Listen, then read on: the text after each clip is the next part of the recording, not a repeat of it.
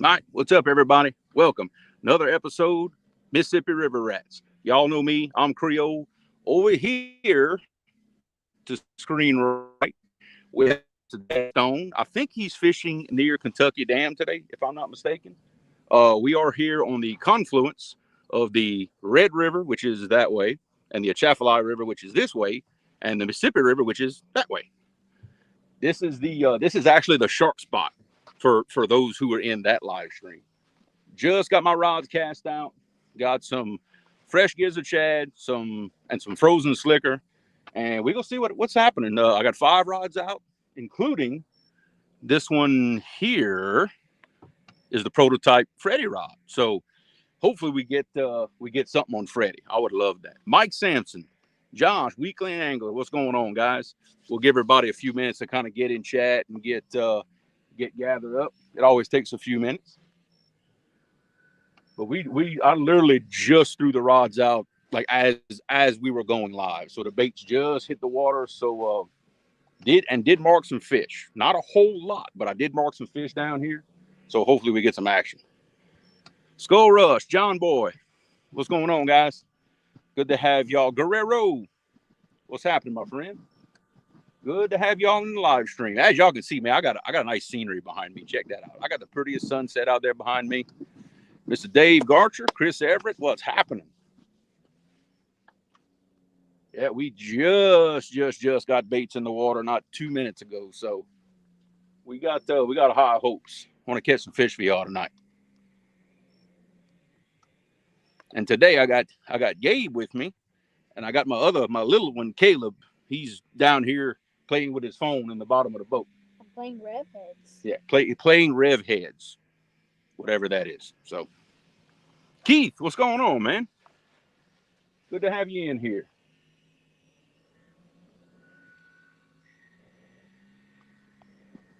$480. Hey, what that wire on that trolling motor is going to bother me. Y'all give me just a second. What happened to it?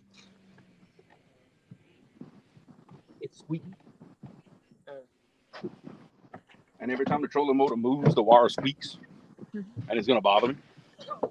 It's going to drive me crazy, basically. All right, there we go. Much better. All right, Danny, we live, brother. Start without me. We live, brother. All right, I like it. I didn't want to disturb all that hard work you were doing.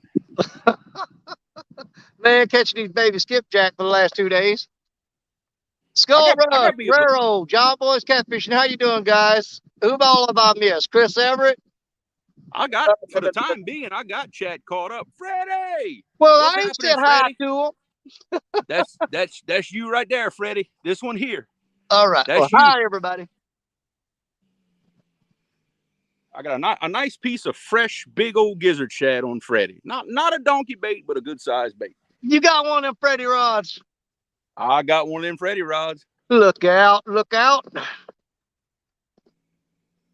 Man, I don't know if you can see them or not. Hold on here. But Creole, there's a couple guys fishing on the bank right down there. I can see them. Well, anyways, I walked up here and then I had my cart loaded up with all my gear and stuff. And I had my Daddy Stone outdoor sticker on the cart, and they looked at us. Oh, you got a YouTube channel? Yeah. They said, "You ever heard of a guy named Creole?" No. Never heard of him. No. Don't mess with me. Yeah. They said, "You ever heard of a guy named Creole?" But they watch you on TikTok. I ain't went live on TikTok yet. Well, they said you got a TikTok channel. They said they seen it. I don't know. You take it up deal. They said, "You ever heard of a guy named Creole?" Really? You ain't messing with me? No, hey, they're gonna come up here in a little while, and because they wanted to see that I really know you. They wanted me to prove it. They're down there on the bank. They're gonna walk up them steps and go up there and say, "Man, you don't know no Creole, man. What are you lying for?" I can't ever say I've met anyone like nobody's ever hollered my name like in Walmart or anything like that. I've had a couple of guys like local guys that already knew I had a channel, like Brian, Big Wrench Catfish, and a couple of those guys. I've never been just straight out like, "Hey, Creole." I've never had that happen to me yet. I ain't famous like you, Danny. Well, no, I've met 57 people over here this weekend, and ain't none of them knew me. Yeah, but sometimes that's a good thing. Mac Fishing, what's up, brother? How's it going? What's up, Mac? That's a good sign. I'm getting a little nibble on one of my rods already. Yep. Well, Parker's going to be running a little late. He is on his way. Get Freddie. All right. Reel down. Got on the Freddie rod already? Got one? Caleb, hurry. Go reel him in. Caleb, go. Hurry. You're on solo already, buddy. Got one on the Freddie rod, baby. Man, look at that backdrop. Oh, I know, right? Yeah, you move that rod, Gabe.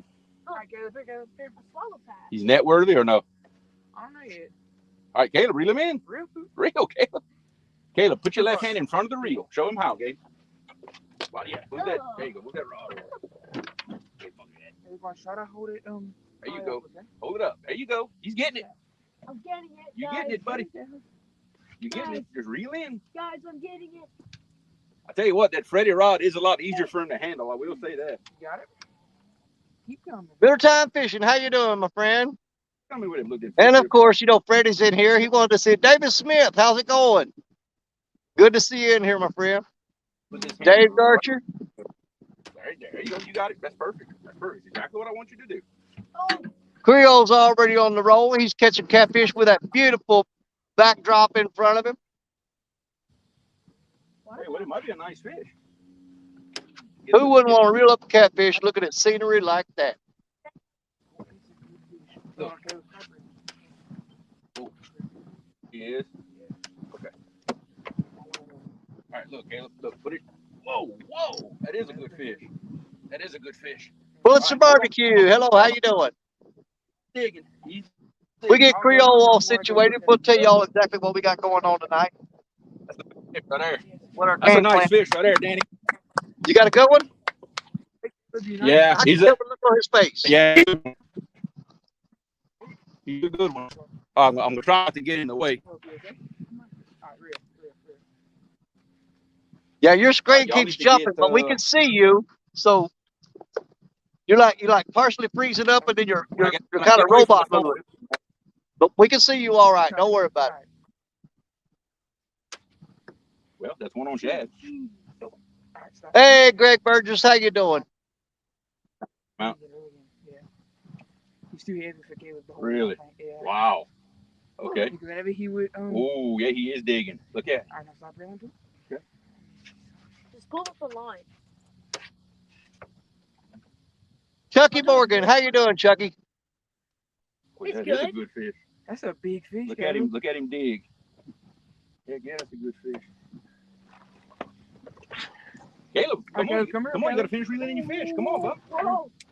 Come on.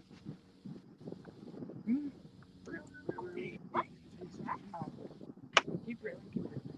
It's real slow. Okay. Oh, I got him. I got it, guys. I gave him another back up. All right, Caleb, back up. Ooh. Whoa! Look at your fish, Caleb. Oh, that's a beast, man. Yeah. Got him. That is a nice fish. All right, bring him up. That boy. I got it. In the net, baby, in the net. Yeah. That is a nice fish. That's what I'm talking about. Ah, look at that. Yeah. Holy cow, man. Wow. On the Freddy rod. On the Awesome. Freddy rod, baby. That thing is a beast. Yeah, that is a nice fish right there, Danny. Good job, Caleb. Caleb. And we got 34 people in the house to witness this. Awesome. So we're doing good with that. 45 fish at least. Oh, it's got to be. One. Oh. What? Ooh. Another bite? He burped. Now, Creole, can you hear me? Ooh. Yeah, I can hear you. He Do you burped. realize the first fish came in less than 9 minutes of you starting the live? Really? Yep. Setting the bar high today. We are at 9 minutes and 27 seconds, so you hooked that fish up probably about the 8-minute mark, maybe a little bit before that. I'd have to go back and look. Need my glove. All right, where's the scale at? Awesome. Noah M says, there you go, good start. Got a fish or is it a piece of trash? Awesome. Miller Time Catfishing says, I need a boat. All right, get this rigged for me. Don't we all, brother? Don't we all? Wait. Need my scale. There you go, Caleb. Yeah. Wabash Nate, good evening. Creole and Gabe and Caleb have not even been 7 minutes, 8 minutes in the live stream and already landed a beast on the boat.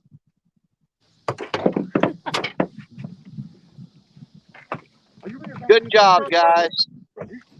They haven't showed it yet, so any of y'all just showing up, just hang tight. They're fixing to get that fish up where you can see it.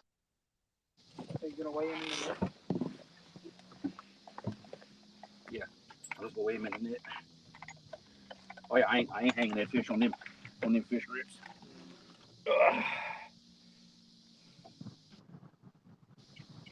Tony D4 Ugh. How many pounds in there? says, good job, Caleb and Gabe. 30.4, Danny. That's, How much? That's 30. a daddy. 33.4. That's Nice. Go show. Casey Nolte, hello. 33.4. I love it. Look at that, baby. Nice fish. Nice fish, guys. Let's see. I got Hey, look, Caleb. That stand. is one heck of a way to start the show out. Look, stand by if somebody wants to get a screenshot for me. Oh, man, you got to hold that fish up with that background and get a screenshot. No doubt. Come here, Caleb. Come stand by your fish. fish. You got to get a screenshot in there. All right, Caleb, you ready? Smile, Caleb. All right, we got it. There you go. Woo, put him back. You heavy? You heavy fish. On the Freddy rod. Ooh, you ready to go? Early. Good thing I had that glove on. Woo! Caleb, fist bump, baby. There it is. Good job, guys. Woo! That was a good one. It was good. That was a real good one.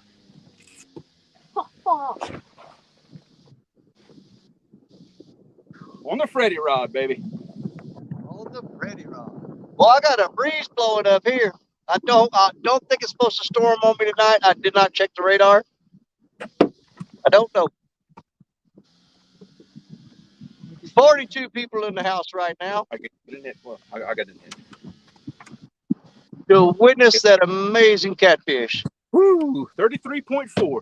That is a new PB. 33.4 pounds. Way to go, Caleb. That's a new PB for Caleb. That's a new PB for Caleb. Yep. Well, all right then. Awesome. Woo! Okay. All right. Let's get our That was good. stuff back situated here. Let's see. You can take me off a solo, Danny. Okay, yeah. I got you. I got you. I should have done it as soon as you threw the fish back. I got you. I got you covered. All right. Okay. But like I said, Jerry Parker is on his way. He got held up at work, but he should be here before too long. And he will be joining us. Mike Sampson, how you doing, Sampson? Sampy, what's going on, buddy?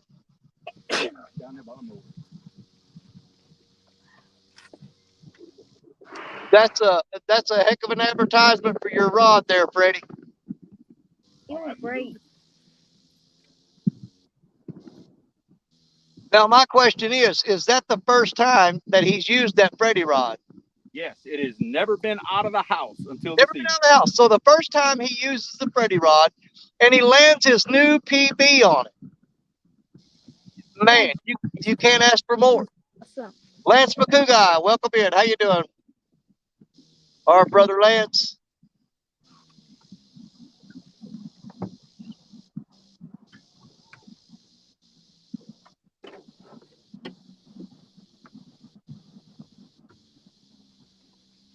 That's set up.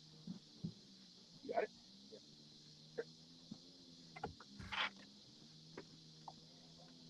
We've got 45 people in the house right now, and the crowd is growing. There is Sean T. Outdoors. How you doing, Sean T?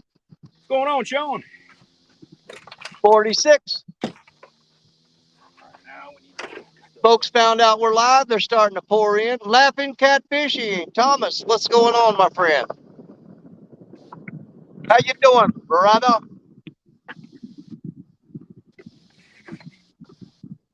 And there's the queen herself, Miss Sharina Riri in the house. You have to move that one down. Once he gets situated and we get Parker in here, guys, we'll tell you kind of what's going on. Yeah. Hey, Joe Ziegler, how you doing? Nice to see you in here. We didn't expect so much excitement first thing, but I ain't complaining. Man, I always expect excitement from you, my friend. Oh, come on now, Danny. No matter what, no matter if you're catching or not, it's always fun hanging out with Creole. You know that. Underneath it. Look, lady, what's going on, my brother? Get that thing in there. Okay. There it is. Got it. All right. Let me look back here. And there's Down East Tackle. We got Josh in the house with us, brother. What's going on, Josh? Nice to see you in here. And we are up to 51 people in the house right now. Hang on.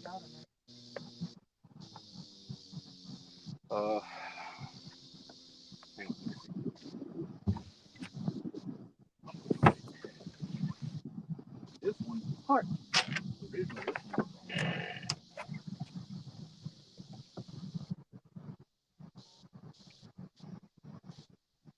Kenny DeFore, how you doing? Hold on here. We may have. There he is. He finally made it to the show. We got Parker Pursuits. I'm just now getting set up, so We'll just get on set up, man. Creole, hey, Caleb done landed a 33.4-pound blue cat on his brand new Freddy rod. First time using it, and he got his new PB with his first time using his new Freddy rod. that's awesome. It was about between 7 and 8 minutes into the start of the stream. Caleb hooked up and got his PB 33.4. Dang, that is freaking awesome. Or it might have been 34.3. I can't remember. Either way, he got his new PB. I had to think about it. Yeah, 33.4. 33.4. There we go. That's a freaking hog.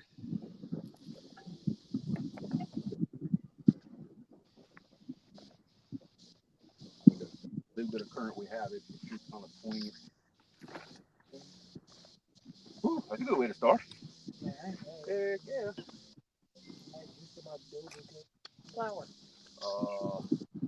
What is it? Guerrero says, hello, Parker. Hey. Sean T says, good job, Caleb. Ned Morgan is in the house. We have a Ned here with us. Spread the word near and far, guys, that the show is on tonight. Once Parker gets all set up and settled in, we'll give you kind of an idea of what's going on. I haven't heard anything from Richard. Have you guys heard anything from Richard? Is he still taking this week off? Not a peep. I can move the rods around. Taking this week off. I'm pretty sure he is.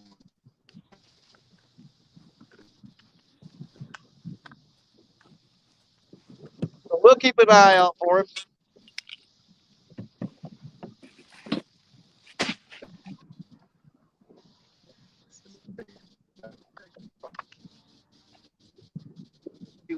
That bait was thrown in the right position. Miller time fishing. Still ain't got nothing out of the river yet. Doing something wrong.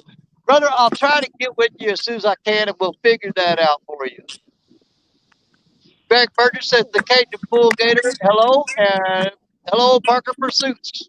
Hello.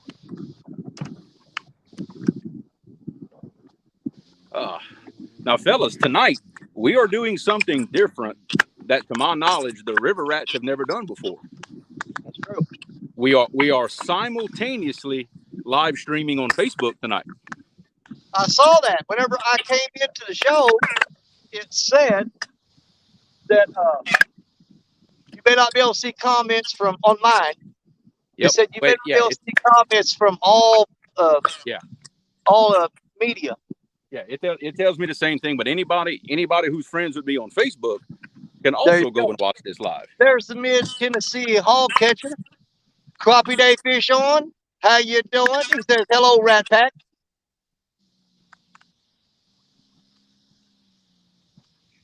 Sharina's phone died, but she says hello to everyone. Ned Morgan saying hello to Thomas.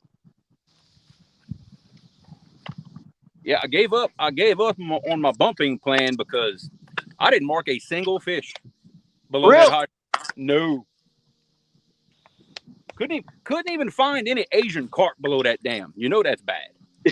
Harold Bolton is telling you, just remember, Creole, it's catfish, not sharks. I I got you. There I you got go. you. The sharks should be gone. We should not have any issues with sharks.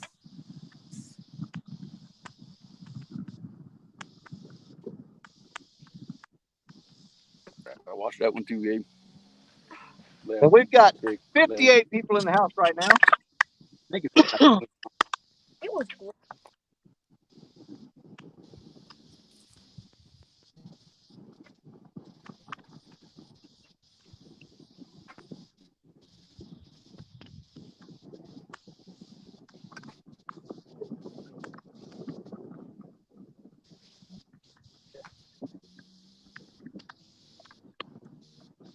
AJH, howdy. Well, howdy right back at you, brother.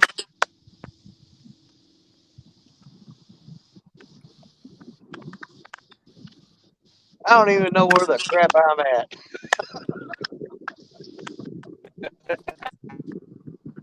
If y'all ever watch old Dominic Hollins, he fishes on a pier on the other side of the river over there, and I'm on the one across from where he usually fishes at. I'm right down from the Kentucky Dam. I've been over here skipjack fishing. There's no way I'm going to miss this show tonight. And I will tell you guys why here in just a little bit as soon as Parker is set up. No matter what, there was no way I was missing the show tonight. Jimmy Graham, good evening. Right back at you, my friend.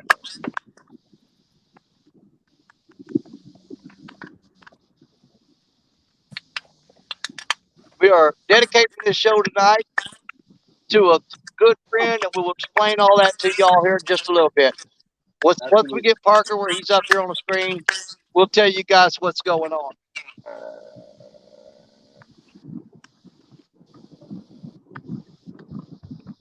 That's right, Wabash Nate. Do not forget them thumbs up. We appreciate it. We appreciate it.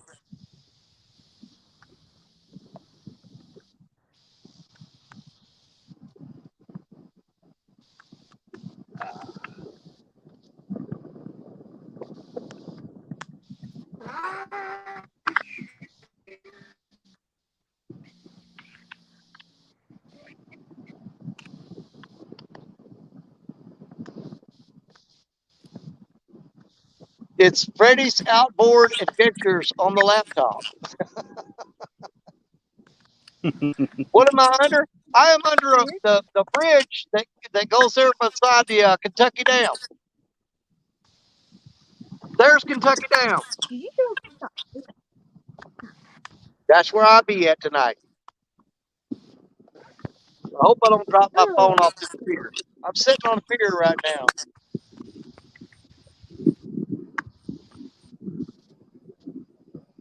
It looks like Parker's coming along pretty good. Man, the way he's got that set up, y'all gonna get to see Parker do some sprinting tonight. We're gonna see them short little legs running down that Yeah. hill.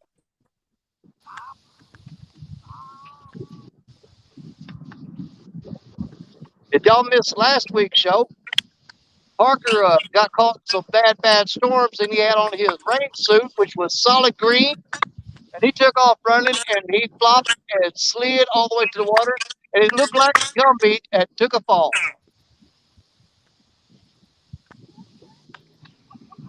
He said that's his new nickname now, right? Yeah. Yep. Jerry Gumby Parker, because he looked like Gumby. If you guys didn't see the episode last week, you've got to check it out. Parker had on his green rain suit. He looked like Gumby. But Gumby caught fish.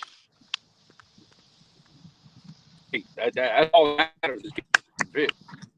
All that matters. Yep. Gumby definitely caught fish. And I finally broke my long streak of no good catfish last week with a 28-pound flathead and a 21-pound blue. So we got that out the way.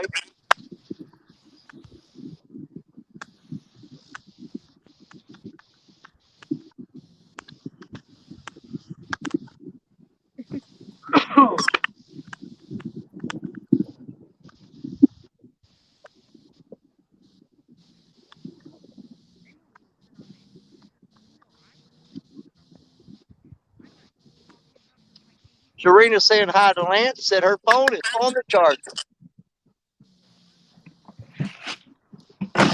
What I will say this kind of first impressions on that Freddy rod.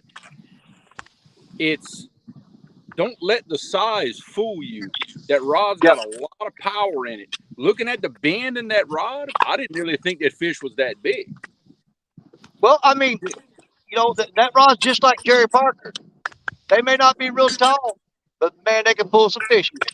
Hey, it's probably, I'll say, as far as let's say power and bend and all that stuff. Yeah, It's pretty comparable to like I'll say a medium heavy Uncle Lou, maybe a little stiffer than that. Now, how would you compare it to a Muddy River Blue Cat rod? Not quite the backbone of a blue cat rod, but not by much. Okay. Because I know that's probably one of the stiffest rods I got is that Muddy River Blue Cat rod. Yeah, it's a little less backbone than a blue cat rod, but at Okay. a third of the weight. Yep. All right, Jerry, are you all set up now? I'll get my battery pack set up. Okay, tell me when you're all set up, brother. All right. And I'm gonna go over something with all the people in chat.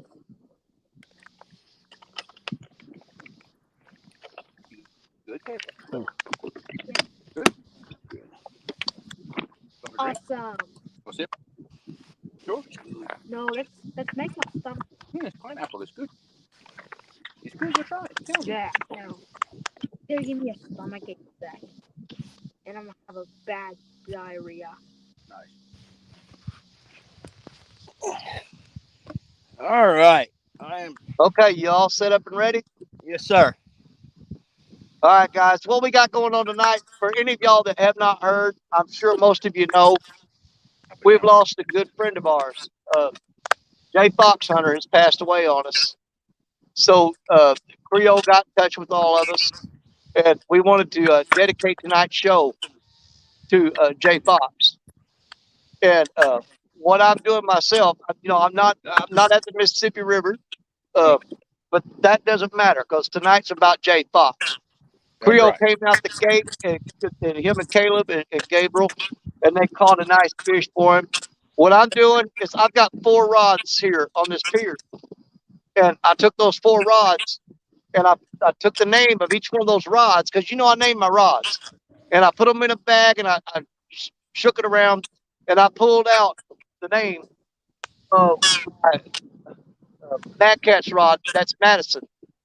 So all these other rods here are set out, but Madison is reeled up with no bait on her, and that rod is in silent memorial for Jay Fox. That rod won't be fishing tonight because it is there to represent our lost fisherman buddy.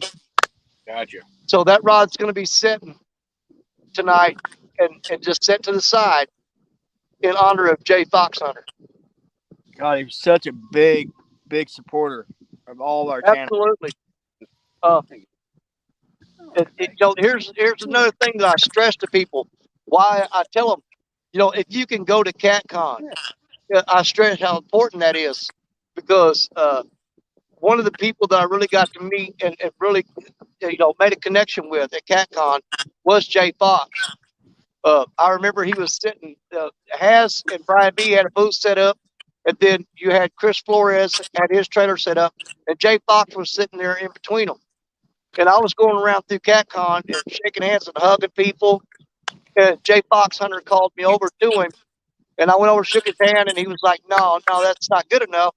I saw you hugging other people. I want a hug." And so he got a hug from me. But that man left such an impression on me. So guys, that's why it's important if you could go and actually meet these people face to face, shake their hand, get that connection. Okay, it's very important.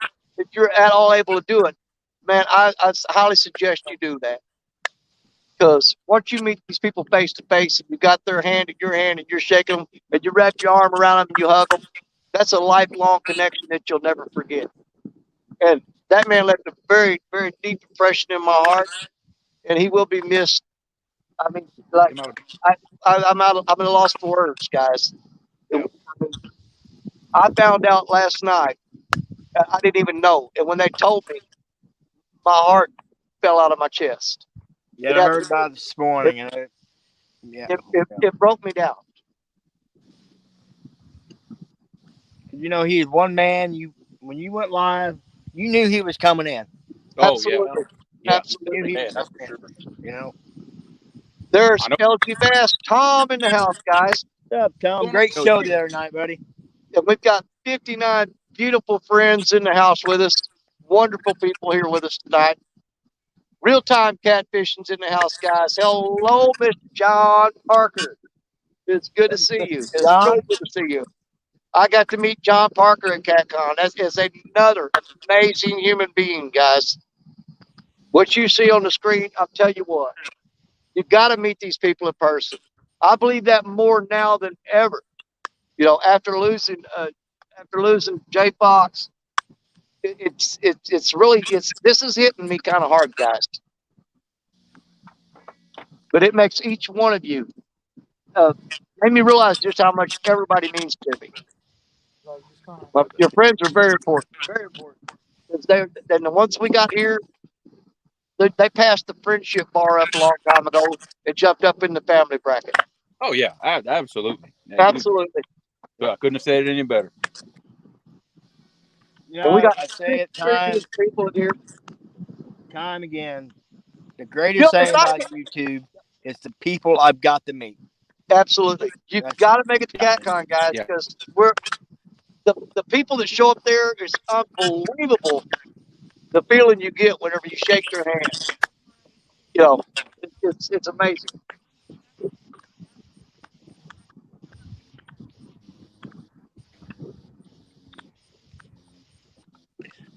Well, Zach had the best bait tonight. I was running late behind work. I had to grab some stuff at the house.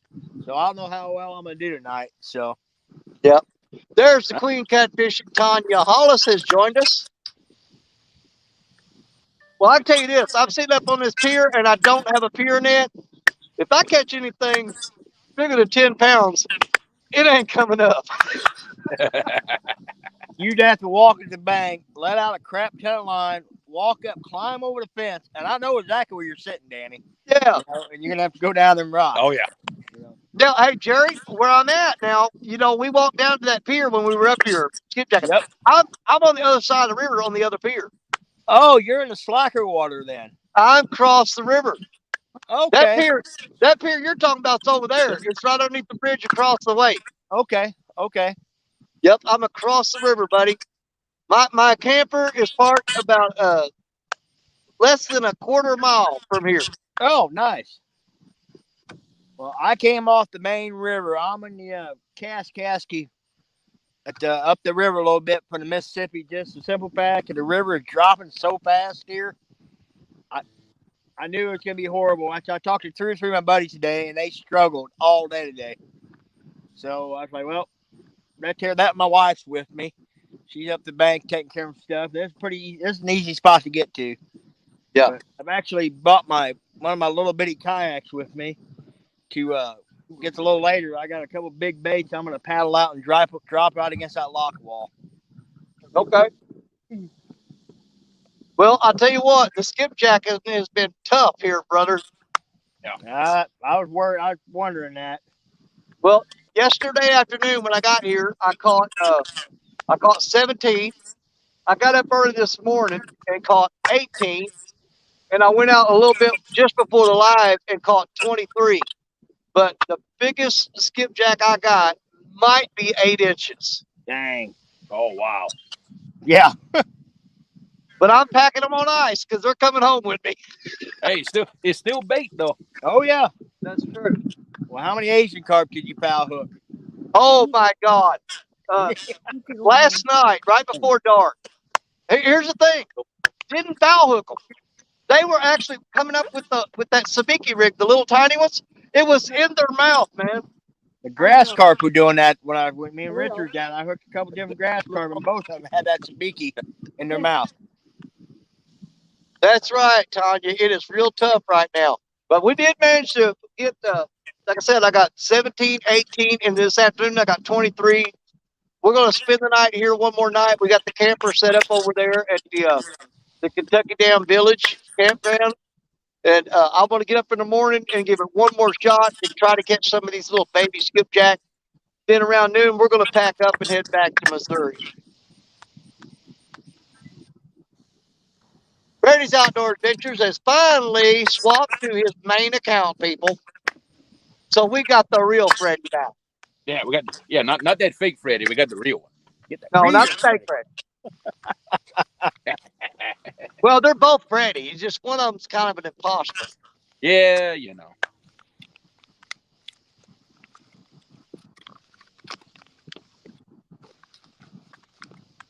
I had to sit back off my rods a little bit because, man, the reception here is real sketchy. So I'm sitting up a little hill. I'm hoping y'all can see the rods fine. We can see the rods fine. And here's what we were talking about when you were down there setting the rods up. I actually like this situation you're in because I told them if they didn't see last week's show when you had on that Gumby suit and took off running and slid into the water on your belly, Yeah. I said, folks, we have the potential to watch Jerry Parker making a mad dash for the rod tonight and sliding into home on his belly. So that's going to be something that we're all looking for. We don't want you to get hurt, brother, but if we can see you sliding into a rod tonight, that's going to make the show absolutely what we're looking forward to. Is Man, Jerry Parker sliding in on that rod. the bite was fire last Saturday night, but man, I was sitting on a big limestone shelf. Yep. And it was slicker and grease owl poo in that pouring down rain. And those fish, they weren't jacking around when they hit the rods last weekend. I mean, they were just slamming them.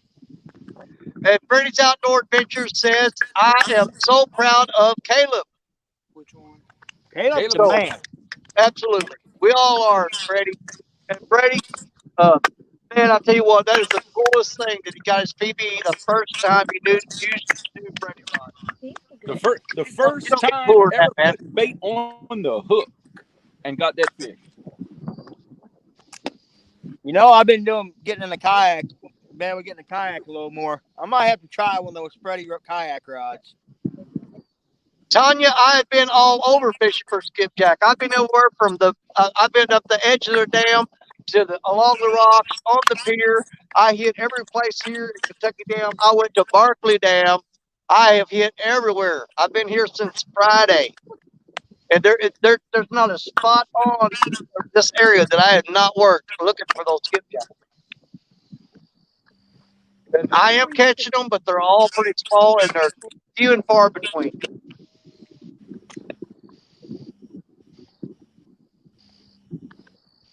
Hey, come on, Bo. Are you ready to go home? Let me mute my mic real quick. Give me a second. Somebody made a point a while ago. Let me go back to that. Laughing Cat Thomas said he just looked and found his J Fox Hunter sticker. That was I know I've got one, and when I get home, that is going to be the first thing I do is go through. I haven't got any of mine on sticker board. They're all in like a shoebox. But I'm going to definitely go through and find my J Fox Hunter sticker because I've got to do something special with that.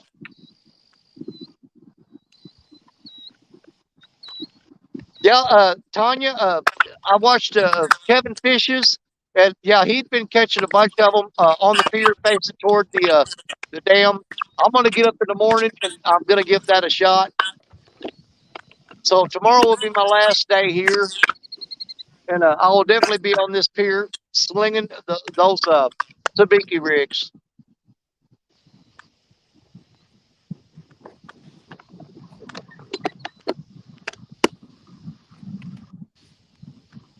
But right now, I've got cut up skipjack, and I happen to throw I threw my cast net today and got me a black buffalo. And I've got him chunked up and put on one rod too. That's how you've been catching them? Yeah, I saw Kevin been doing that too.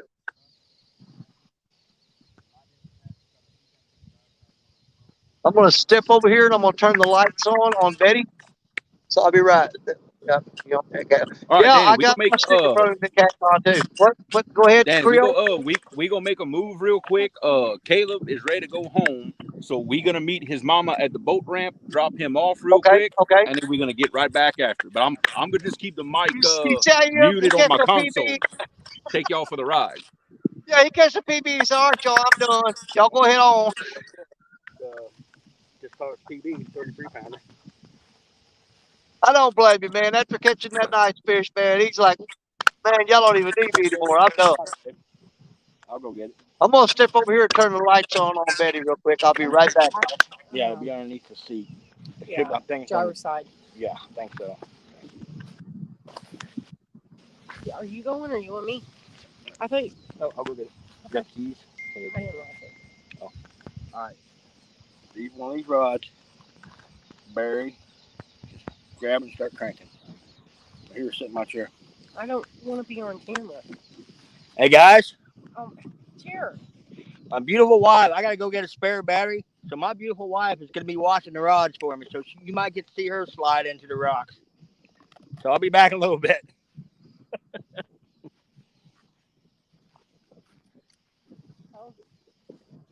I don't think they heard you. I don't think they heard you.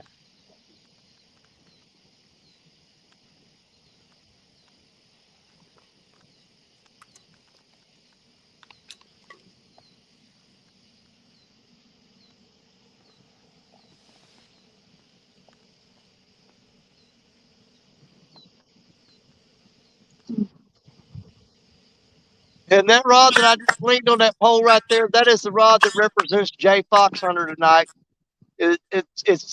It's sitting out tonight. That rod is dedicated to Jay Fox right there. We got it reeled up with no bait. It is sitting there for the friend that we've lost.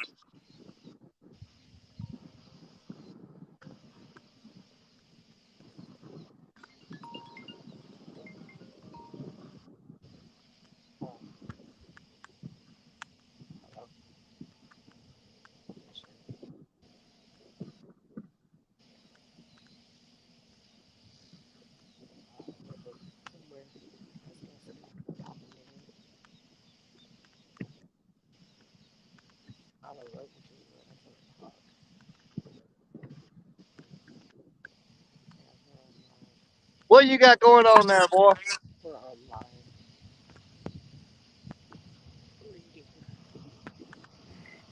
He's playing. That's what he got going on. Yeah, like the bathroom. I'm like I'm getting storage.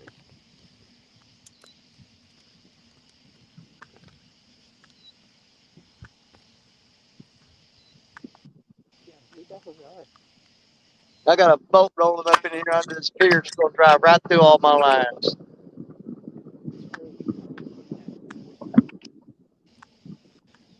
Oh, there's shooting carp.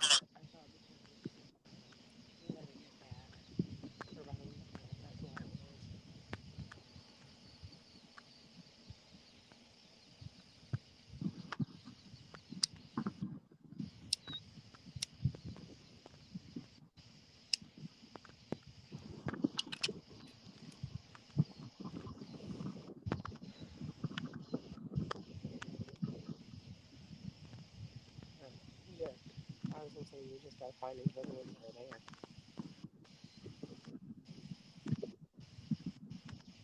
The Creole's making a run right now. How about a? Let's see here. Parker, how many rods you got out? I see 1, 2, 3, 4.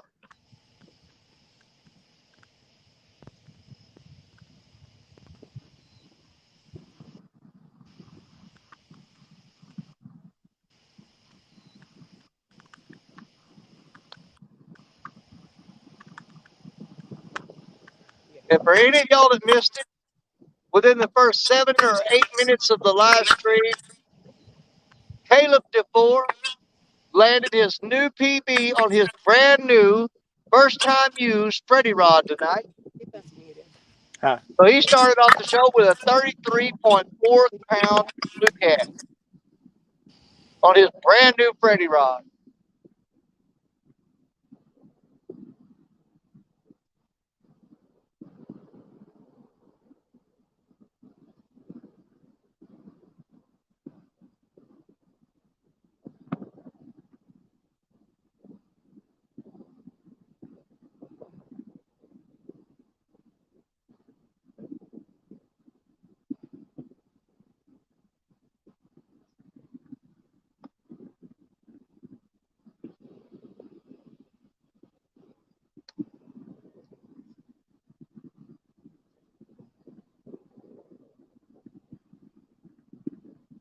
Yeah, it's real easy to find that fish. It was within the first 8 minutes of the show that they hooked up on that fish.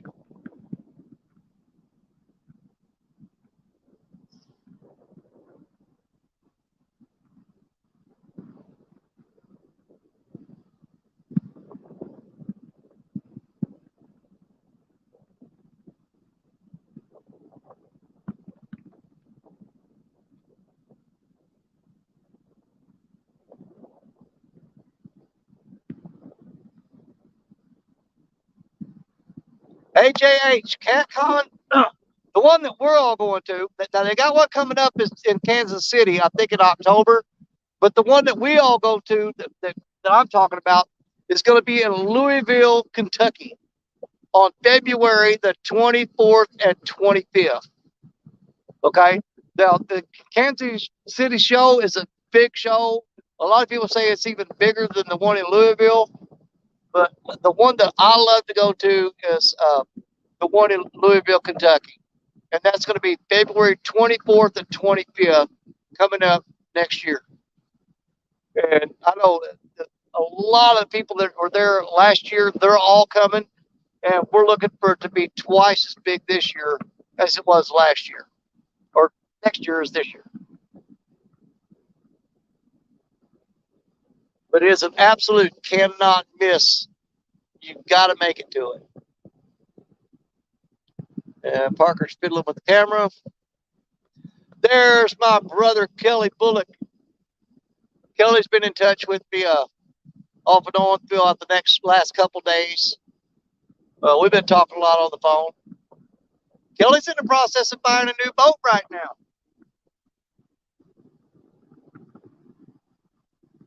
So we're all going to be looking forward to that, watching the Bullock experience.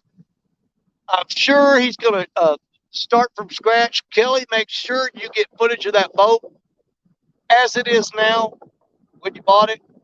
And we're real excited to see about what you're going to do with that boat, about the process of fixing it up and making it real nice. So don't forget to do that. I know you're going to, but I'm going to put that bug in your head anyway.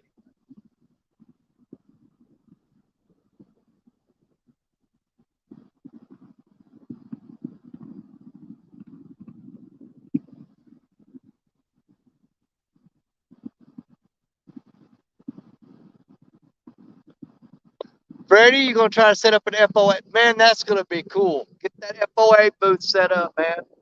Absolutely.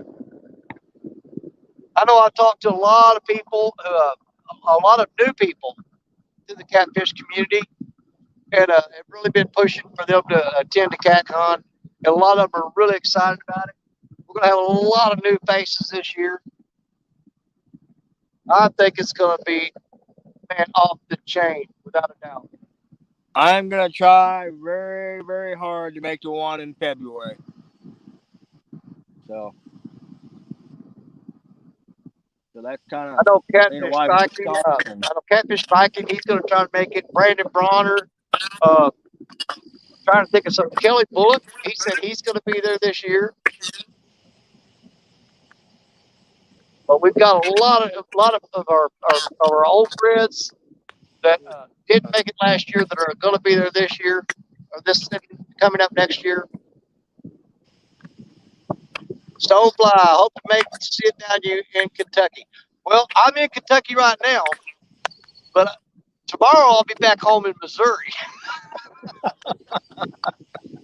I'm just visiting Kentucky. I'm not a resident. But, I'm not gonna lie, it's a beautiful state. We've had fun camping here for 3 days, and we went out and seen some really amazing things while we've been here. Oh, you talking about CatCon? Oh, I thought you were talking about while I'm out here right now. Absolutely, brother. You know, my mind works, it goes off crazy sometimes. So there you go. Stonefly is going to be at CatCon in Louisville, Kentucky. There you go, brother. I fixed it. I got past my dumb part and got to where you were at. Sorry, babe. Tastes good. You had your train chugging on down the line, and I was ran to the side of it.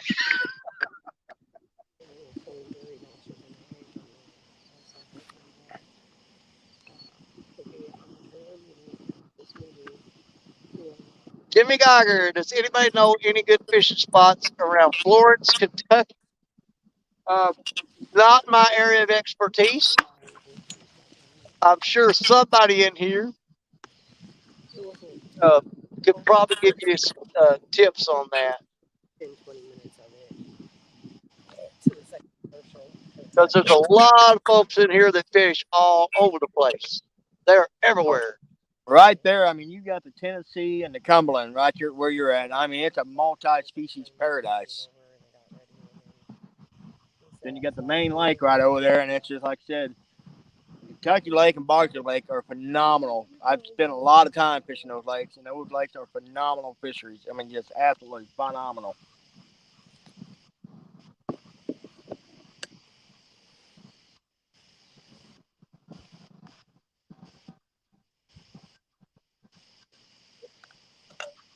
I mean, Lyle and Mark would love Barkley, Kentucky for the big red ear.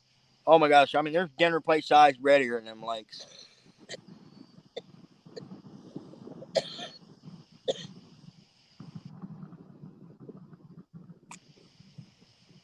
You know, I'm throwing these skipjack out into the river where I caught them from. There's like billions of them out there. So I'm hoping a catfish goes, well, I want that one. Well, you know, Danny, like last weekend was messed up. Oh, oh, oh. Danny's on the run.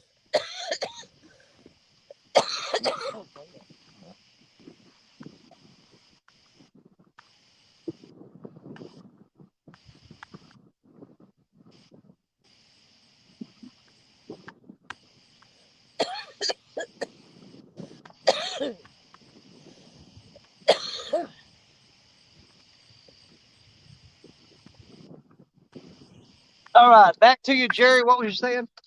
Well, like last Saturday, I had skipjack, I had shad, I had sucker, I had carp, and I had one rod with chicken on it, and that one rod was getting slammed. I mean, the big fish of the night came off that carp, but almost every other fish came off freaking chicken.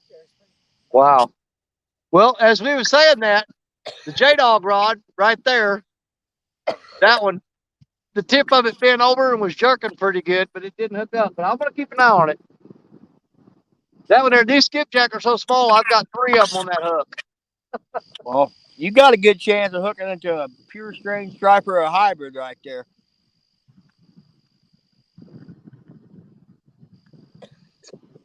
Well, I can tell you right now, if I catch a big striper, he's going in the cooler.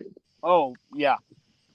Well, that big hybrid I caught with me and Richard, I took that sucker and I prepared him, did him on the Blackstone, blackened fish. Oh, my goodness. It was amazing. Well, like I said, if I hook anything big, there's no way I'm getting it up. Man, it's a straight down drop off that pier right here. So it'll be a chore in itself just to get that fish up here.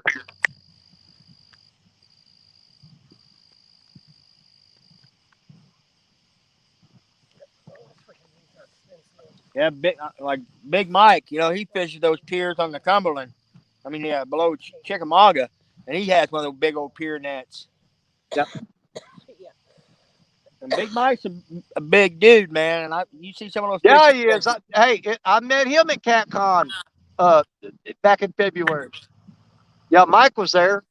Matter of fact, Mike got Bank Angler of the Year again this past February.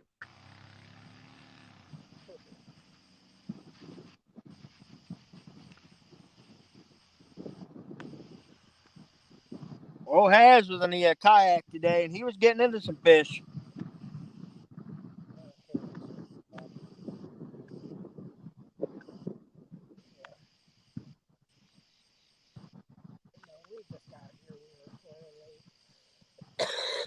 Nothing yet.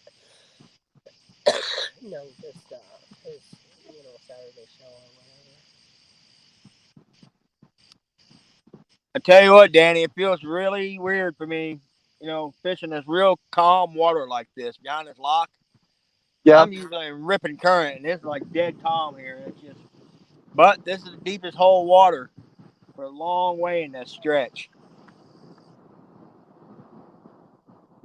Well, here's the thing. I'm going to be let me hold on. We got Real Adventure Outdoors in the house. Troy, how you doing? And there's our good friend Josh Dunnigan, the weekend angler, that comes up in here. What's up, Josh? And Kevin Fishes. Kevin Fish. Kevin, yeah, I caught this morning. I caught 18 little B small skipjack, and this afternoon I got 23. But like I said, the biggest skipjack I've caught since I've been here since Friday is probably about 8 inches.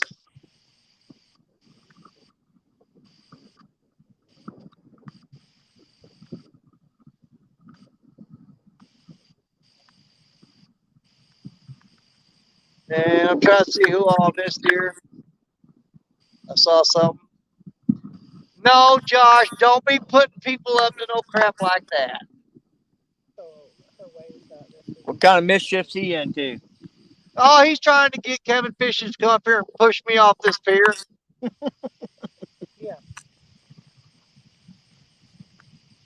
I was trying to get done going to come up here tonight.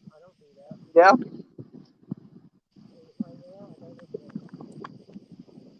I'm just going to give this warning. Anybody that comes up and tries to push me off this pier, I'm going to grab you around the neck and hug you real hard. If I go in, you're going with me. And one of us better be able to swim.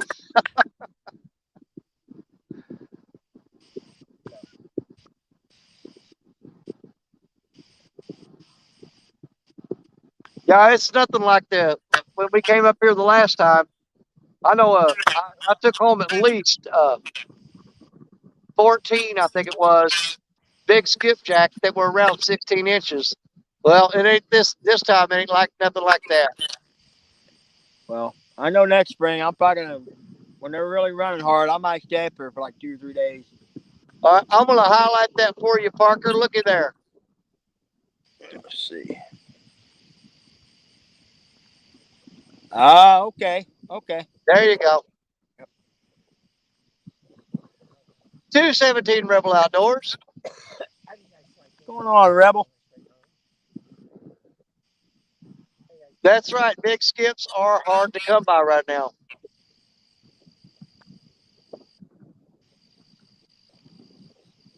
There is an Asian market up here in a city where I'm working at right now, and they have live eel.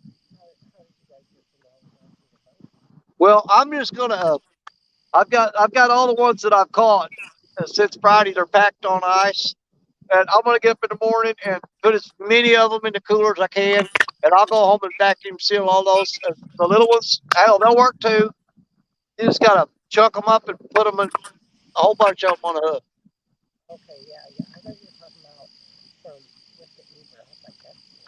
Yeah, the only thing that sucks about the little one, they just don't have the blood, content Yeah. like the big ones, I got like 2 or 3 left in the freezer, and I didn't even bring with me.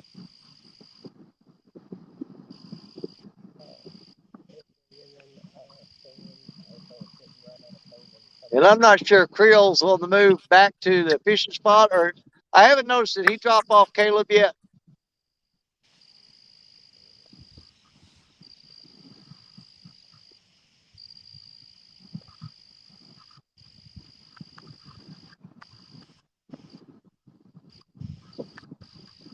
Yeah, the little ones do turn mushy faster. But I've got mine packed in salt water and ice, and that helps them kind of hold up a little bit better. I tell you what, that brine definitely works because Oh, it absolutely works. And I've heard it works on shad. I haven't had much luck with it. That's another thing. I'm going to tell you how low the water was today this morning, Jerry, when I came out in the skipjacking. Down from the dam, that big round circle thing out in the water. Yep. I was standing on that casting out. Well, that's what me and Richard did when we first got there last Friday, that Friday before. And all of a sudden they started releasing water. And man, we had to make a mad dash off that sucker to get off there. Yep. But I was standing on that casting out, and I had my cast net with me, and I threw it out 2 times, and I've got over 200 shad. But again, they're only about 3 inches long, and I've got all those packed in salt water.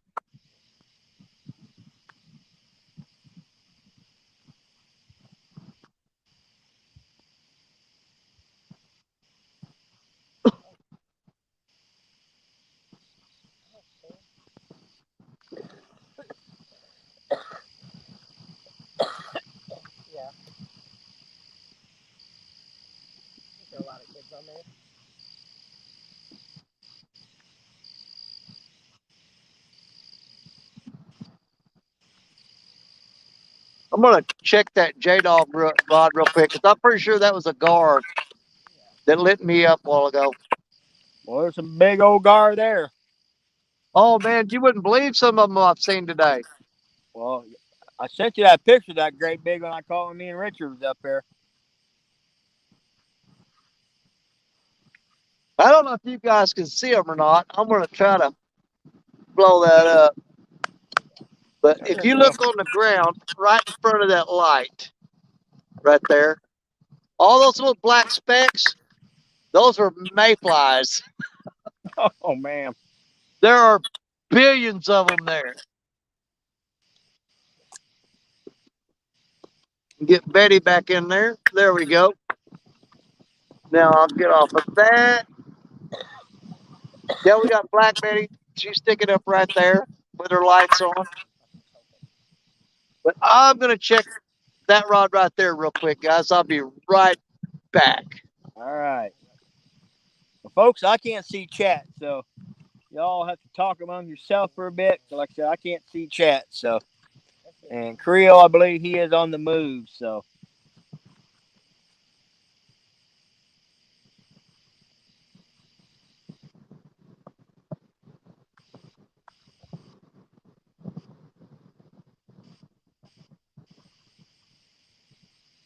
I was wondering if they had anything.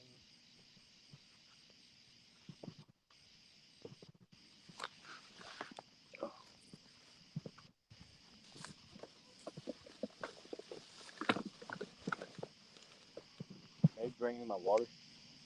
I just brought your tea. What was that last thing you said your dad was talking to me? What was the last thing you said?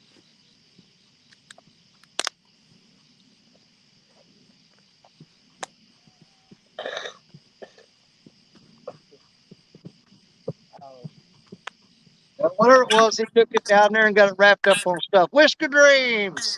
Whisker Hang Dream. on here. And did he say that Big Skip's in here? There he is. There's Big Skip. And Robin C.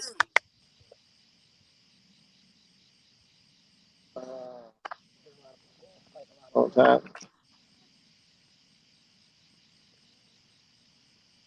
All right. Well, I've got a rod to rig up, guys. So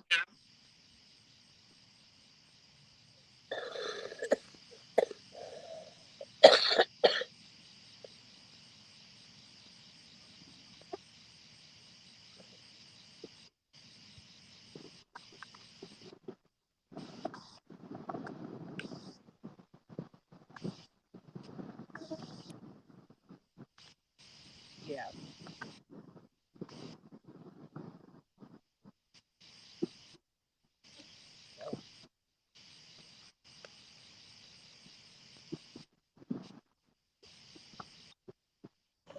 All right, say goodbye to Caleb. He's going with his mama. Okay. Well, that big fish wore him out, Jeremy. Oh, he caught his PB and said, "See ya, I'm gone. Y'all have fun." He kind of did what I did to y'all the other night. Yeah.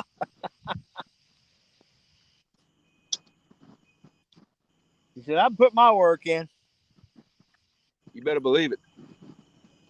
All right. Well, I'm gonna mute the mic again. We go run back to our spots. It'll take me about 10 minutes. Ain't gonna take me long. Okay.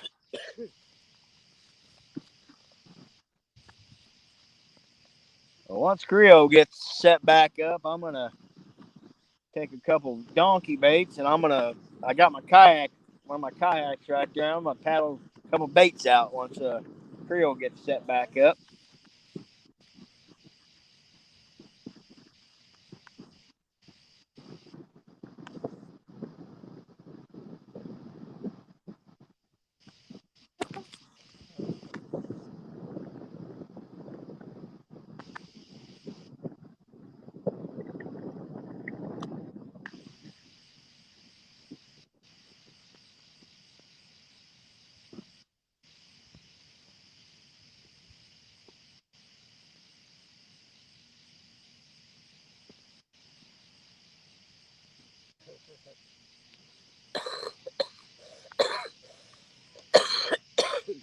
I want to go to Bahamas really bad.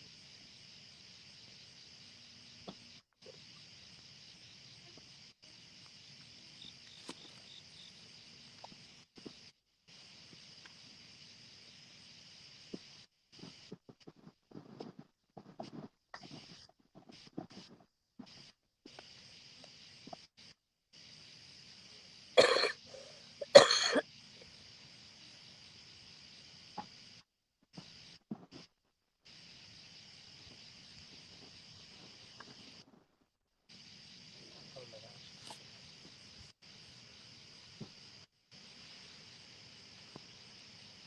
Uh,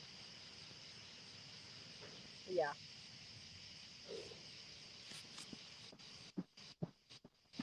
Wow. Yeah.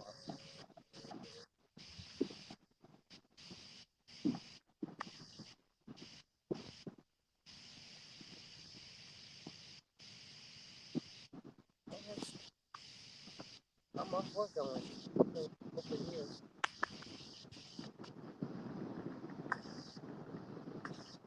Boy, it's absolutely beautiful tonight.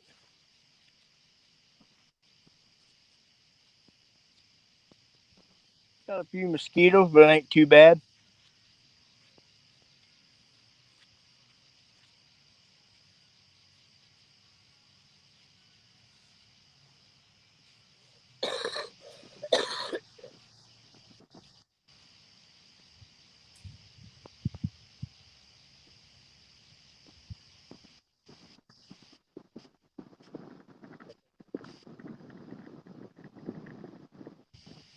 That's good. We want to see him.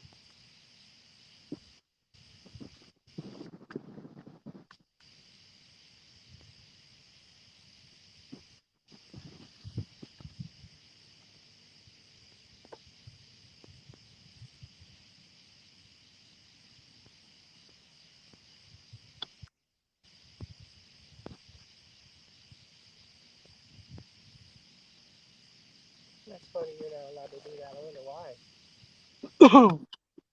I wonder why you're not allowed. I haven't got to fish the river in your boat yet. Okay. Well, there's sure a lot of boats around here, I'll tell you that. Oh yeah, there's all kinds of people running that lower river right there.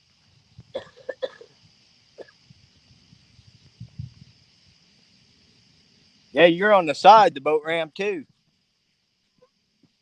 Yeah. Well, I'll tell you what, they've been, where that boat ramp is right here beside the campground, they've been lighting the catfish up.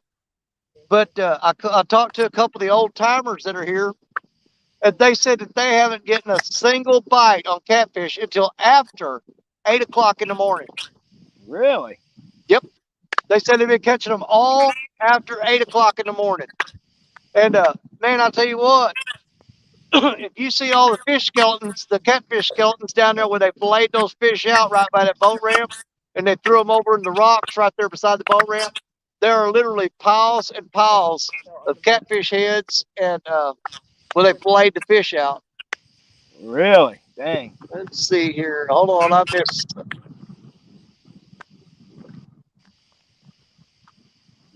I know it, Ricky. I am so out of place right now. And by the time I get back to the Mississippi River, I'm really going to be uh, jonesing because here's the thing: I'm over here in Kentucky this weekend catching bait. Next weekend, I'm going to be on call at work, so I won't be fishing the Mississippi again next week. Oh no. So that's 2 weeks in a row that I'm going to miss fishing the Mississippi. So I'll be ready for it when it comes time. Well, it's dropped. I mean, literally, Danny, since Monday, it has dropped almost 4 foot since Monday up here. Really? Yeah. I love you too.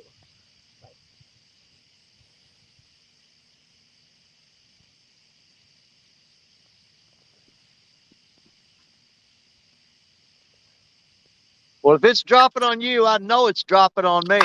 Yeah, and it's supposed to start. Uh, I mean, it's gonna be really, really low. We're talking like 0 on the gauge by next Friday. It's showing.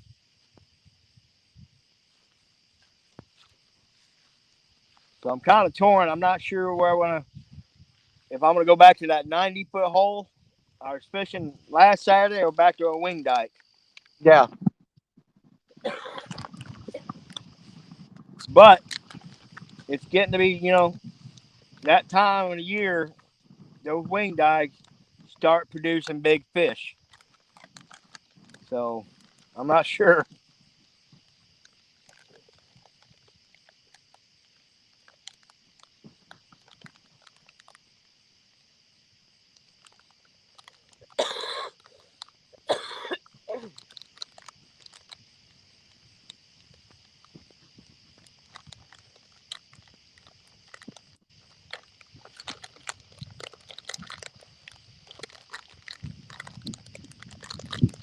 You can sit by me there. I don't know. I can just sprayed eating the bug spray in my mouth. I've been coughing ever since. I'm sorry. Well, I've got a big chunk of buffalo on that muddy river rod. The other two got skipjack out on them. But I thought I'd throw up something a little bit different and see if they pick it up. We'll see. I've got a carp, bluegill, and shiner and chicken.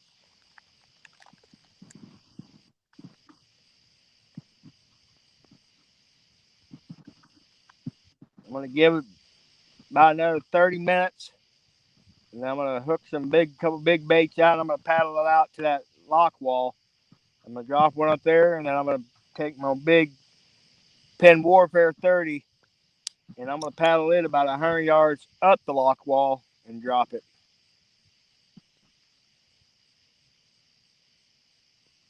So you might hear the when I'm doing that, you'll probably hear the clickers going off on the reels. So I'm gonna do it like we do it in the ocean for shark.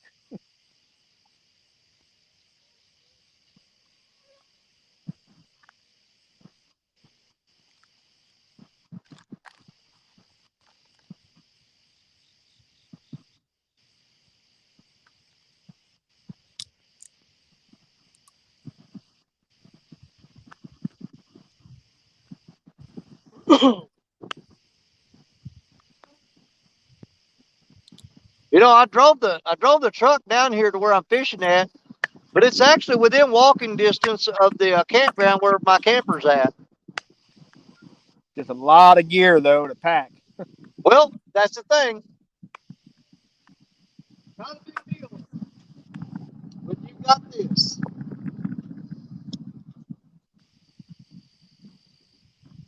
Okay, you got the saltwater buggy.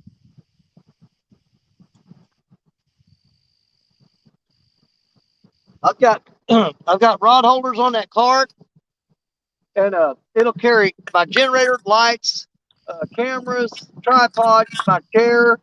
Man, I can get everything on that cart. Bait, cooler, everything. And man, you can just walk just as easy as you want to with it. Yeah, but guy does much surf fishing. Them things are a must-have. Oh yeah, man. When you're going on that beach, if you don't have one of those carts, man, don't even bother. Just stick to the pier fishing on the coast. And even then, when I go to the pier, I take that cart with me.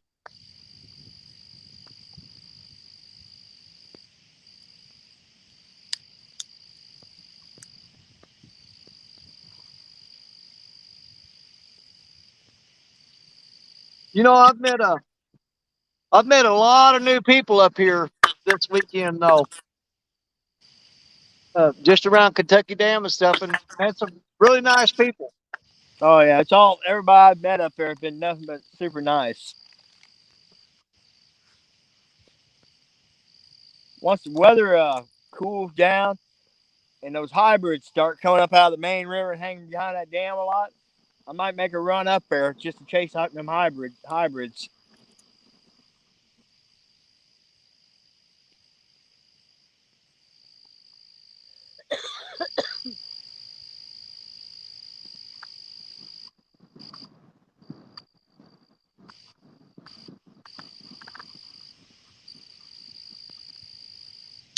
I don't know if y'all can see it or not. Hang on just a second. I'm going to show you. But you got that full moon coming up right over the dam there. I don't know Yeah, how I well got you the can see same that. thing. Here, Danny, you can right across this lock right here. It's coming up on me too. What you got? I got the full moon. It's coming up right in front of Oh, me yeah. across that lock there. It looks just about the same as what I'm looking at. Yep.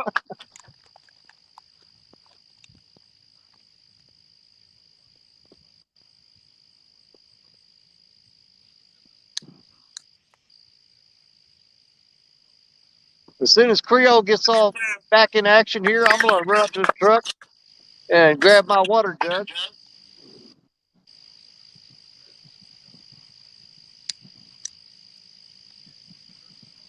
I don't know what got on that J-Dog rod a while ago, but it found something to wrap up in because, man, I mean, he tied me up. Man, there's so much debris behind that dam. You better have a truckload of hardware when you go there.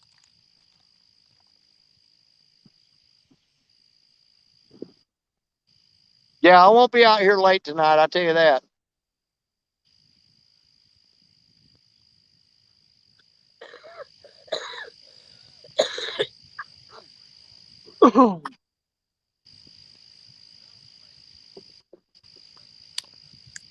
You okay, bud? What? You okay? Yeah.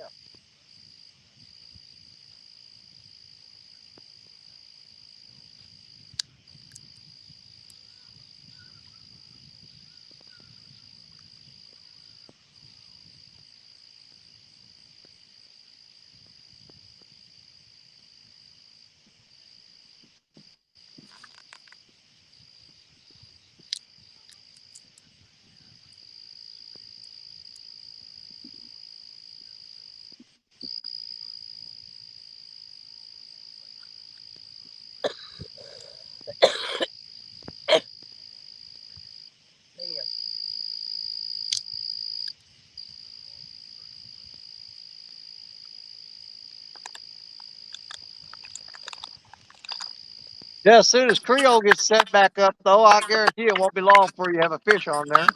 No, heck no. Like I said, once he gets set up, I want to take a couple of these baits. Like I said, I'm going to run them out with the kayak. And Yeah. once I'm kind of, like I said, I haven't been here real long, so I'm going to give the baits I threw out a chance, see what happens.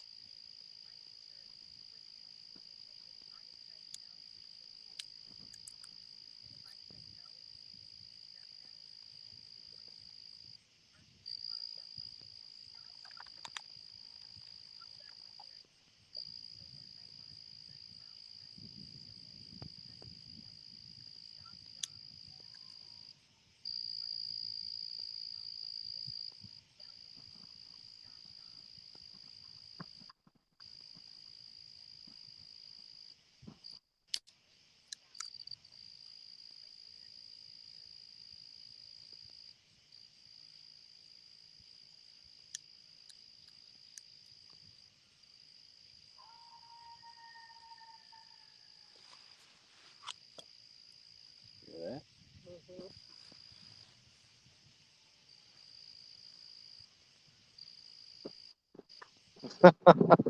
Harold Bolton says Creole's going to have to put some headlights on that sled. Yeah. Oh, I'm pretty sure he's got his lights just about worked out. Oh, yeah. He'll get him dialed in here once he gets set up. Yeah. Well, I got the coyotes across the river here just raising cane.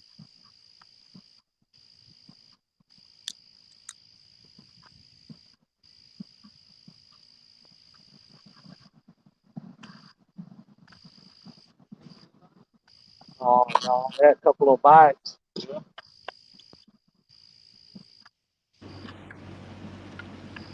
Trust me, that light shines way better than what the camera shows. Yeah. And I can see a lot better than the camera shows too. It's actually kind of halfway moonlit out here. I can see the trees on the banks real good. And But on you the already got, camera, it looks Have you already got lines back in the water, or are you set back up? No, Or what are you doing? I'm slowing down now. I'm gonna scan a little bit and pinpoint them. We fixing to drop some bait here in the next 2-3 Okay. minutes. Getting I'm them just dialed in. I just want to locate my victims first. Oh, I see. You're just getting dialed in on your location. Getting Gotcha. dialed in, baby. Getting it dialed in.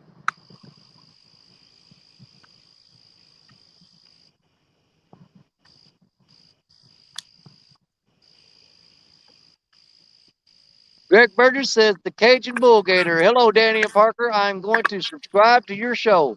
Well, thank you, brother. We appreciate it. Oh, yeah. Like I said, y'all that are new in here, we rotate through all 4 of our channels on a weekly basis. Well, you know, just in the time that I've been here this weekend, I finally busted the 950 mark. I actually passed up 950. Oh, awesome, Danny. Yep. Jeremy Bay, hello, welcome in. What's going on? That's my nephew.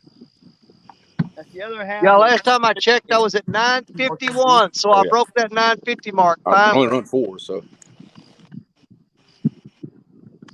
okay. If we put 2 in the front and 3 in the back, we could do it. You ain't gonna suspend 3 in the back. Okay. I don't believe. But which one you want to put up? Okay.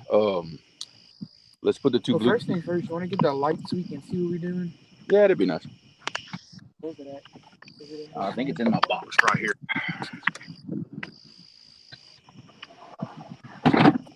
Yeah, it'd be nice to be able to actually see what we're doing. You gotta throw one in there. Right. That way we can start tracking some bugs.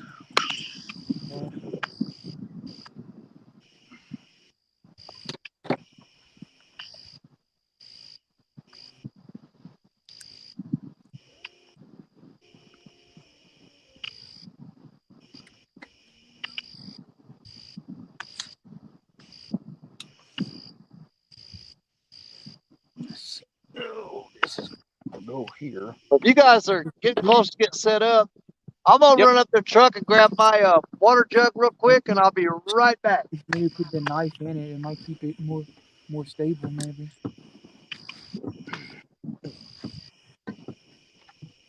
Like you put the knife in the slot with it.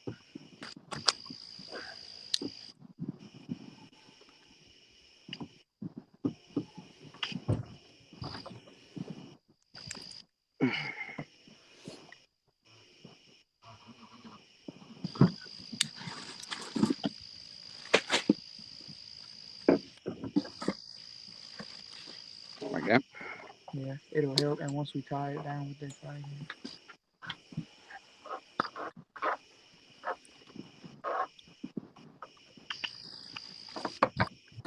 Woo! Let that be light. Oh, you can see.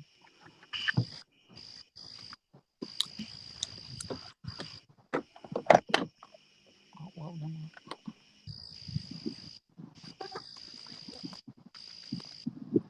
What was that all about?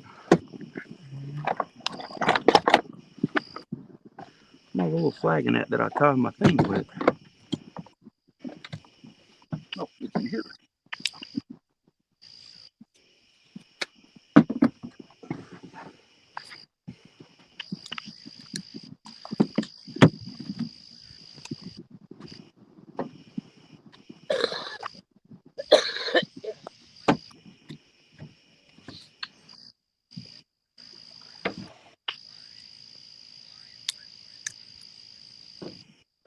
Man, y'all are being awful quiet. Y'all starting to make me nervous. Are we? Oh, we're in the same spot the boat just spun on. Are we? You sure? Yeah.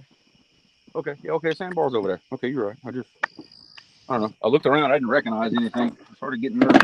Well, whenever you All right. attention to You something. want to put the blue cat rods in the front? Yeah, we can. I think the baits are all good on everything. So. You got to put a bait on this one. Okay. Here.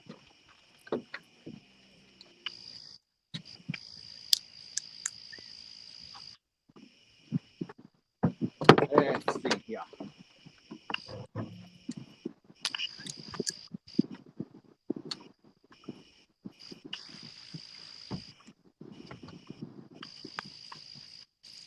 I don't think Yank gauge. We got those lighter weights on there. I don't know.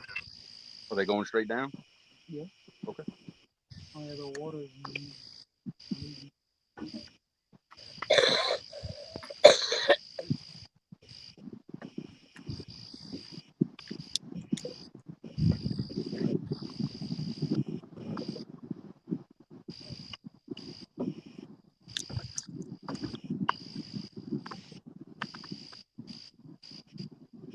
Oh, you want to put a slicker on this other one?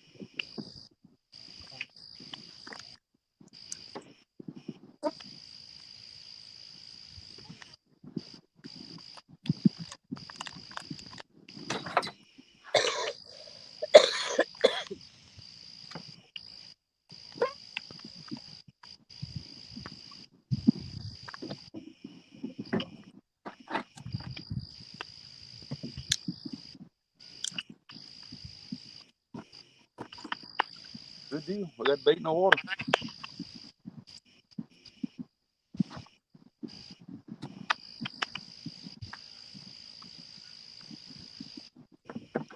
All right, guys, we got baits in the water. We fishing.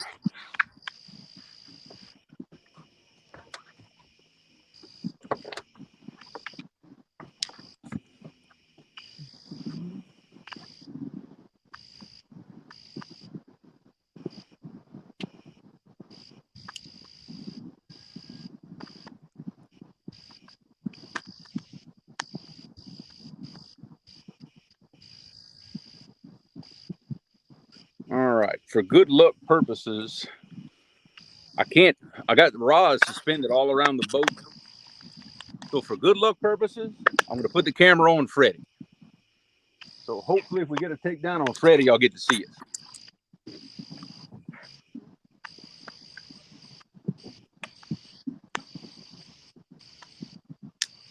All right, I am back.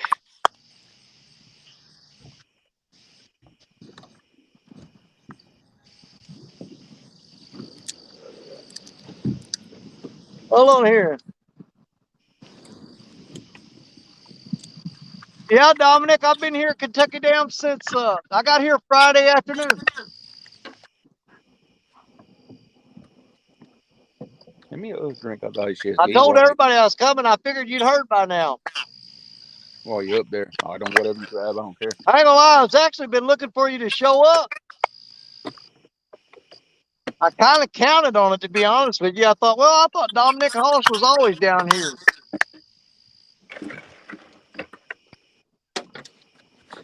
I spent the morning here at Kentucky Dam this morning.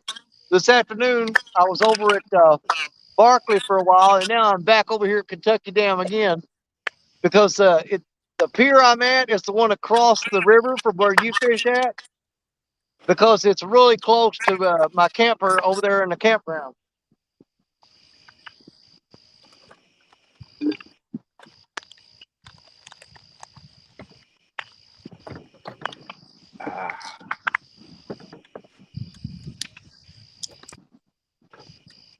Yeah, I didn't tell Kevin I was coming either.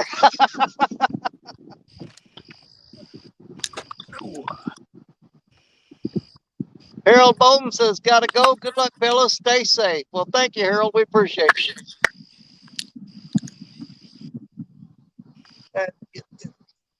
What gave that sales in that? Greg Burgess says, "The Cajun Bull Gator. Hello, Creole. Danny gone get water." Parker said, "Okay, I'm back now, brother." Oh, Hold on. Who did I miss while I was gone? in one of them. I think it's in that one right there. Up here, where Big Rondo. I missed him coming in. Yeah. Creole. Yo. Rondo said LSU is winning 51-0 at the half. Oh wow, that's what I'm talking about. And Freddie's it's a already better, filled him game in than the last on Caleb's new PB on his brand new Freddie rod. Yep, he caught his PB and said, "Nope, I'm going home. See y'all later." There you go.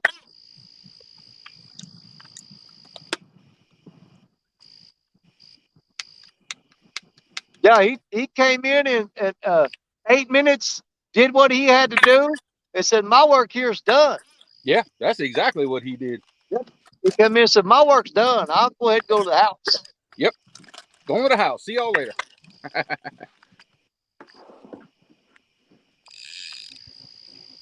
Well, you ain't nothing wrong with that. I like a man that gets in there early, gets the job done, and doesn't fiddle around with it. He just goes in there, does what he's got to do, and moves on to the next thing. Yeah, I guarantee you, I must have about hit that one in the head because them baits hadn't been in the water for maybe 5 minutes.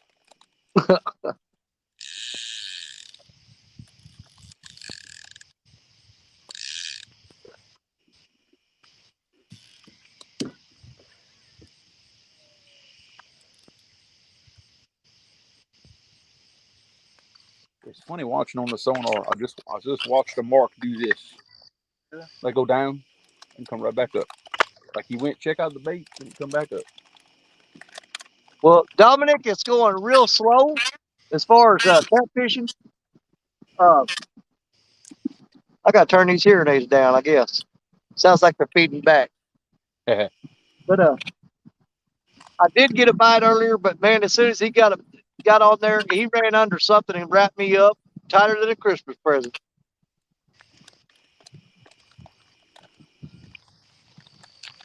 All right, Danny, I'll be back in a bit. I'm gonna run these baits out my kayak.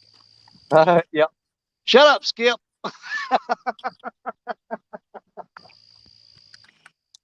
Big Skip, don't be starting nothing in here.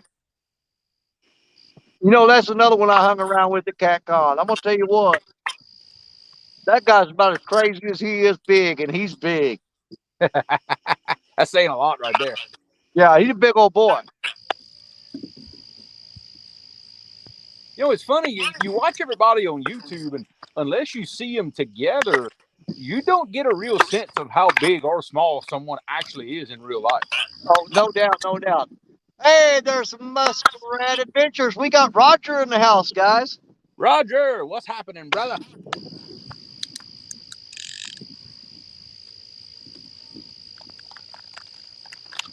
Well, Roger, let me tell you what's going on. Yeah. The show wasn't even 8 minutes going, and Jeremy's son, Caleb, took his brand new Freddy rod and busted his PB in 8 minutes of the show going live.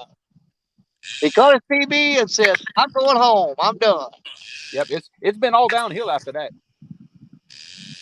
Dominic, yes, Black Betty is out right there, and let's see if you can see her.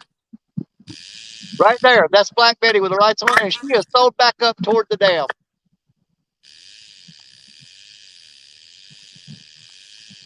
She's sold way back up toward the dam.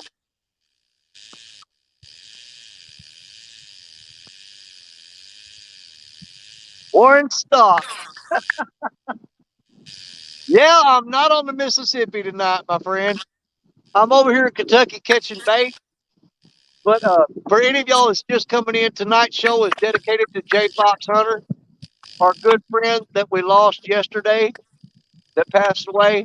So tonight we are all fishing for J Fox, but I've dedicated my Mad Cat's rod. It's leaning against the pole right there, and that rod is reeled up and put away to represent the lost fisherman.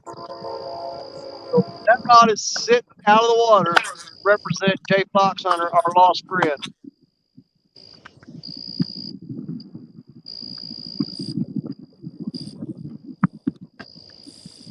Man, I got wind blowing here like crazy too. I wish a little breeze would blow and get a couple of these bugs out of here. Well, I don't know that would get rid of the bugs, because here, let me take this phone down. Even with the breeze blowing, let me give you a look at this. Hold on a second. Can you see what's in front of that light? Oh wow. Yeah, you got a couple. Look, they're on the light, dude. Whoa. All right, we got one hit. We got a little hit. Come on, baby. You got one going? Let me get over there on you. Well, he messed with it. Apparently, Well, he wasn't very serious about it. well, I'll be ready. If you get a fish on, all you deal with is that fish, man. I'll throw you on solo, brother. I got a big old. I got a big old gizzard shad head on that rod. So he better be serious about that, and if he's gonna bite it. Oh yeah. Yeah, Skip. I don't know who all has been told and who all knows, but Jay Fox Hunter passed away yesterday, and it hit us all pretty hard. We lost a dear friend, a brother, but Jay Fox has passed away.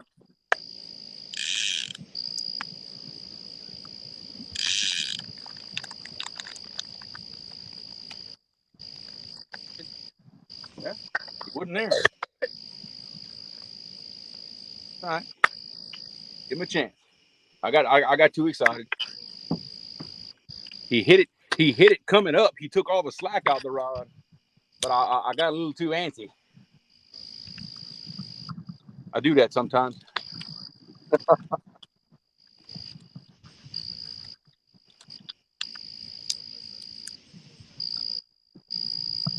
You know, you're most likely to miss a fish when it's been a while since you hooked one. Oh yeah, man, I get impatient and jump the gun. Oh, I mean, if I haven't caught a fish in a while, man, all I want to do is grab that rod and start reeling.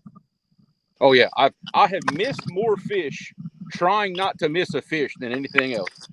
Oh, absolutely.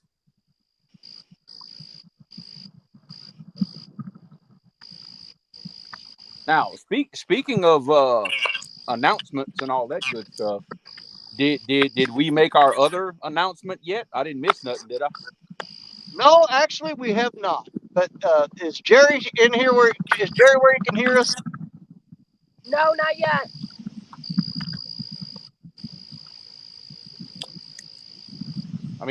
No hurry. We got all night, but I That's want us right. all on screen for that. And I did get permission for us to make that announcement. So Okay, fantastic.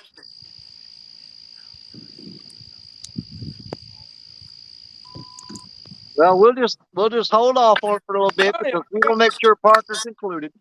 we got all night. I ain't going nowhere. There you go. Now I won't be out real late tonight because I got to get up early in the morning, try to catch a few boys skipjack, and then I got to drive all the way back to Missouri pulling that camper. So your version of not all night is what, 2 a.m.? Yeah, probably around midnight or something. Okay. Hey, I can handle that. I tell you what, the air is nice and cool tonight. Yeah. I can definitely hang around. Yeah, normally I hang around till about 3 or 4 in the morning, sometimes later. But tonight I'll be packing up around midnight, most likely. Okay, I got you.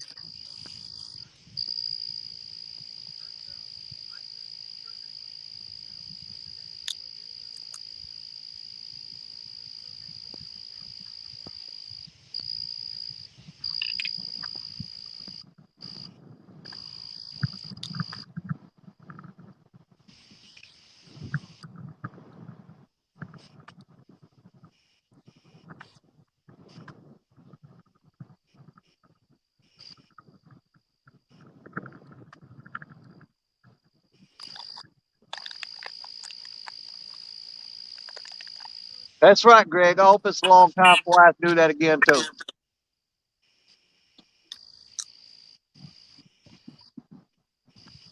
And that rod just fell over.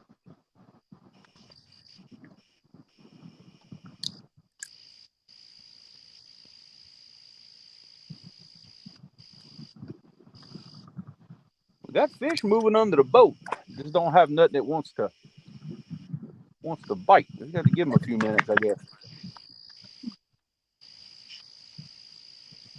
Which I am suspending my baits straight under the boat right now. I'm hovering right over fish. Well, you know what? Hey, look Let's at here who see. we got in the house. We got Haz Life just came in. What's up, Haz? What a coincidence. I see what the problem might be. I didn't realize the water was that shallow right here. 35 feet. Oh no. That might be part of our problem here, Gabe. The crappie day fish oil says, Danny, if Black Betty starts doing her thing, you ain't going nowhere. Well, see, Betty's not at home right now. She's home. She's not at home on the Mississippi River. So she's a little bit out of her element over here. We gonna move just a little bit, Gabe.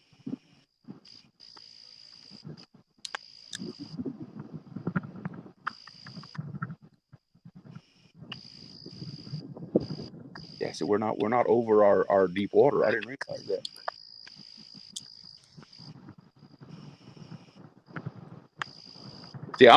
I'm a little lost because I've fished this spot for a couple of years, but 2 weeks ago they dredged this spot, so all the bottom contours have changed now. Yeah, So I'm kind of having to relearn this entire spot. I forgot about that. That we had our conversation earlier today. We just talked about they dredged that spot out. Yep, that's where I'm at right now. I'm in that spot where they dredged.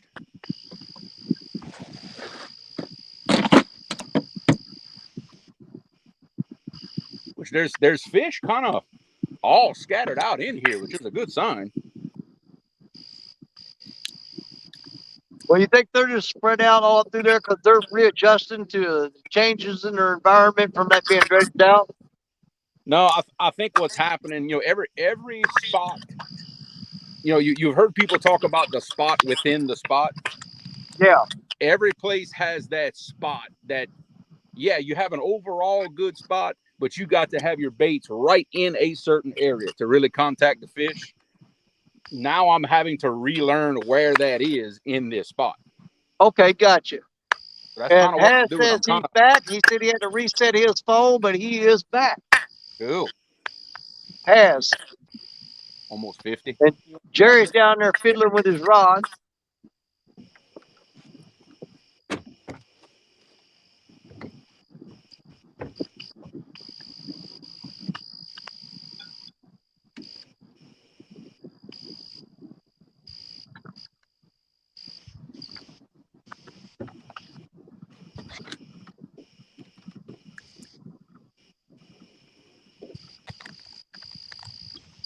I ain't gonna lie to you. I'm not as uncomfortable as I can get being away from the Mississippi. I feel out of place. Oh, man. Did you mark something down there? Yeah. Turn towards the rods. Jerry, are you back where you can hear us now? Yeah, what's up, buddy? All right, Creole. If you want to, you can go ahead and make that announcement. Yeah, well, the three of us, myself, Danny, and Jerry, we received a message the other day from someone who we got an invitation extended to join a family, to join the Triple City Anglers family. And for those of you who don't know, that's basically the group and now the company that Has Life has created. Tackle sales, all just selling reels tied in with Catch the Fever rods. So we were asked to join the family, and it was a no-brainer. We accepted. So we are now officially part of the Has Life Triple City Anglers family. Yep, it took me exactly 0.25 seconds to make that decision. Yeah, same here. Yeah, it was pretty quick. Pretty much a no-brainer. Yeah, exactly. And Has, to answer your question, where I'm fishing at, well, that's Kentucky Dam. Yeah. And I'm not on the Mississippi either. I'm in the Kaskaskia River. Yep. I'm over here this weekend in Kentucky trying to catch bait. And I thought, well, while I'm here, we'll go ahead and throw a catfish rod out. But I'll tell you what, I'm no Dominic Hollis on this spot here. Dominic does really good over here. To me, it's like fishing an area that I've never fished before. You kind of just don't know what you're doing. Yeah. You just throw a rod out and hope something happens. Well, it's kind of like, I messaged you guys. The river has dropped 4 foot in just a matter of few days here, and I knew the main river was going to be horrible. So I made a move, came up over here, which I'm only like 200 yards from the Mississippi, but it got more stable water conditions right here. Then I got my beautiful wife with me. She's a little camera shy, but she's sitting behind me, and she doesn't know it yet. When these rods get slammed down, she's taking the rod. There you go. I just paddled a couple baits out with my kayak up against. I don't know if you guys can see it. Like with lights, that's a lock wall. Okay, just I got you. Kayak, and I paddled out a great big old giant carp head and a great big old about an 8-inch shad. And I dropped one up there, and I paddled about 100 yards down, and I dropped another one. So we're gonna see if this pans out.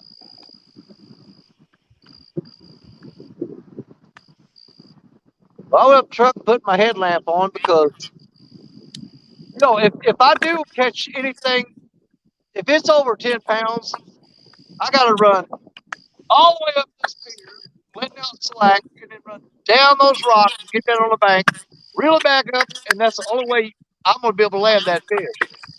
Now, if it's 10 pounds or less, I'll just pull it up the pier.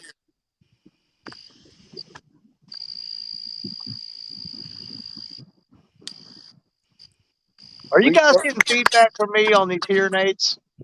A couple of little clicks here and there, but not bad at all. I mean, it's nothing you need to worry about. Well, I wouldn't put them on because I was having trouble hearing you guys. But the reason I stopped using them is because it does give me some feedback into the stream. What? Say something again, Danny. What? Is it sounding okay now? Yeah, it sounded good. Actually, I'm getting a couple of clicks from you and a couple of clicks from Jerry. But overall, it's good. Don't worry about it. Well, I know what mine is. It's these hearing aids. They got the speaker on them.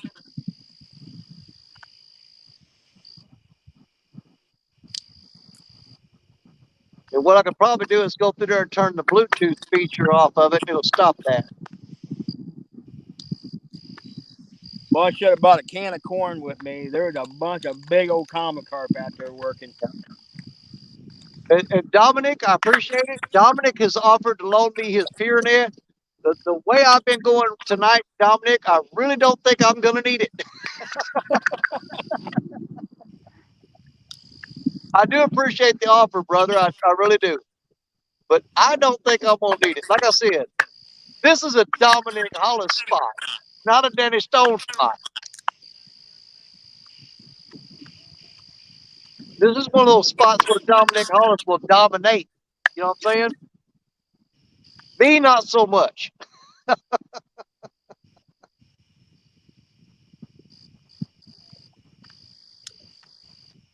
Now, I have caught, there's been a couple shows I've been here, and I've caught some good fish here, but it's always been later in the night.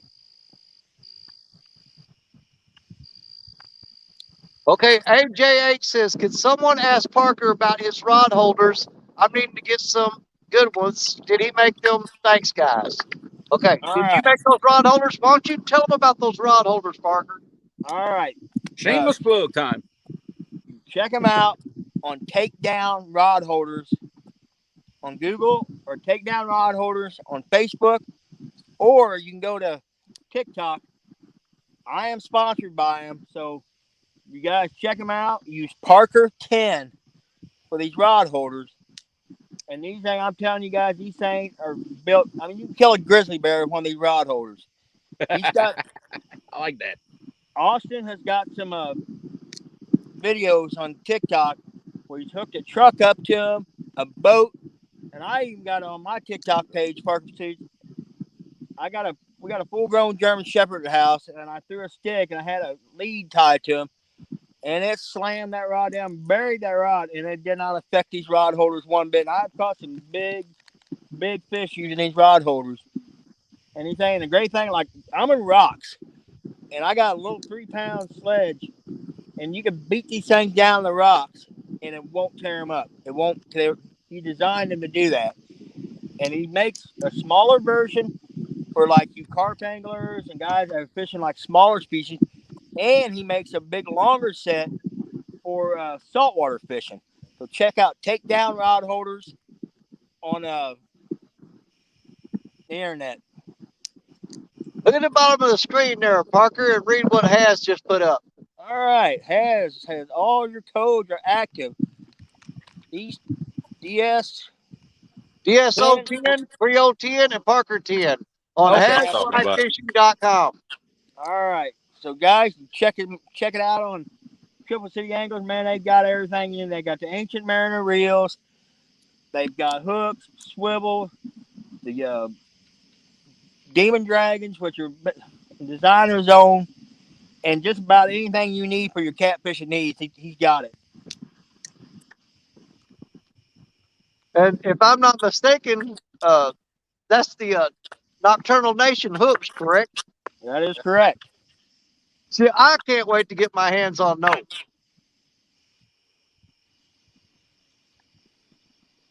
I 'Cause I've been had it eyeballing ready. those hooks for a I long had it time. ready just in case. Look at that scrolling across the bottom of the screen there. Hey, had it ready to go. Nice. Hey, I come prepared tonight, fellas. Look at him. He got the jump on us, Parker. Yes, he did. Can't catch a fish, but by God, I can catch a sail.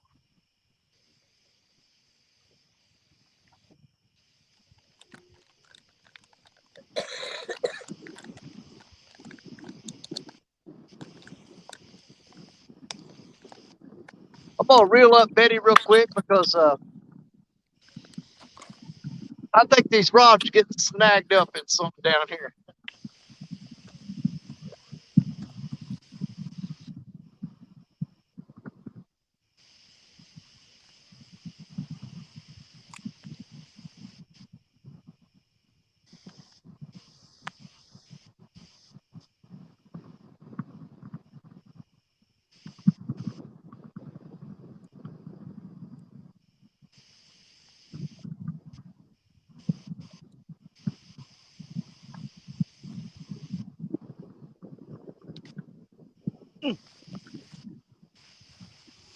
Who's that? Hmm. Who's that?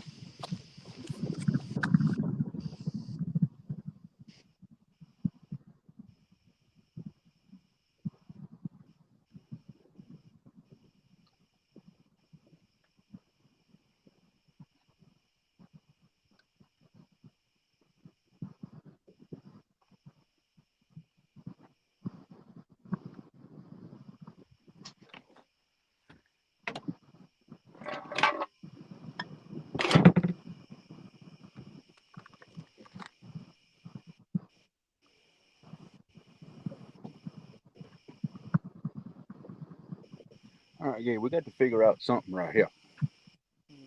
We are not on fish.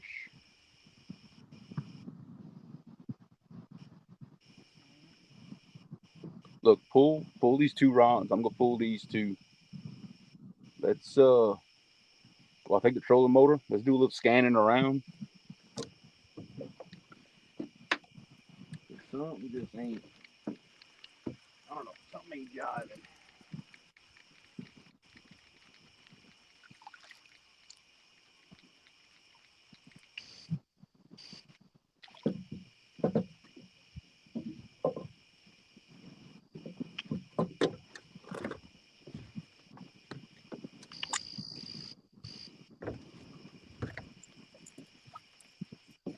What do you say, Parker? We say go big or go home?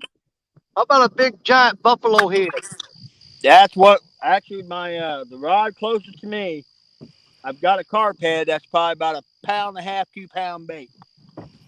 Well, we're going to put that on Black Betty and send it out there. That is a big buffalo head. And that this time of year, that is one of my favorite baits.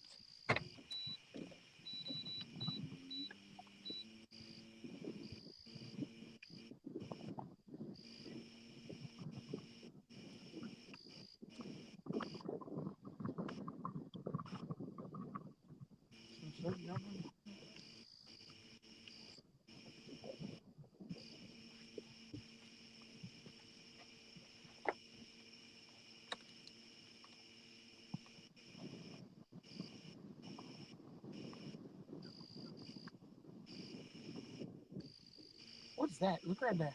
What? Underneath the rod, they had a fish swimming. I don't know. I didn't see. And it wasn't a cork or or a gar, I don't know what it was. It had the body of a catfish, but I couldn't see. Really? Yeah, but it didn't have like any fins in like a catfish has. I don't know what it was. Unless it was a little short. No, don't say that.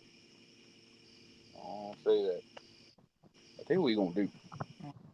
We gonna find this little current right here. We gonna set up. We gonna throw behind the boat.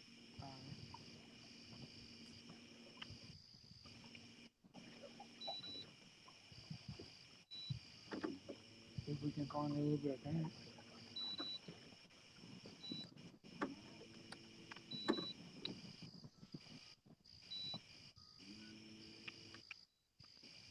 Well, I'm gonna tell you right now, anything big enough to eat that, there's no way I'm getting it up here. It ain't happening. I'm gonna have to run all the way up the pier, down the rocks, and get down there to get to it. So this could turn into an adventure if anything eats that head. It'd be like, I got a fish, and I'll be back in 15 minutes. Well, it's about like fishing in piers in Florida when you hook a giant when you don't have a net. You got to walk that thing all the way to the beach, Oh yeah. and then Well, the funny thing is, I do have a big, really nice pier net, and it did not cross my mind to bring it with me. Because actually, I planned on just basically skipjack fishing, and then being on the live tonight, probably just sitting in the camper or outside the camper back at the campground. But I thought, man, you need to be on the water somewhere, dude. So just get up and go do it. man, a place I would have tried too, Danny, is over there at Barkley, right where that walkway is, against the wall there, against the dam. Yep. I would have threw out there and dropped one bait straight down off the side of that sucker. Oh, in the Well, current. you know, I thought about that, but I wasn't sure how my phone signal was going to be there. And I didn't have enough time to run over and check it by the time I thought of it. I mean, literally right now, I am less than an eighth of a mile from my camper. I mean, I could be back to my camper in like once I get the truck started, it's like a minute and a half, and I'm pulled up in front of the camper. Oh, Was nice. up all Nice. of them? Yeah, we just. So, we're probably about I mean, 35, they're all 40 with minutes their from home. But I will say that we're at this is probably one of the easiest spots I can get to by a long shot.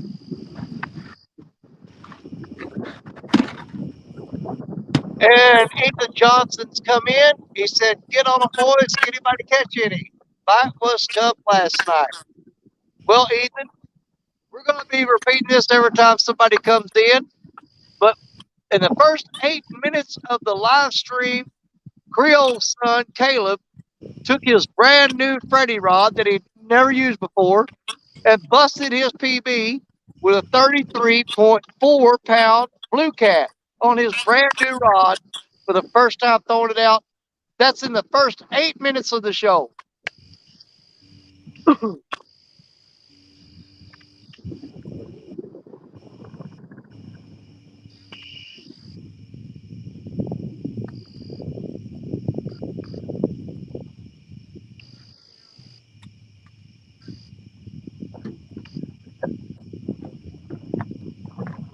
Oh, that wind's kind of chilly blowing up here tonight.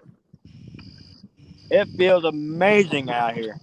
But Oh I've yeah. got a really strong wind blowing off of this dam. That's it. They was washed out. Yeah, these two up there. You know, I really expected to run across Dominic Hollis sometime. I've been here since Friday, and every time I'm over here around the Kentucky Dam or Barkley, I've been looking upstream and downstream, left, right, and I've been watching. And I thought, man, I just know Dominic Hollis is going to appear out of nowhere somewhere around here. Well, I'll tell you what, when me and Richard went over there that Friday, when we was at Kentucky Dam, we were literally the two only guys fishing there. And then when we went over to Barkley, there were a couple guys fishing down, and there were 2 or 3 guys boat fishing. thank goodness the one guy was there bow fishing. I hooked that big old giant gar, and the water was coming up. He got up next to that handrail out there about 10 foot. I was like, man, there's no way I'm gonna drag this big old gar over that thing. Yep. I looked at that dude and I said, hey, you think you can pop that thing? Boy, he 10 ringed him with his bow fishing rig. Yeah. Well, when I got here yesterday afternoon, uh, I was the only person down here all afternoon.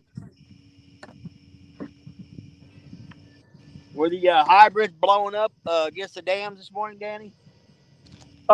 Yeah, they were.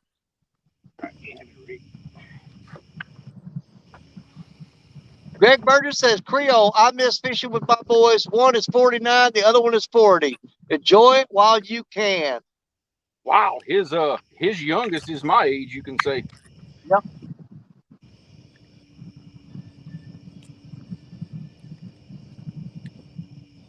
All right.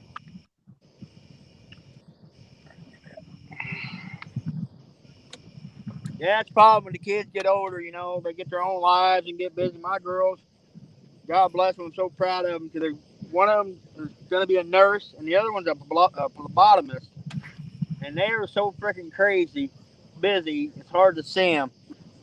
And like my wife, she's working nights right now. Tonight's the first night we've actually got to spend any time together all week.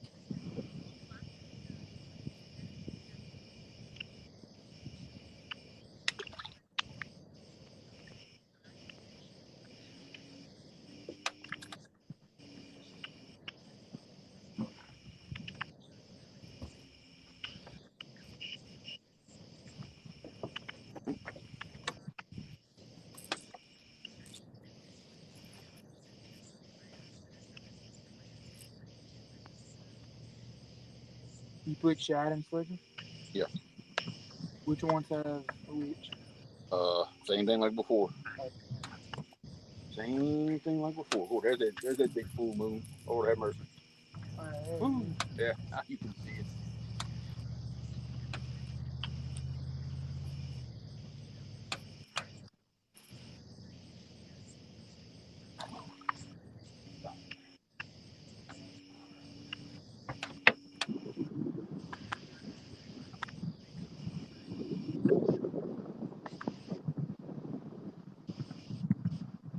Oh, look, it's What? number two. Oh yeah. Yeah, look, number two getting hit already. I don't think it's good. Oh, yeah, I'm gonna wait till he pulls it down. Trust me. Let me get Uh out oh. the way. Uh oh. Yeah, we got to hit him. I just threw this rod in. We got to hit on number two right here already. All right. That bait just went in the water. Let's see. I'm gonna let him commit to it though. I had one do that last Saturday. I literally threw the bait out, stuck in the rod holder, was turning to walk away from it, and right. Yep. That's when you know you put it in the right place. Man, we was up in Mendota this past spring. Me and my wife were fishing with Richard and Stephanie, and Whoa. me and Richard literally had just doubled up, and I threw the fish back, threw the rod out, was leaning to put the rod in the rod holder, and the rod got slammed while it was in my hand yet. Oh wow.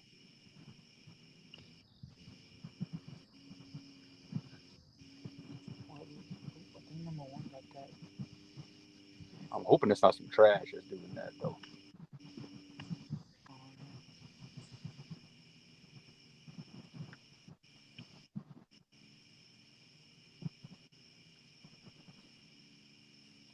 If it is a fish, I think he kind of gave up on number two. I don't know. We'll keep watching. We'll see what's going on. We'll keep watching it. Usually when it's trash, though, it has a rhythm to it. It kind of does this. Yeah. For it to be, Oh, look no, one. that's a Yeah, fish. that ain't trash on number Yeah, one. that ain't trash on that line. Come on, commit to it.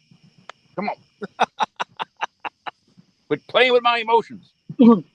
Yeah, I got something eating on that J-Dog rod, but I'm pretty certain that's going to be a gar. Hey, Two Stands Fishing. What's going on, my brother? Damn, what's up? What's going on, Stan?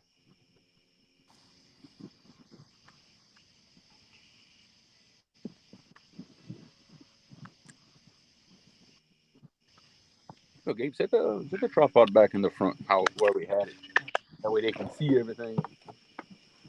Being as we've committed to anchoring out the back instead of just pull all three out. The first three. There you go. And it'll sit just right.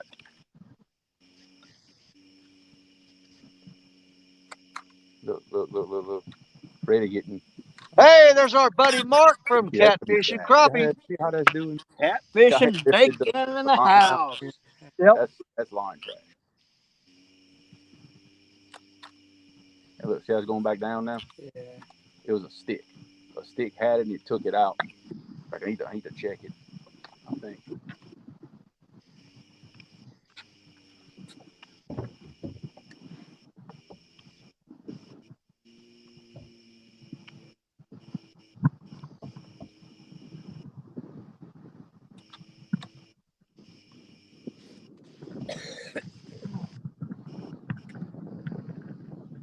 Mark says he just got home. Where you been, Mark?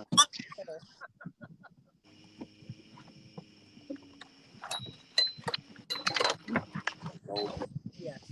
Oh, I got that full moon coming up over that. Well, it's full blown up right over that dam right now. There goes that popping in my ears again. Well, last I'm gonna have that pitch earrings. My butt's wet. My feet are wet. Yeah, that one bait on that rod, it's all the way up there with them lights at. If someone hits that rod, you're gonna have a handful.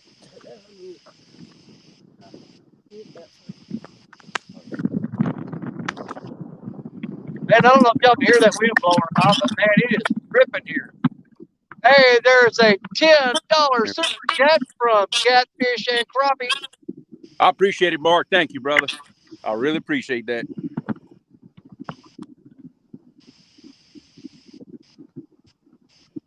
All right, now I got y'all in a little better position. Y'all can see all the rocks. That'll be better for everybody, I believe. That rod closest to me right there. Is that the one you're talking about, Kelly? That one right there?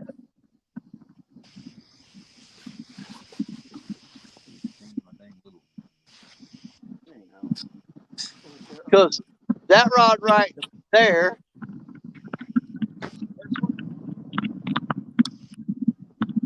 Yeah, they only last for like 8 or 9 hours. crazy how big this is on me. Kelly, I was deserving that. Swallowed you. this is the Mad Cat's rod. But the thing is, And that it thing has all a black cover on it right now. It's got the black cover on it. This rod, I'll be saying this several times throughout the night, guys. This rod has a black cover on it, and it's not fishing right now because this rod, it's here to represent J. Fox Hunter, who passed away yesterday. So we put the black cover over the rod. This is here for J. Fox right here. And this is the rod for the missing fisherman. So this rod's not going in the water tonight. And we are going to cover it with black to show our respect to J. Fox.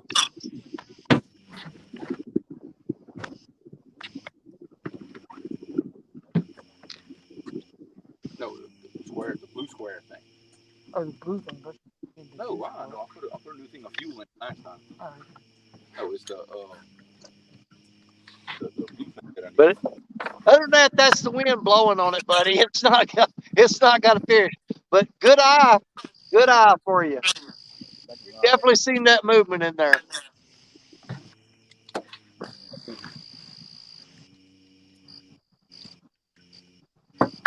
No, Stan, I'm in Kentucky trying to catch bait. I am just sitting here looking at, well, there's Berkeley Dam. I mean, that's Kentucky Dam there. So I'm sitting just downstream of the Kentucky Dam. Yeah, me and Danny are both in different waters tonight. I'm on the Cass River. I'm only a couple hundred yards away from the Mississippi. But man, the river is falling so stinking. I mean, like 4 foot literally in the last week. So it's like, man, I'm not even gonna mess with it. I'm gonna come up here and a little more stable conditions, and maybe these fish will hit.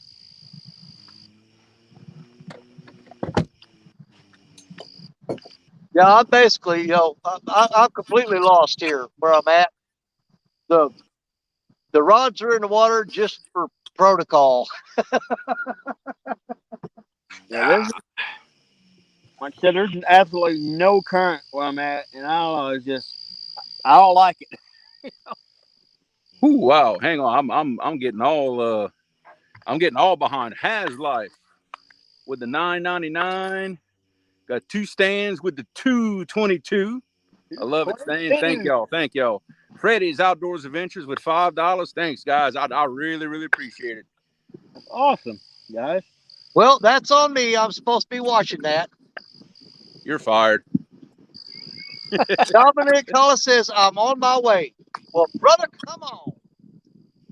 It'd be good to see you. I got a big old hug waiting on you when you get here. I'm a hugger, you guys. When you come to CatCon in Oh, Lord. February, I'm warning you. I shake your hand, but I'm a hugger. I'll hug the daylights out of you.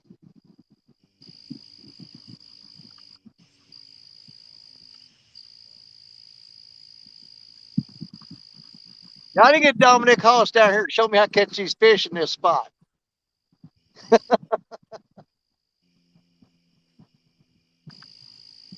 Has I agree. If Danny's in charge of chat, we in trouble, bub. Y'all Yeah. all in trouble. Hey, Joe Ziegler with a $10. Joe Ziegler, They said all aboard. $10. That's what I'm talking about. Thank you, Joe. Appreciate it. Hey, Yeah, don't fire me because I'll take it. I'm like, you mean I ain't got to do that and keep up with stuff no more? You think I'm going to argue with you? Buku the I Otter guess we're gonna Jones have this to evening. have a sit down with HR with Danny Monday and discuss his job performance. Yeah, I might have to contact the bait shop HR and see if we can get them to come work for us too. Kind of keep this under control. You know what I mean? Yep. Yep. I may have to do that. I happen to know that guy. Crappie Day fish on with a $4.99. Chat's rolling, baby. He said, Man, that's what I'm Freddie talking won't about. help me this time. Ha ha. Buku de Otter Jones this evening. That one's gonna get in the line. Look at this. Man, I might miss. That is a very fancy sap side. It's going right between them. yeah, it is. It is going to. Well, that'll never happen again. No. Hey, Cody Robinson's in the house. He says, hey, Mark, Creole, Danny, and Parker. Hello. What's going on, Cody? Nice to have you in here, Cody. Appreciate you, brother. I had something biting on that J-Dog rod. It dropped slack, so I'm assuming that was a gar. Yeah, possibly. The channel cat notorious for doing that. Oh yeah. He just twitched the rod tip, and then he dropped slack all the way back to the pier.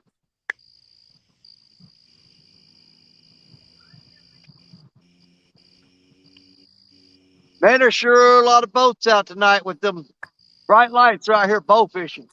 Mm-hmm. Oh my God. You can shoot your well, you know how it is, Danny. You can shoot yourself silly around that damn all them Asian carp. Yep. That and the paddle fish too. Oh. There's a bunch of boats out here with all them lights lit up in their. So they got the elevated stands they shoot from. Yep. Yeah, them things are all over the place out here. He's trying. Right. Have you seen any paddle fish the last couple days, Danny? I've seen some dead ones on the bank. That day when we and Richard was up there, we had 2, 3 big old paddlefish come right up against the bank on us. Yeah. And I sure would have liked to be on a snag when I think them things are delicious on the grill. Well, I caught one time before in the Mississippi River, and I went to clean it, and that thing was so full of worms. I was like, yeah, nope. And I haven't cleaned one since. I just always let them go. But the only The, one I've ever dealt with, man, it had worms all in it. the secret to spoonbill is two things. One, don't catch them during the middle of the summer because they're gonna be full of worms. And Yep. Yeah. two, Well, this one here was you got, definitely wormy. yeah, you got to pull that spinal cord out just like you skinning a squirrel tail. If you can Yeah. get Yeah. that spinal cord out, they don't really have much of a bone structure. You just cut them into steaks and cook them like that. It's pretty good.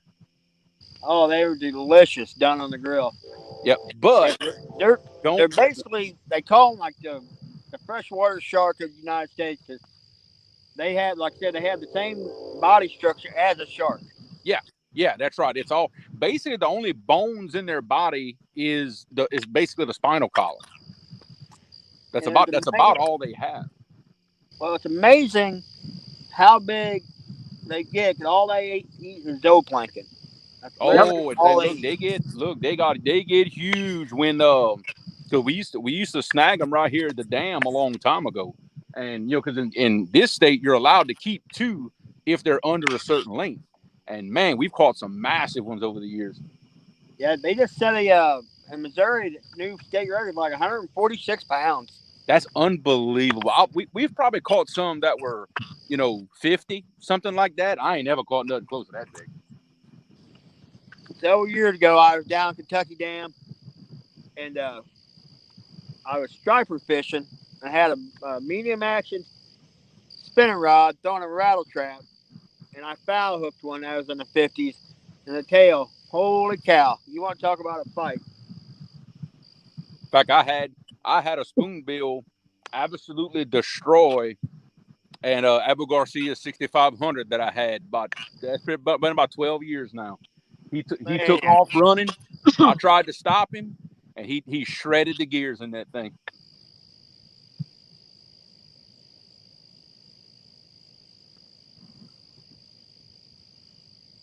But they're actually, it's really good meat. It actually kind of reminds me of garfish a little bit. well, Uh, it's such a white meat. it is. It's white. It has a little bit of a stringy texture to it.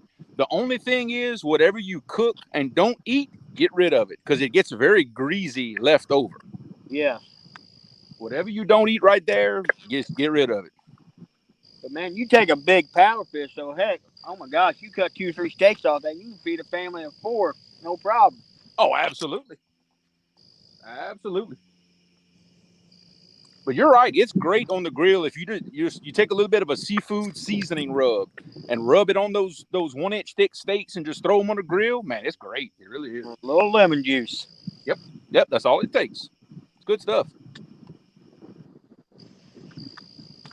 And the one thing, like Missouri, and you keep them, you are not allowed to possess the caviar. You have to dispose of Yeah. the caviar immediately.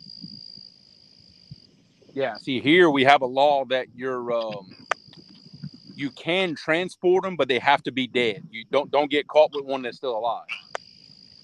But the caviar fetches such a massive price. Yeah, absolutely.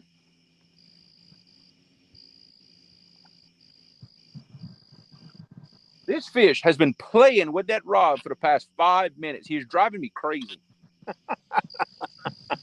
That one right there. Number 2, right there, the blue cat rod. Yep, my number 2 rod down there is something's been the same deal. Just little pep, little pecks. Well, I got a pretty good sized bait on there, so. Buck Williams says, Creole, is there anything that you won't eat? It's a short list. Not gonna lie, it's a pretty short list. Yep. Believe it or not, I don't like anything that's pickled because I hate the taste of vinegar. I can't stand it. So like pickles. Oh, I love pickled stuff. Yeah, I can't. I can't stand the taste of vinegar. So anything pickled is out for me. But it's a pretty short list. I eat some pretty weird stuff. Not gonna lie. If it flies or swims or runs, I'll eat it. It's just about. And it's not just what we eat, but we eat every part of everything. There's parts of certain animals that most people won't touch, but we love it.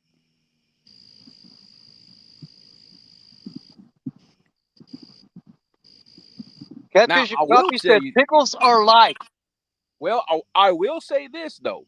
I will eat a fried pickle. Like you know how you get like as an appetizer. For some reason, frying them, it's like it takes that brine taste out of them. Then I like them. I can eat them. Man, I was doing a job in Kansas, and there was a place, the absolute best fried pickles I've ever had. And they had like a cake. They were real spicy. They Yeah. were amazing. See, Dominic, I've got 2 rods in the water.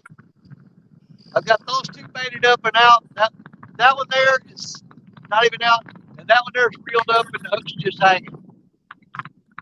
Right now, I've got 2 rods out.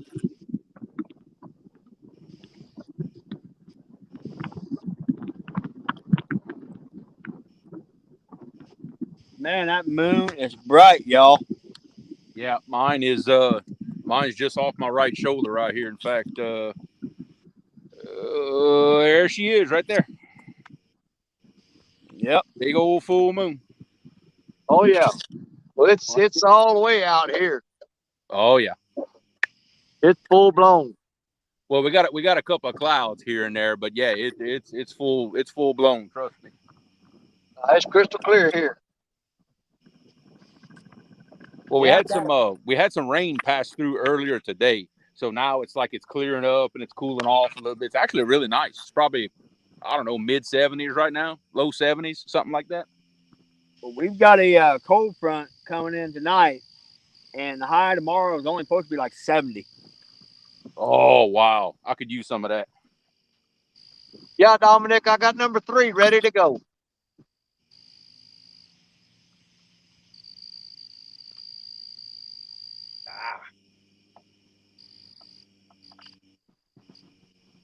Now look, I hate to put the pressure on y'all, but y'all can't let me be the only one to catch a fish again. Hey, I'm not on the Mississippi River, so I've got an out. Hey. Excuses are like them balloon knots. Everybody got one. That ain't an You know what I excuse. mean? That's a fact. 80% of 250. I don't want And to I hear was it. just getting back into my groove on the Mississippi, and I had to come over here.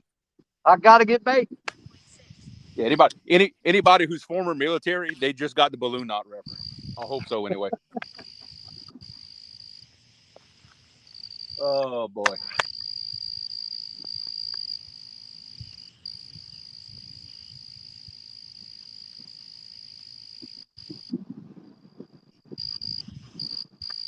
Hey, we got to do something. We got to find us some fish some kind of way. Man, this is this is a unacceptable situation right here. If that one fish would take the rod down, making me mad.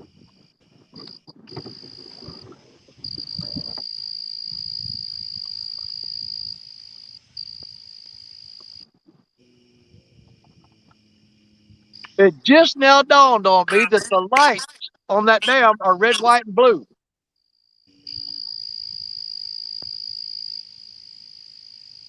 I was trying to figure out the pattern on it, and I got to looking.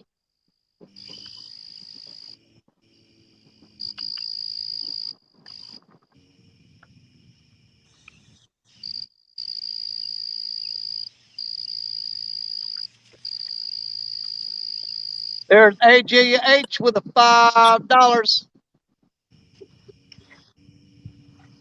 He says, thanks for the company while they are making me work. Whoa. We just smoked it. Is he on a fish? No. I think something. Whoa. Okay, there he is. All right, fish on, guys. We got you, buddy. Go ahead. Oh man. He feels good. Yeah, he feels pretty decent. Boy, he smoked it. I was bumping that bait back and boy, he smoked this thing. Wow. I mean, he smoked that rod. I don't know. It's kind of hard to tell. You know how it is. That's one thing bad about this. I can't see it. I can't tell where he is versus where my other line. Oh, he's in it. Yeah, he's. Yeah, he's in Freddy.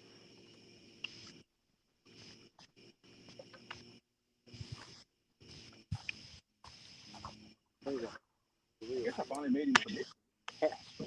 That's what happened. The reels is way better than It's a nice fish. He no slap. well, you don't. He has been doing YouTube real long. Got him. All right, fish in the net, fellas. Go just a little bit more. Yeah, he ain't no slap. I definitely very, very soon picking him Okay, well, there's fish here. No, that is. up. I know. All right. I gotta. That I got the deal.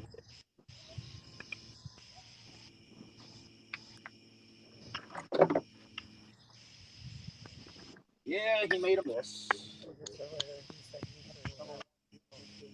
Is it?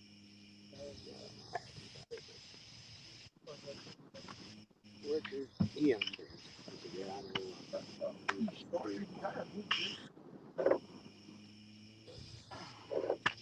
But I tell you what, he got that boat set. I got it. Oh. All right, there he is, guys. Nice. He's about 12 pounds. Nice little fish. All right. Sweet.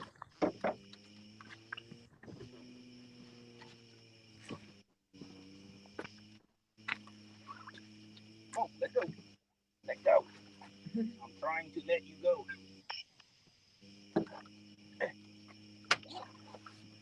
Oh, you don't want to get off. You didn't want to let go of my fish grip.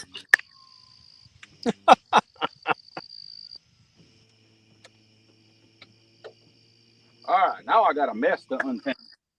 See, that's why Creole catches all the fish because they run to him, and then when he gets them, they don't want to leave. No, they don't. They just want to hang around Creole. Well, I'm noticing a trend too. Seems like every time, like Creole's not able to fish or he leaves, I start catching fish.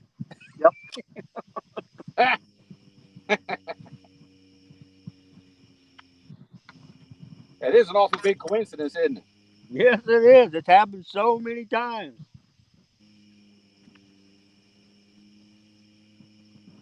Well, I think what it is, they figure, well, we got to let one guy carry the weight, you know? Yeah. There's Gula Cat. It says, "Do it, Creole." And Fishing for Whiskers says, "Howdy, everyone. Been listening while driving and not able to chat. Congrats, Caleb, on your new PB, and congrats, Freddie, on Caleb's new PB."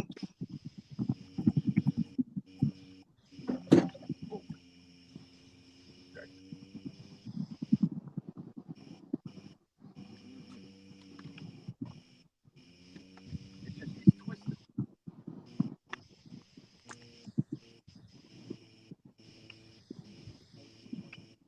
That would be about right. Be about right.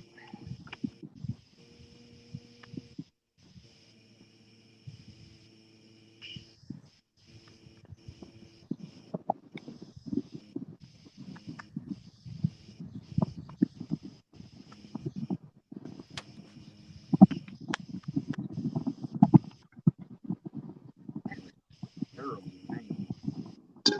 Watch out.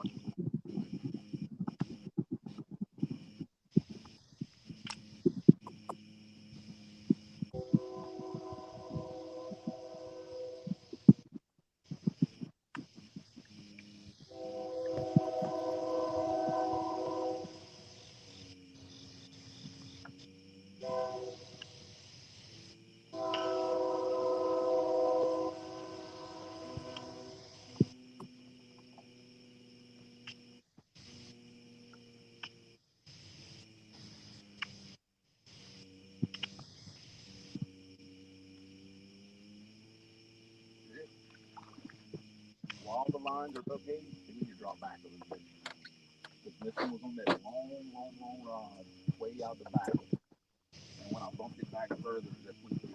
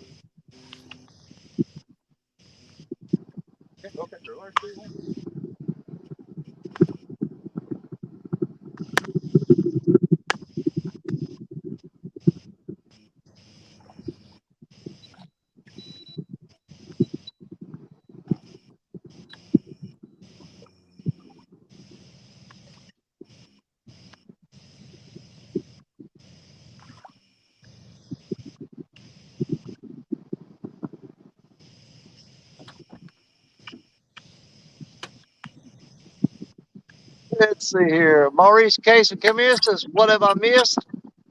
Well, Creole and them have a 33.4 that Caleb, his son, caught. And we don't know what that last one weighed. I'm guessing that fish was probably around, what, 12 pound maybe? Yeah, he was. Yeah, he was about 12, 13 I'm pounds. going to call it around the 12-pound mark, somewhere around that area. Now, Jeremy, was that the one that was messing with that rod for so long? Yeah, he was messing with that rod for so long. I picked it up and I was bumping bottom with it like this, and that's when he hit it. And y'all, in all seriousness, that fish might have been a little bigger than that. It's just that it doesn't look that big when it's next to Creole. Nah, he was 12. He was 12 pounds. What I'm hearing, you're calling Creole fat, Danny. I heard that too, Jerry. I heard that. He's big boned. He's big boned. Yeah, okay. He's fluffy. Hey, I'm not fat. I'm fluffy. He's big boned. Hey, fat feller call fat feller fat. You know what I'm saying? Yeah.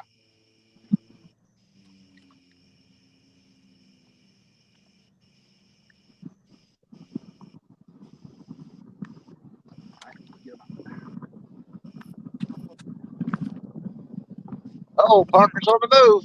Throw that one like straight out that way and let it swing. Kind of medium length. Please don't hit the light.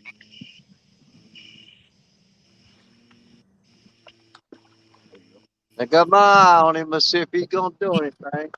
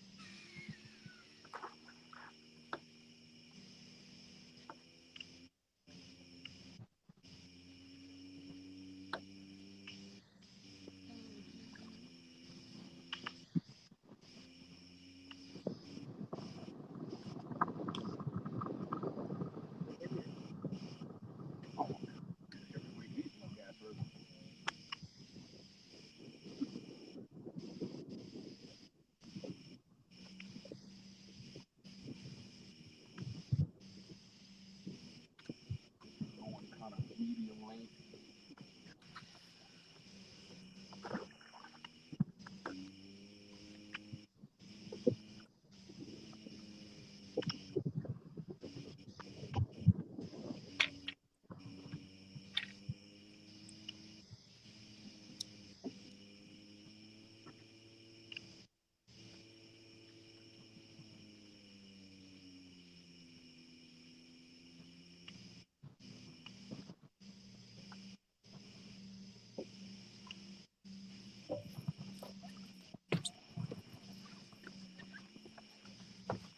Boy, he popped it 2 or 3 times pretty good, and then he stopped. Yeah, you threw that one.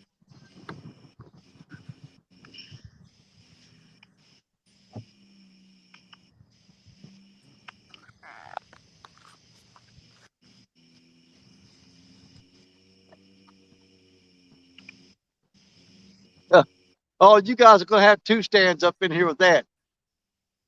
Joe Ziegler says the Bobcat just caught a 22.2 pound blue cat. Stan's gonna be all over that. Yep. Oh, all right.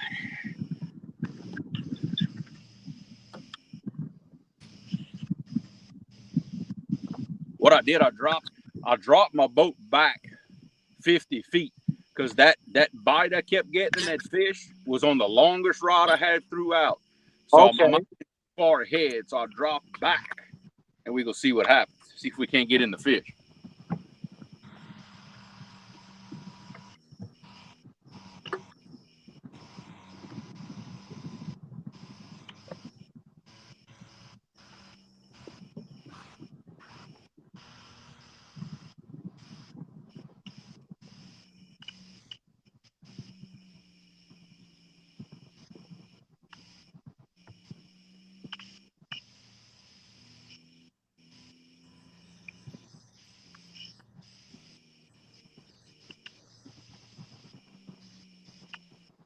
All right. 40 people still in the house. That is awesome. Mr. Maurice Cason, what's going on?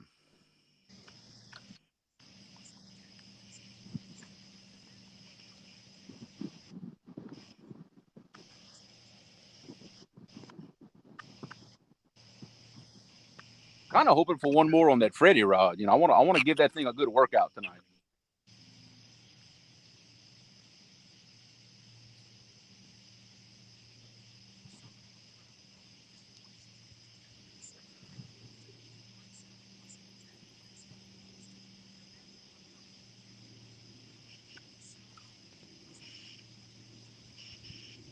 Let's see. I see Danny's checking his rods. I see Jerry's checking his rods.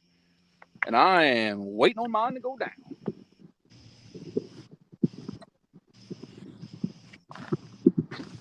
We need a big one. The time has come.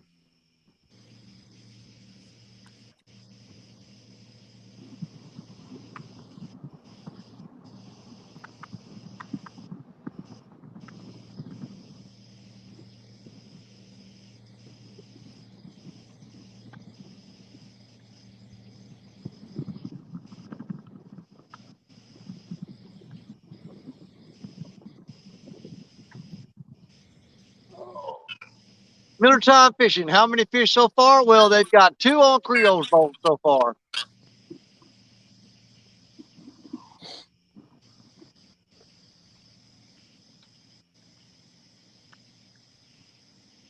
See, right now, the conditions I'm dealing with, both of our rivers, the Mississippi and therefore the Atchafalaya, they've both been coming down real hard.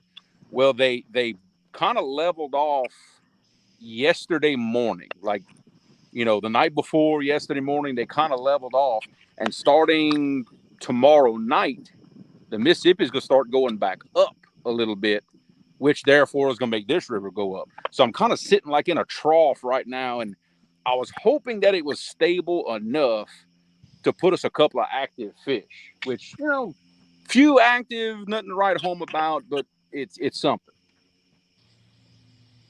Yeah, the main river here has dropped 4 foot just in the past week, and it's not going to slow down until the end Yeah. of next week on the drop. Well, that little rise that y'all saw 2 weeks ago, that's what's fixing to hit us in the next couple of days, and it's going to tank back down again after that.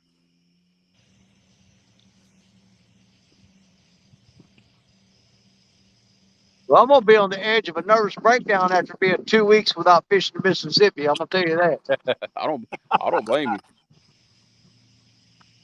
I am not looking forward to working all weekend next weekend. Oh, well, I'll be working next weekend too, so I feel your pain on that one. We But finally getting a little bit of well, dry weather. I'll still come up on the show at night, but I'll be at home because I can't leave the city limits. Yeah, so it'll be just me and Richard then next week, won't it? Yeah, but I will be up on panel and I will help you guys with chat while you guys are out fishing. Yep, the best I can do next weekend is just stare at that river and wave. That's hard working to where you can see that river every day and you can't do nothing about it. Yeah. That's tough. That's like putting a stake out 10 feet from a dog and putting him on an 8-foot leash. Yeah. The only advantage is I see the river literally every day. Every so I day. can monitor current, water clarity, things like that. It at least gives me good homework for when I do go fishing. I've got some data. You know, I can use it to find fish. See, there you go. You can't look at it like you're working your research. You're doing research. I rather research with bait in the water though. Yep. That's true. I'm Yeah, gonna a check lot of that. work. I'm gonna check that J Dog rod again because I think they keep picking the bait off here. I'm pretty sure it's gar. Yeah, a lot of the work I do, I'm riding the river all the time too, and oh my Yeah. God, like I said, you always see what's going on. You know, it does help.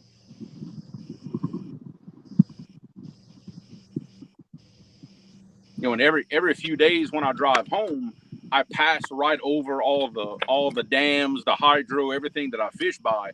I'm passing all of that, and I'm seeing all my rivers every time I'm on the road. So it is good for research purposes because I can't look up the information on the internet. None of that's available to me. You just have to see it. So it is a big help. See, they don't publish the information of how many CFS the hydro is flowing, which structures are open. They don't publish any of that information. That'd be a massive help to you if they did. Oh yeah, I called the 1-800 number one time, and one of the options in the automated deal was the control room for the hydro. So I said, well, shoot, I'll talk to those guys. They were very upset that I called them. They were like, who are you?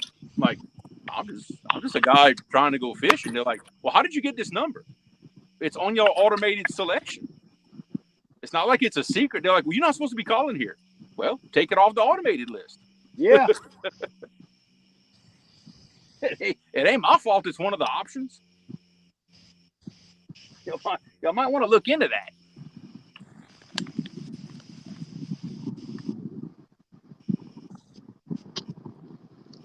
Parker's on the bill again. I should have faked it and sounded like somebody important. That's what I should have done.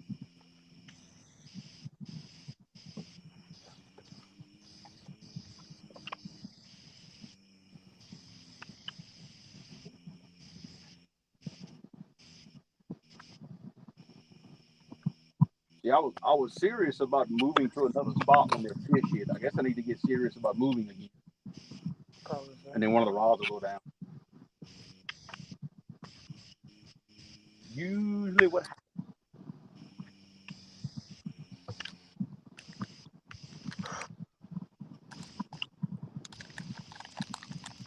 Start doing that. Ooh. Yawning. Oh.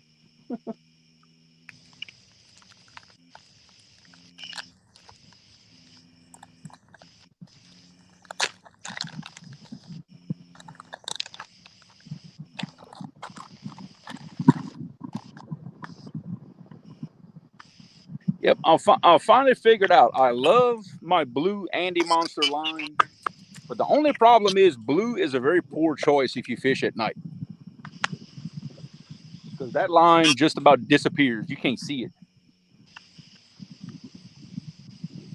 and when you're trying to bring a fish through other lines, that ain't good if you can't see the line. Now my yellow mono on some of those reels, that's a suffix. That's 40-pound suffix mono. That stuff shines pretty good under the light. So I may have to get me some yellow Andy, I guess, next time.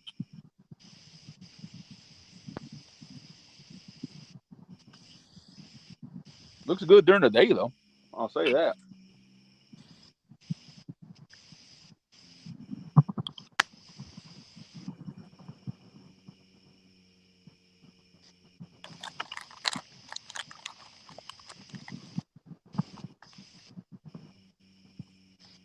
About tempted to go up to the truck and get my skipjack rod, start throwing it. I don't know if these skipjack will bite at night. There's some people that's caught them at night. I remember Doc Lang saying he's going up to Wheeler Dam and caught them at night. In fact, on a full moon, maybe a little more likely to catch them at night, possibly. I think I'm gonna run up to the truck and grab the skipjack rod. We'll sling it a few times anyway, just see what's going on. I'm actually on the wrong side of the river to be catching skipjack, though. I think. Never know till you throw.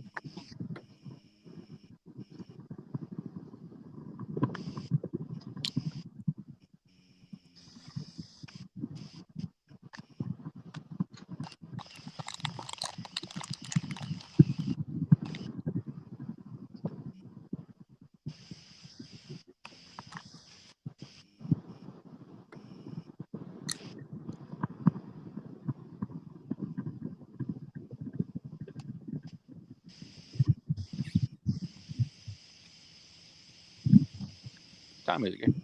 At 9:47. Oh, it's not even 10 o'clock yet? No. Oh, we got time.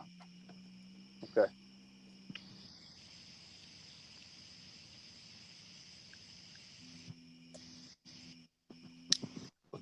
We can't go extremely far.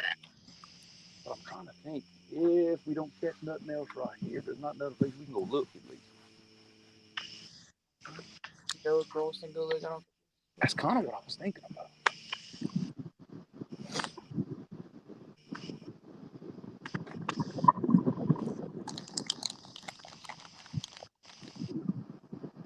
The only thing is, usually when we catch fish in that spot, right after a big rain, where the water's coming out that ditch out of the field, that ain't happening right now. But still a look. Hey, you never know.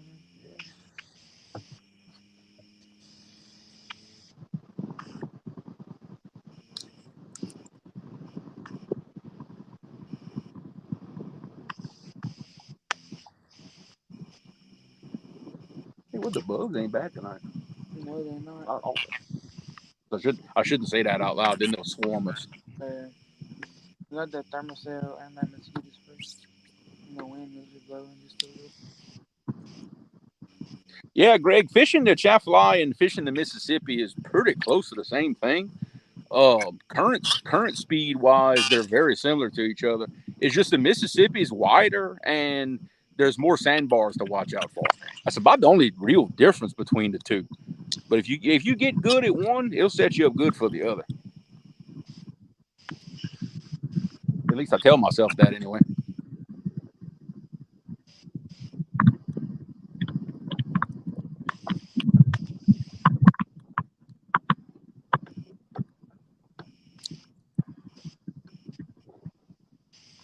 But the reason I like this spot so much is, I've got the Atchafalaya coming from up here, running this way with the boat. But just off to my right is a big channel that used to be the Mississippi River a long time ago. Mississippi River used to flow here and go that way. Well, they cut it off back in the 50s. Well, now this is just a ship channel that doesn't have current in it anymore. And this, it's a big creek mouth, I guess you could call it. And I usually do pretty good right here under certain conditions anyway. It's always one of those spots that you pass by and check no matter what. I've caught a lot of good fish right here over the years.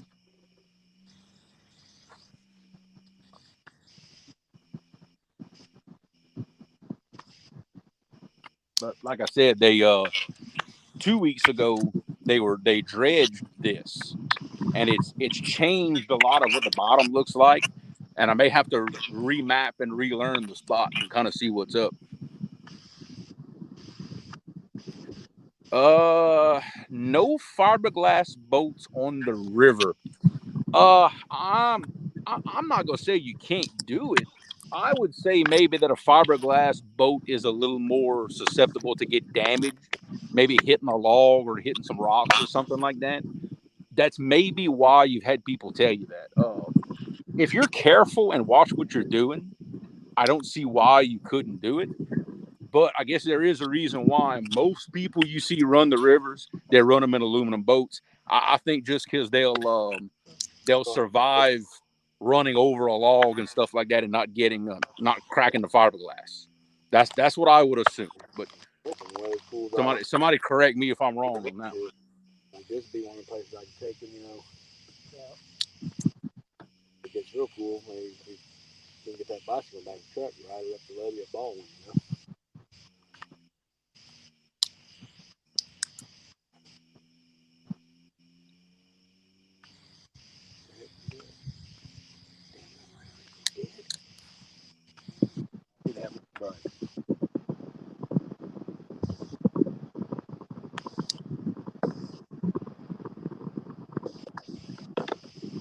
All right, got an update on the LSU score. LSU won 65-17. That's what I'm talking about.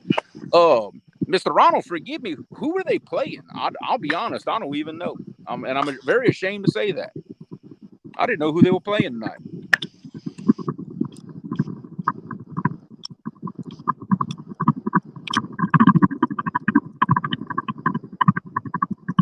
So I guess apparently our new coach has redeemed himself, I guess.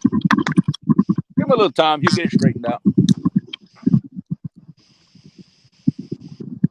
Can't be too hard on a guy his first game.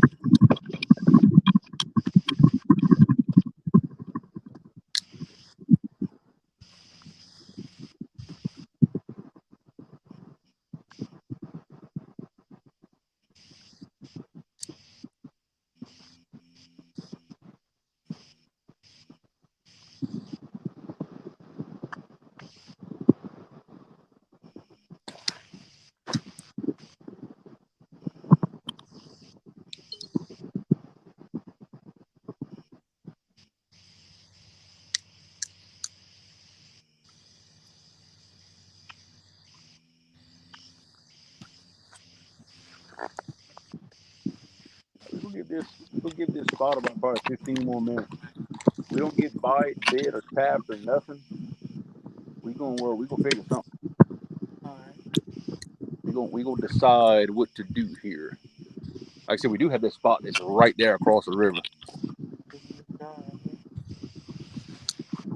Oh, they were playing Southern. Oh, okay, well.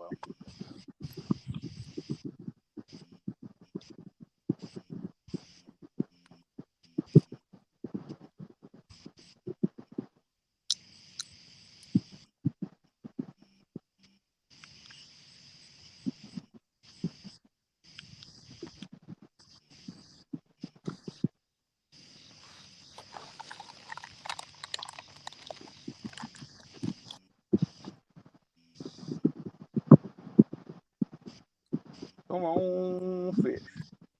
Yeah, fishy, fishy, fishy.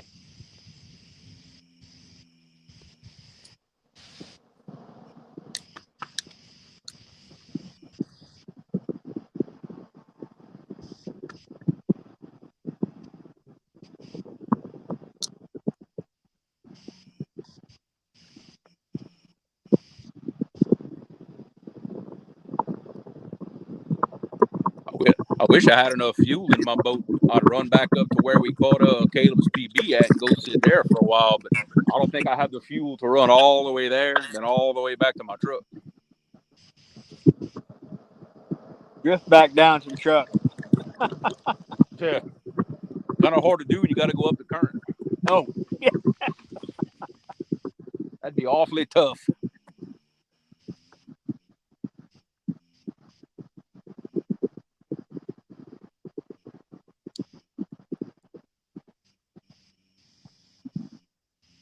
That's the only thing about this boat. I wish it had a bigger fuel tank.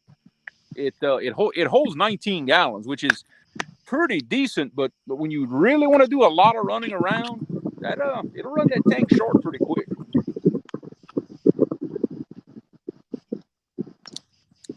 Well, I got all that I wanted. But then again, it don't hurt nearly as bad when I fill it up either. So.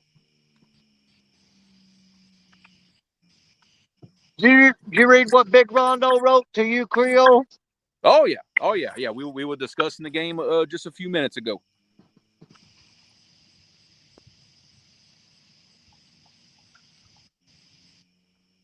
Well, at least tonight, I didn't have to worry about my wife taking her shoe and throwing it through the TV like last weekend. She wanted to. I can tell you that right now. She wanted to bad.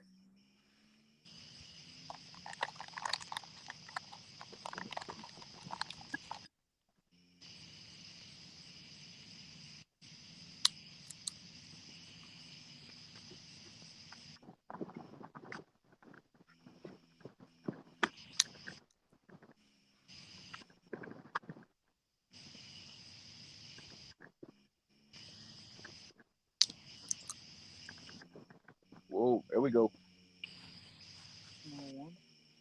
Two. Go number two. It's full and come back up. I wasn't looking at it. There's something still messing with it. See? Okay. All right. Well, a little bit of something. I guess this one's gonna play with it for 10 minutes too and drive me crazy. Yeah, I got to say that the two rods I got smaller baits on, they're getting just dinked to death. Yeah. bigger rods. I got the donkey baits on. Haven't got touched yet. That's the one thing we don't really have many problems just getting dinked like that, because the commercial fishermen pull so many small fish out of this river. I don't think we have a tremendous dink population to begin with. But yeah, they sell the eaters to the Yeah, uh yeah. Anything for sure, anything over 20 pounds, that all gets put back. There's no market for that around here. well, that's what's so unfortunate. Like we're in like Ohio and parts of Kentucky, those bigger fish, they'll get shipped directly to pay lakes. Yeah, Yep. exactly. Yep. And I They, hey, the commercial fishermen, they are targeting those larger fish because Yep. that's big bucks that they're making off them payloads. And yeah, boys and and see it's girls, that absolutely burns my rear, boy. Yeah, and see, it's just the opposite here. Nobody wants nothing to do with the big fish here, except for the few people like me who come out and catch them and turn them loose. And many of the commercial fishermen that I'm friends with here, they understand just like we do that you can't pull them big fish out the water all the time, because eventually you ain't gonna have nothing. Yeah, I can't. Now you're cutting the throat of your own industry when you do that. Yeah, and these guys understand that, and I've had conversations with them, because they don't know nothing about the pay lake thing, and I've told them about it, and I quote a friend of mine. He said, "Well, I tell you what, they come down here and try to do that. They'll come down once. They ain't gonna do it again." Hey, they They, got gators and sharks to take care of that kind of people. exactly.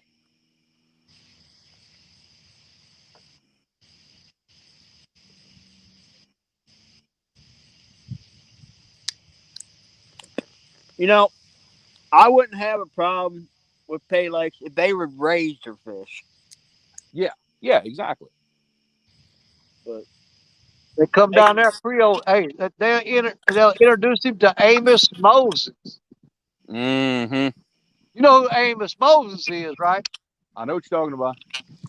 Oh yeah. Oh, them people around here, we don't play that game.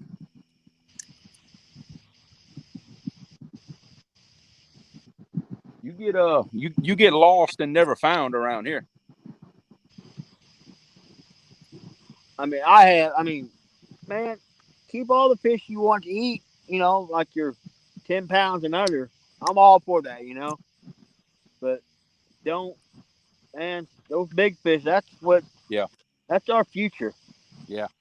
AJH, basically a pay lake. It's a huge pond, man-made pond, and what these guys do, they go out with hoop nets in the river, specifically target trophy catfish, and they dump all these huge trophy catfish in this pond, and they sell tickets for people to fish them to try to catch them.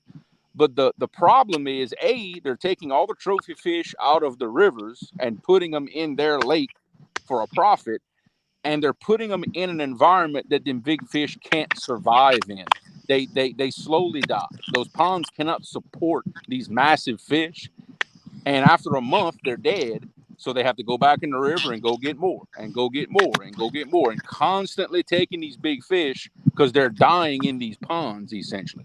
But that's the short version of what a pay lake is. Yeah, if you've ever been around one of the pay lakes, they'll have a big dumpster out back somewhere where they scoop up them dead fish when they die and they just throw them in a dumpster. Yeah, yeah, that's right. That's right. Yeah, and AJH, look, I'm with you. I had never heard of that until I started until I started YouTube and watching YouTube. I had never heard of a pay lake in my life before being introduced to trophy catfishing on YouTube, because we don't there's no such thing as that around here.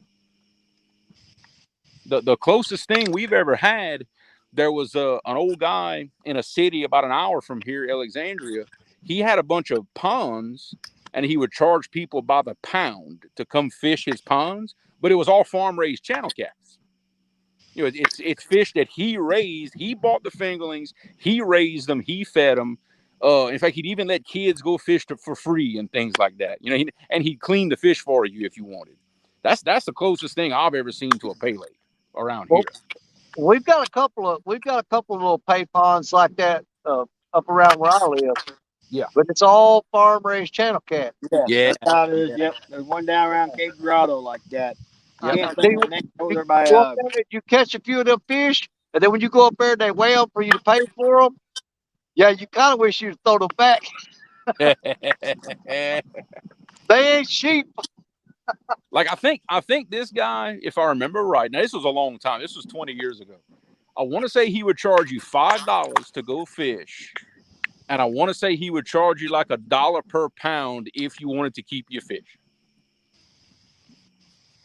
But this was 20, 25 years ago. It's a long time ago.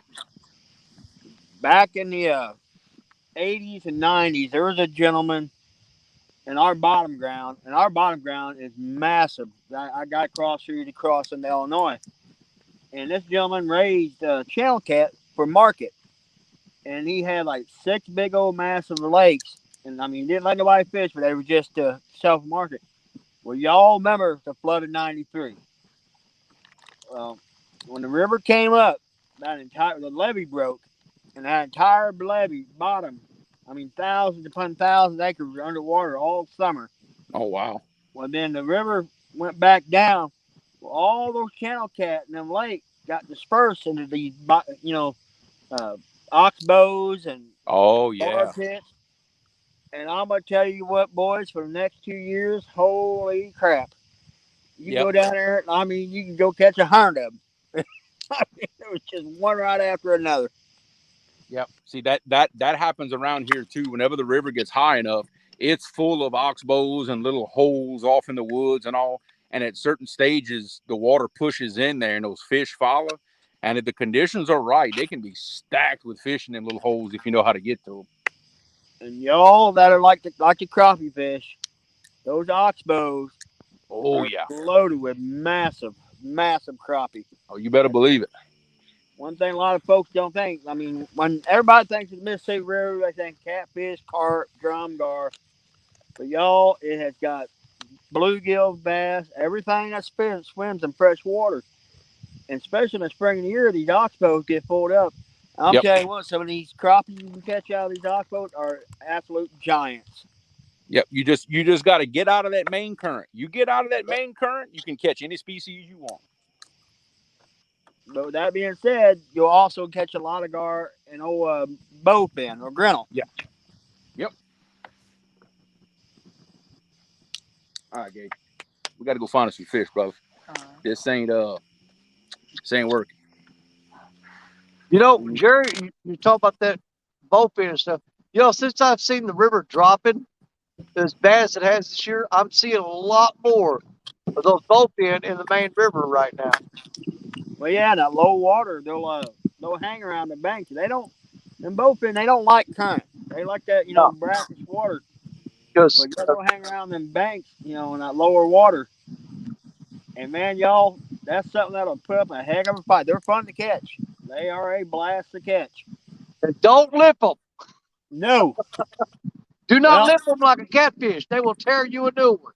well, if you actually go back and if you check out on my one of my videos, it's called Prehistoric Fish Wrecks by Crankbait.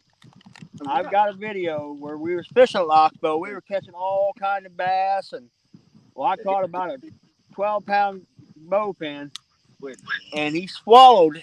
I had a freaking $9 crankbait was down there in his throat, and I had to reach down there and get it. I had to lift that fish. It's the only way I can get my crankbait back. Nope. I'd be buying a little crankbait. You just keep that one.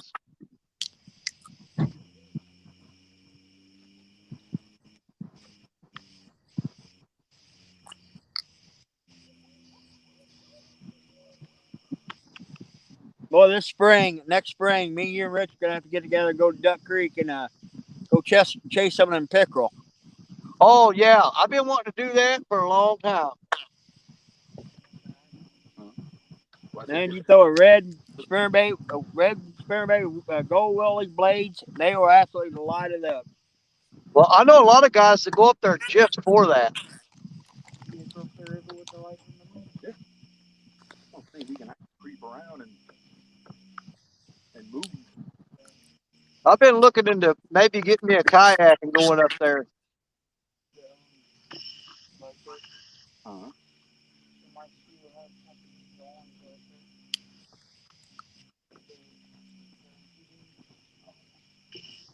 that. Well, just a fun spot. There's no credit on this. Well, isn't that insulting? Yeah, kind of hard to catch fish when no bait on it. All right. Well then. All right. Let's do You this. can Let's tear them pickerel up or like on a jerk bait or a repel, but oh my god, you're a mess to get those treble hooks out of. We'll pick up the trolling motor. Let's kind of have a look see.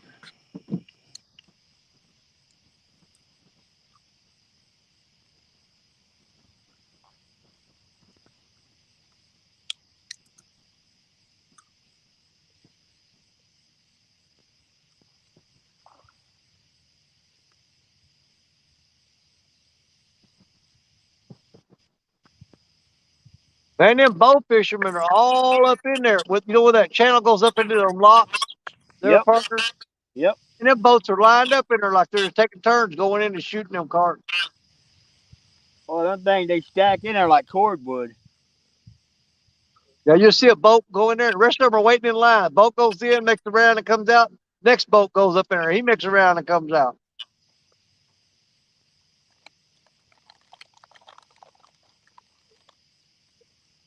Yeah, Kentucky Dam used to be like one of the number one places to go to snag paddlefish. But now the dang Asian carp is so bad in there, it's them guys. A lot of guys gave up on it. Yeah. Well, I went over to Barkley this afternoon, and somebody had snagged a big paddlefish, and I mean it was a freaking the paddle on it alone was almost 2 foot long, and they just threw that thing up on the bank. Now I don't know why. I don't know. That's just such a waste, you know. I know it. But I'm not sure what the law is in Kentucky, but I know here in Missouri, if you catch an Asian carp, whether it be a big head or a silver carp, it don't matter if you foul hook them, you catch them or whatever. They when you get them in, they have to be thrown up on the bank. They cannot be thrown back in the water. Well, I was talking to some guys over here today, and they said that basically they just had to kill it to make sure it was dead. So what they're doing is they stab them in below the gills and cut them all the way to their vent and split their belly open and throw them back in. Because you know how it is over here. There's so Oh many old god, dead fish yeah, on the bank, the smell will almost knock you down. yeah. You gotta have a strong stomach in the summertime if you want to fish around one of them dams. There's a boat running up toward the dam right now, and I mean, he's full throttle in the dark.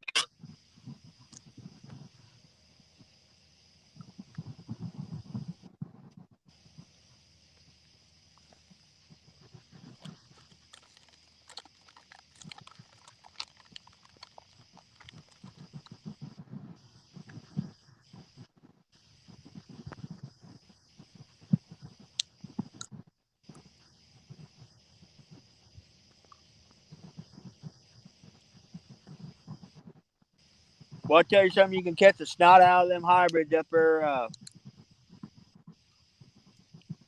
behind the dam is chicken livers. Really? Them things, I don't know what it is. They love those hybrids. Love chicken livers. Did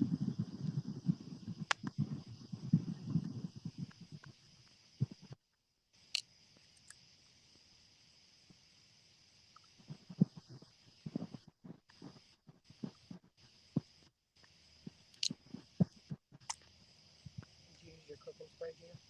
Huh? Did you use your cooking spray? Yeah, I tried. I should have won another gun. It gets hit all the time, but it's a dink. your rod. It just keeps getting. Man, if you, which I know you don't like them, but man, if you put that thing on like a 7 or 8 foot rod, well, spinning reel cast. Well, I mean, it whizzes out there.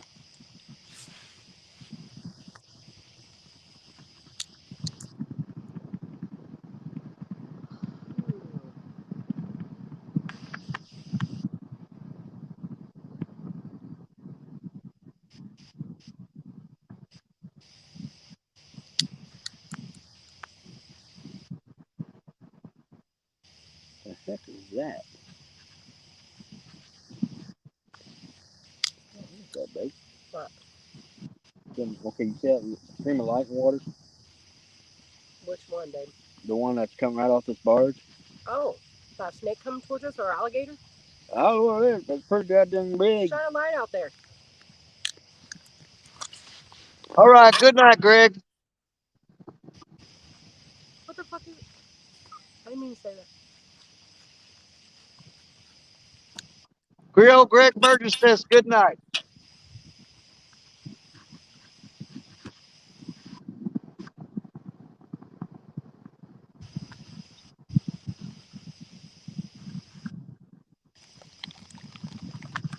Is it a snake?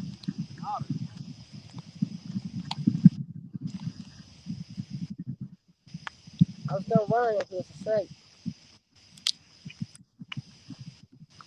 Well, I got an otter that swung right up along the bank right here.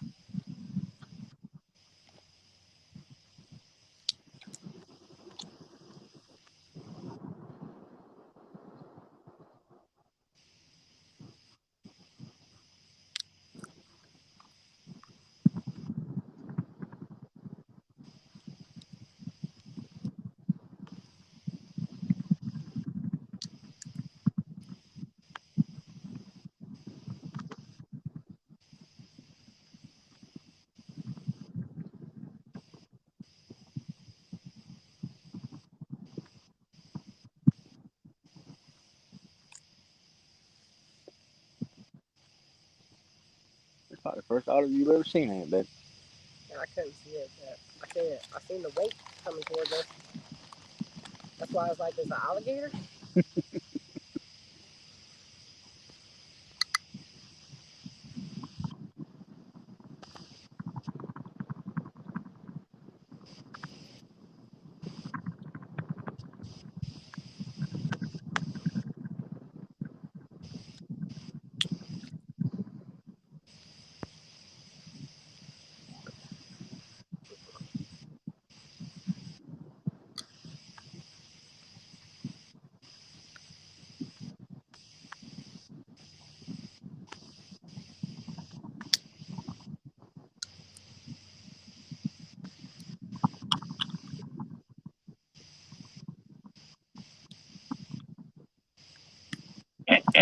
Ow. What's going on, man?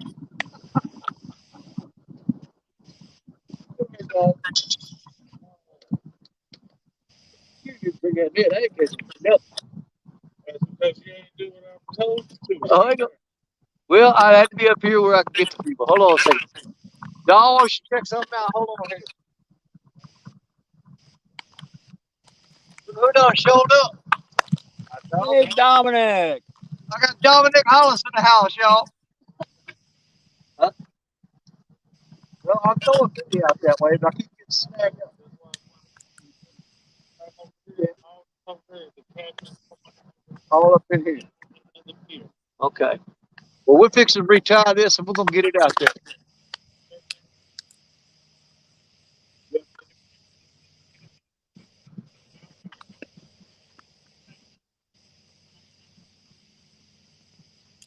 Well, I've been watching it today. It just said right up in there. Yeah. That wall, on that wall. You can drive on this door, this road is right over there. Those two Oh, kids. see, I didn't know the road went that way. Yeah, but those two people, they went up there for something different. Oh, okay. They did something there. Yeah, they up there for, yeah, Oh, well. you know. But that wall right there, you can literally fish right off that wall. If you catch something, all you gotta do is walk down the rock. There you go. Yeah. Man. Literally, there's a pavement go all the way to that wall. Are you serious? Get a heart attack. Well, see, now I don't know that thing. Yeah, I mean, that road actually goes almost to that wall. Man. Well, I'll definitely be checking that out. Yeah. I mean, you can literally walk right up there. I see somebody with a flashlight there now. Yeah. And you can literally walk up to the dam. Huh.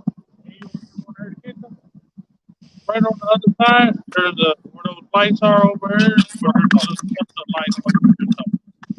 But we can't see them right now. But right there on the other side of there, there's a 100-foot hole. All right. Literally. 100-foot hole. Actually, I think it's like 103. Yeah. It shows up on avionics and everything. Wow. And there's steps that walk down to it. That's crazy. That's crazy. Yeah, right over there on the lakeside. Well, I'm up here trying to catch bait. We just had the show tonight. I thought, well, the camper's right there. I'm over there. So she didn't want me to get too far away this late at night, so. Oh, yeah, I better check that out. Yeah.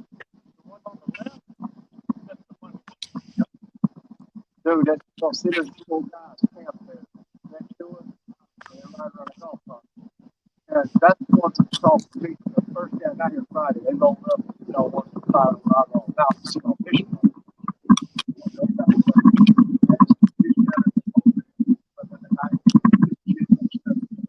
They start back at 8 o'clock in the morning. That's what it is. Yeah, they start at 8 o'clock in the morning.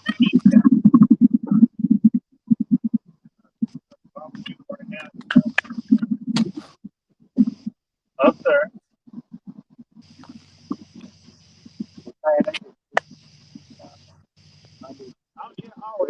They take all the off and take the skin off. All over the bank. Piles of catfish heads. And I'm talking about, I mean, there's some huge size, but man, some decent size catfish heads there too. Yeah, but there's a big size. They told the fish clips like this.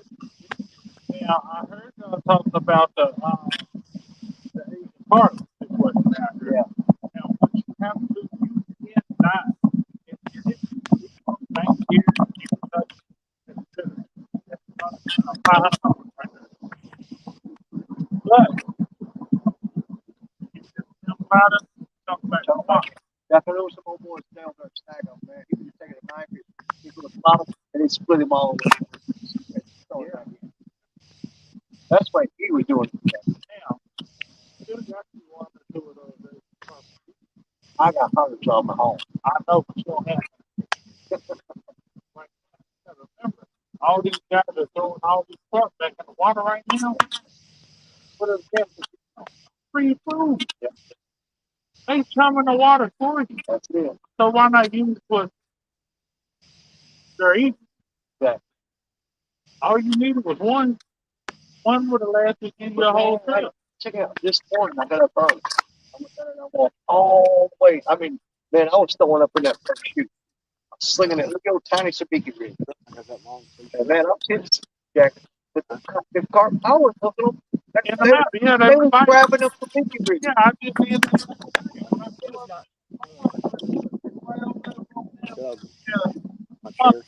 Really? Yeah. And I it's at the house now. I figure out what's going on with it. But I saw three of them this morning. Every one of them right to left. Watch those rods. oh yeah.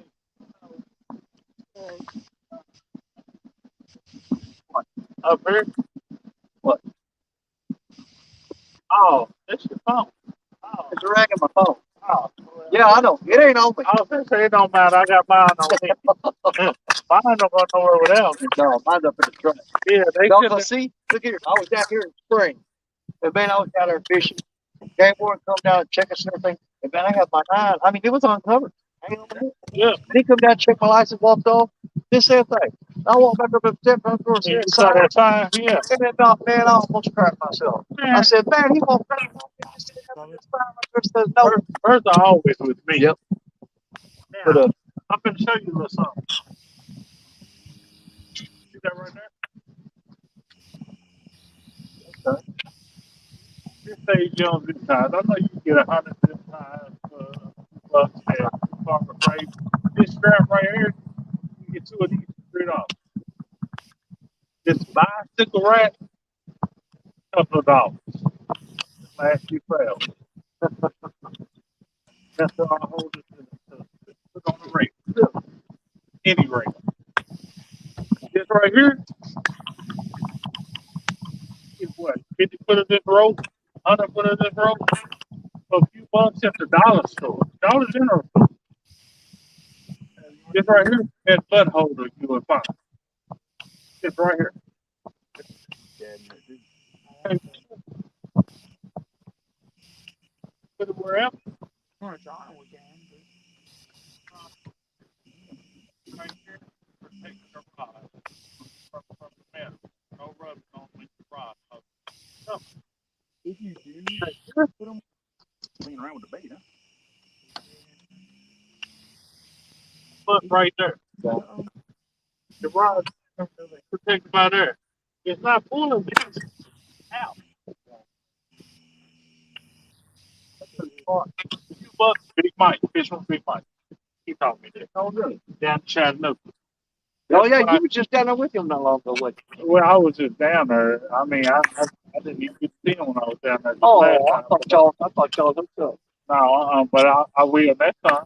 I'm going down there just to spend some time with my brother. Yeah, I see a lot of folks today. It's about fishing, but most of them down there bows, that shoot bows and stuff. Yeah, I mean, but Most of them down there throwing worms. he's right. They're probably over in here catching flathead. There's flatheads all up in this part from, let's see, 1, 2, 3, 4, over, and this way. Okay. And if you cast here, you can put it back over there. But if you cast here, oh, you're going to get big. We're gonna video up the over there. And they going to run straight to that thing. I got a problem. Whatever you put on there, it's going to try to take straight to that thing. You got holes all over this ambush box.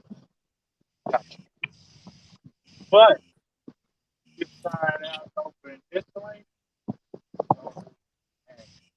I know, man. I'm breaking off left and right up in there. The only way it's not is when there's water. That's the only way it's over here and not get snagged up. But when they're pouring water like that, you're not going to be over there anyway because all this gut water. But to save you rig, save you time and effort, take you one like that white one there, drop him down. Take him, if you're going to do anything, keep this pillar and bring it back to probably about 5, 6. Yeah, I had that on out there.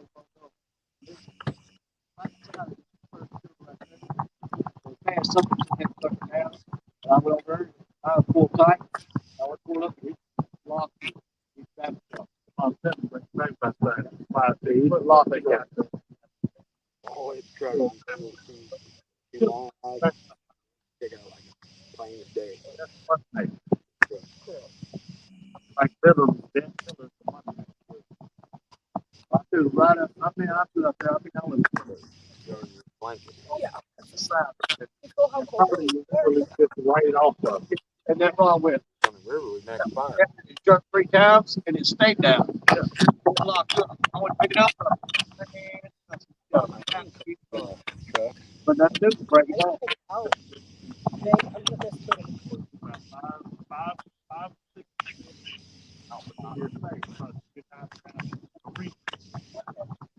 and then over here, just like I said, number 4, this way.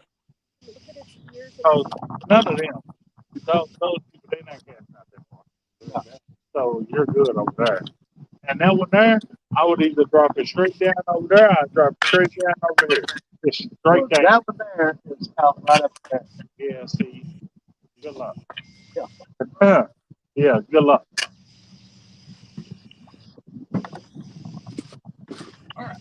I'm telling you, that's just Monday night. I'll get there right here. We'll throw it over. I might do it. Yeah, Whatever. I'll be honest with you. Strong, the heaviest rod over here anyway. All right, set back up, new spot, see what happens.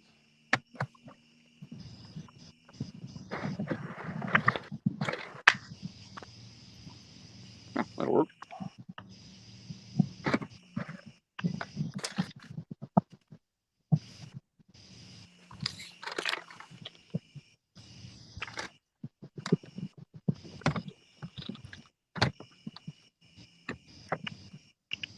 So how you been doing on the chicken?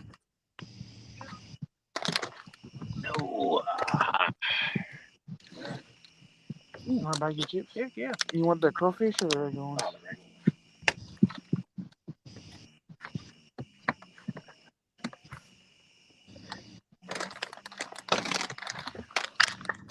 Yeah.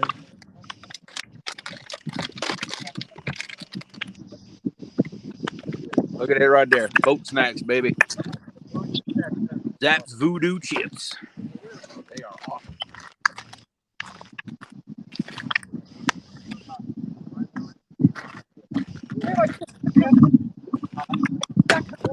Over there.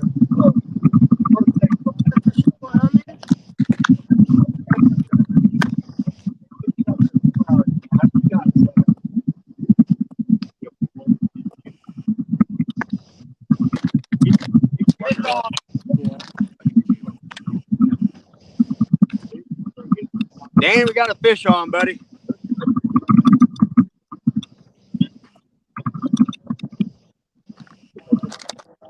All right, solo layout.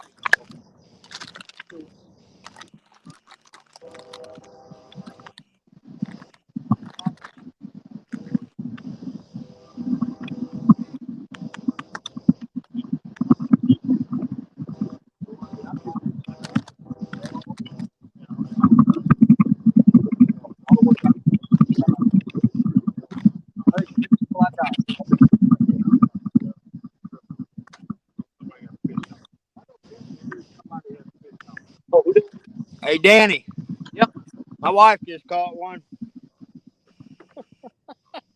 Oh, check it out. It's a baby. Hey, a fish is I a didn't fish. even know I had me on solo. I brought off. Oh, that's a nice little blue. Heck yeah. Good little, big, perfect little eater. Hey, gets the skunk off the bank. There you go. Well, Dominic's over here showing me where I need to throw at, so I got to get Black Betty rigged up and get her out there. All right. Because I'm fishing in his backyard today, so whatever he tell me, I'm going to pretty much go by. Well, tell him when he's done with you, come show me where to fish. I ain't having much luck.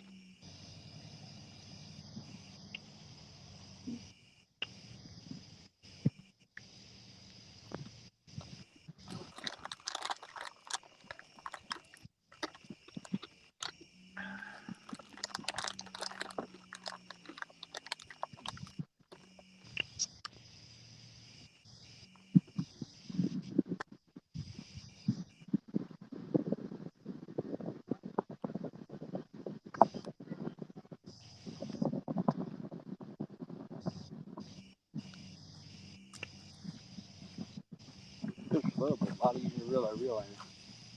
I think we left it with It really was. Yeah. you hung around, I think. Let's get a picture too.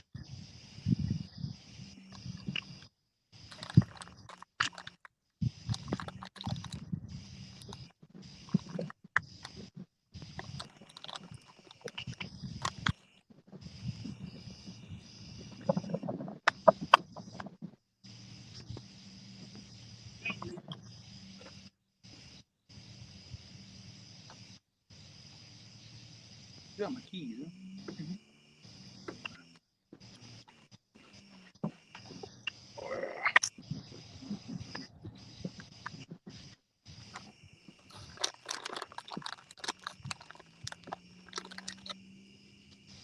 huh?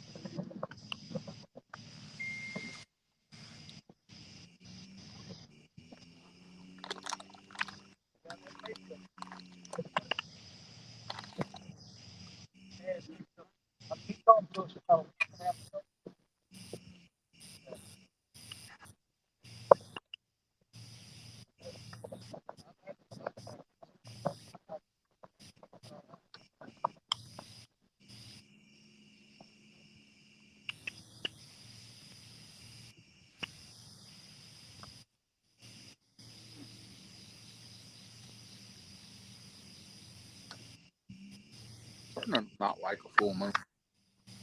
You know that? Yeah, they don't bite as good. Yeah. Or Last time we were out here in a full moon, we had trouble. Remember? Yeah.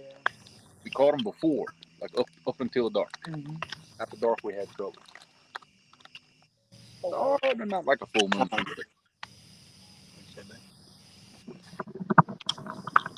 28 people still in chat. I appreciate y'all, guys. Trying to find the fish.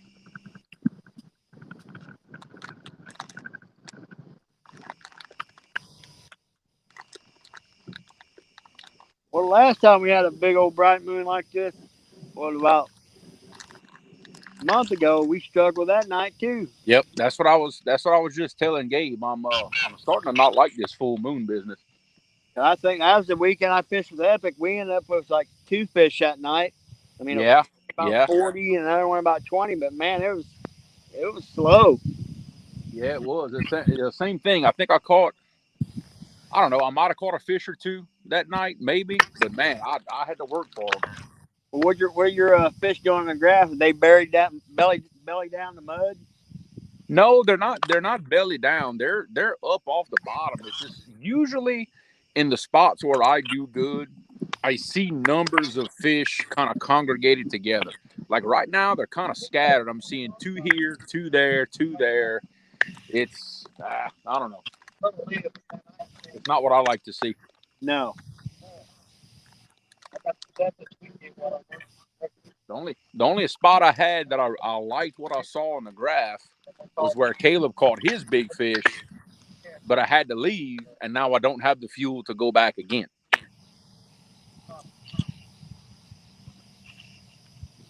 But oh well, that's how it goes sometimes. Yep. But we got that one though. That's what's important. We got Yes, that. it is. Well, both you boys have caught their PBs this year, haven't they?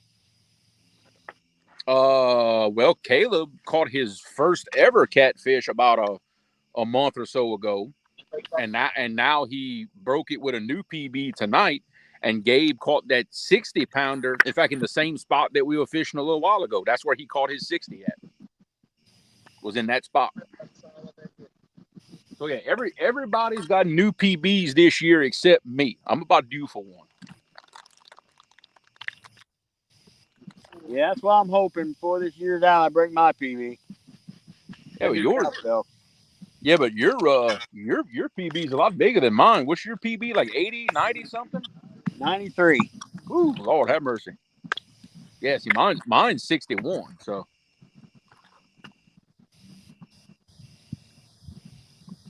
but I've got a few members of the family who have bigger PBs than me because I let them reel the rods in. Well, the best fish so far this year, well, it was our very first episode, that 85-pounder. Yeah. So far, my biggest this year, I think was that 52. I think that I caught during the 1-versus-1. Yep, remember that? Yeah. I think that's my biggest this year. But Dad caught a 64 a couple of weeks before that, in that same spot actually.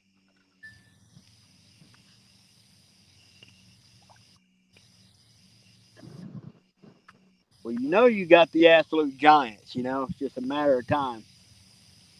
Well, what I need to do, like right now, I'm fishing in the Atchafalaya. The fish are isolated from the Mississippi River.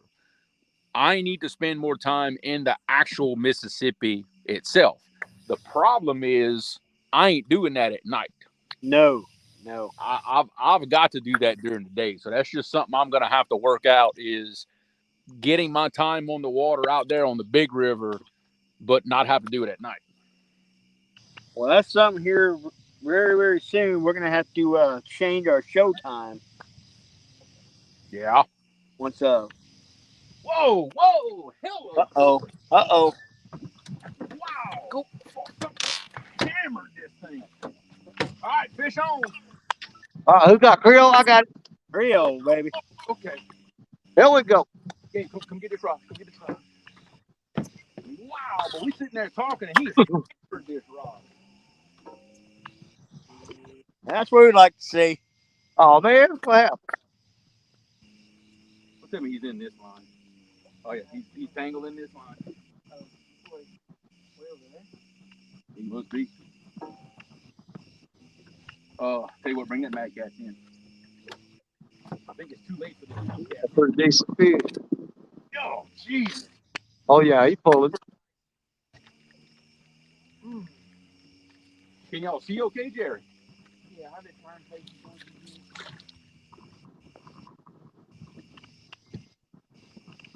Oh man. Yeah, I'm Hey, about good one. an hour anyway. It's so hard. Really not that big of a fish. I mean, he's nice. He's not. Well, I'm probably dragging the other reel or something. Oh yeah, look, he's tangled in the other reel. Nice fish though. All right, I need to get back here. But I can't. Too much stuff. I can't get back here. All right, here we go.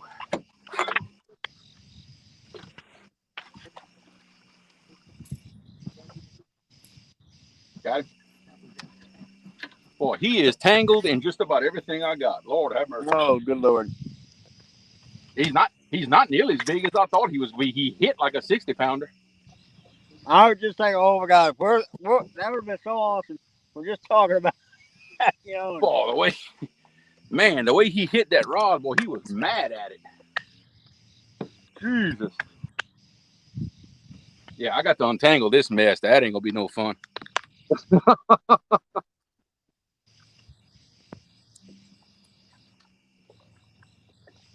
tell you what, if y'all want to take me off solo for the time being, it'll take me a little while to sort all this out.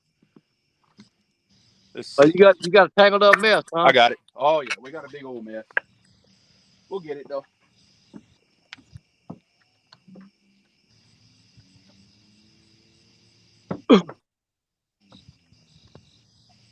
Well, Guerrero, that makes, I think, 3 for Creole and 1 for Parker's wife.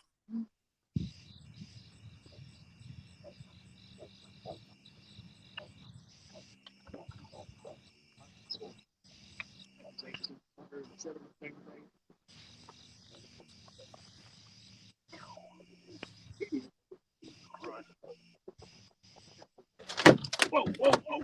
Okay. Well, he can break out them fish grips, I can tell you that. All right. Well, I'm sure they were. Ow, ow. Man. All right. There he is, guys.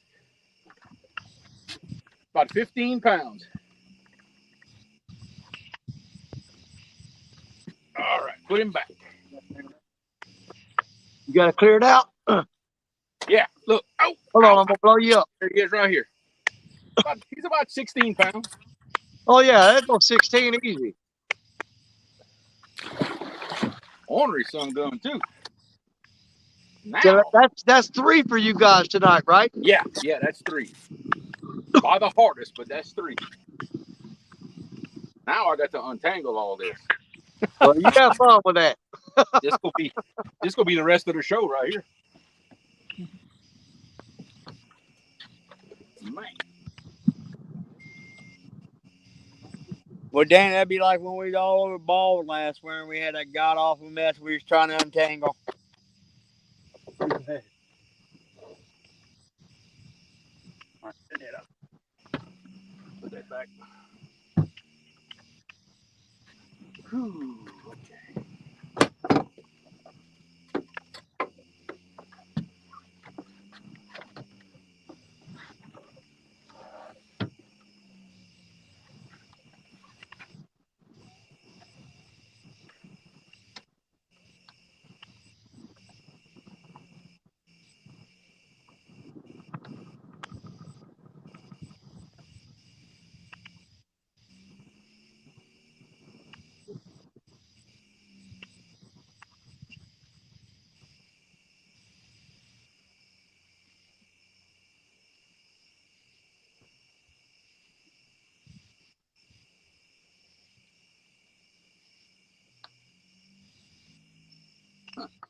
Actually, you were right. I don't think it's that bad.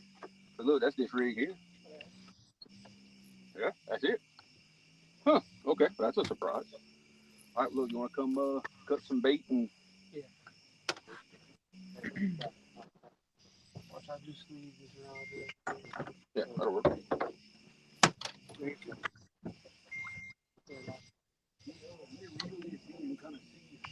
Was that a flicker or a shag? That was flicker.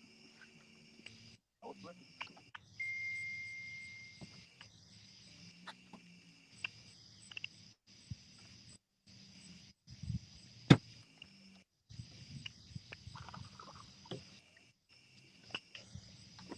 He's messenger, honey.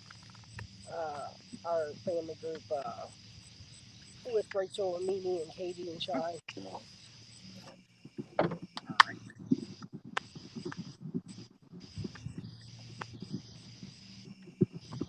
They messenger back like a kitten. I was.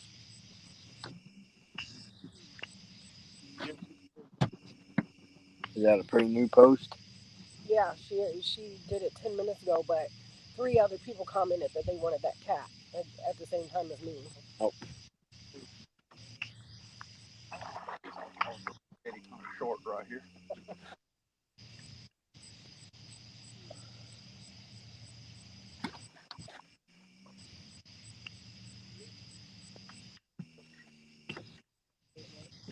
My throat is. Throw this.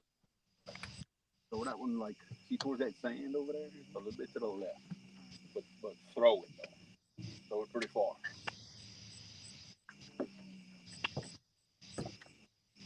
right, this one's baited, ready to go. Yeah, it's ready. Okay.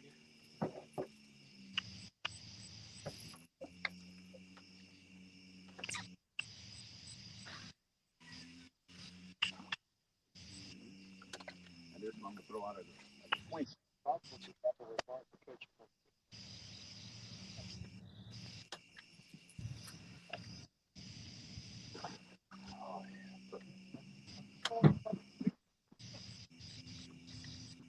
the outside ones are really far. Look, this one get hit already, Gabe.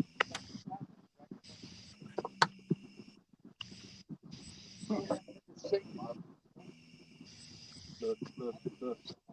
Hot dang, we might have another fish on. Come on. Look, this one's yours. Shoot, I've been reeling in fish.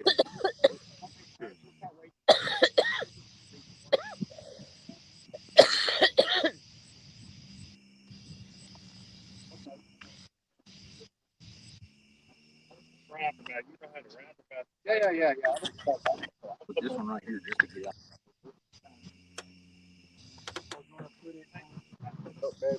No.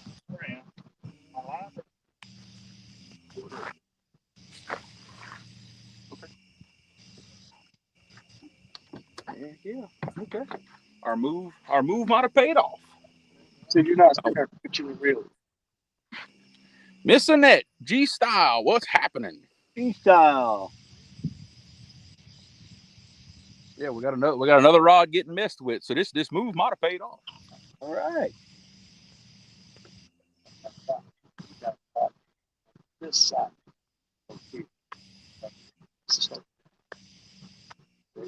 Wait. I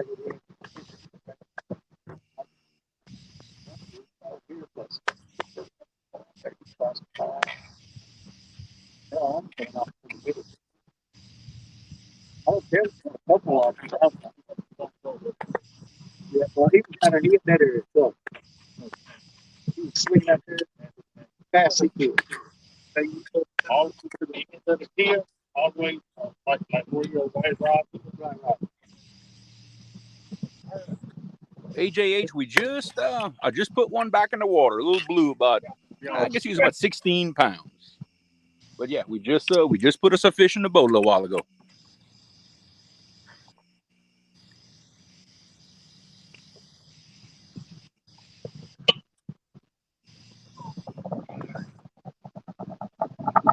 Fish on, Danny. Oh, that's what I'm talking about. All right. All right, Danny got the solo. Oh, Black Betty. Black Betty's doing work.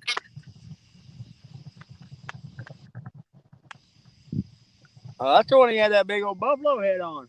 Yeah. Oh, that's right. That had that donkey bait on there. I like the way this is looking, Jerry. Yes, sir. Now, you see how funny that is? We both went all that time with no bites. I get a hit, and now 2 minutes later, Danny's hooked up. Yep. Well, my wife just caught that little bitty one. Yeah, that's right. Yeah. So you could just say 3 fish in a row for all of us. Funny how that is. And we're what, 800 miles apart? Yeah. At least. In 3 different states. Yeah, that's right. We all fishing under the same big old moon, though. Yep. Well, Gabe, I told you could have it, and he quit biting, didn't he? Yeah, he quit biting. Look, reel that rod just a little bit to kind of load it up, I guess. Well, good thing Dominic showed up with the pier net. I just want to make sure he wouldn't put no slack in it. Oh, yeah, I know. Good thing, right? Looks like a pretty decent fish.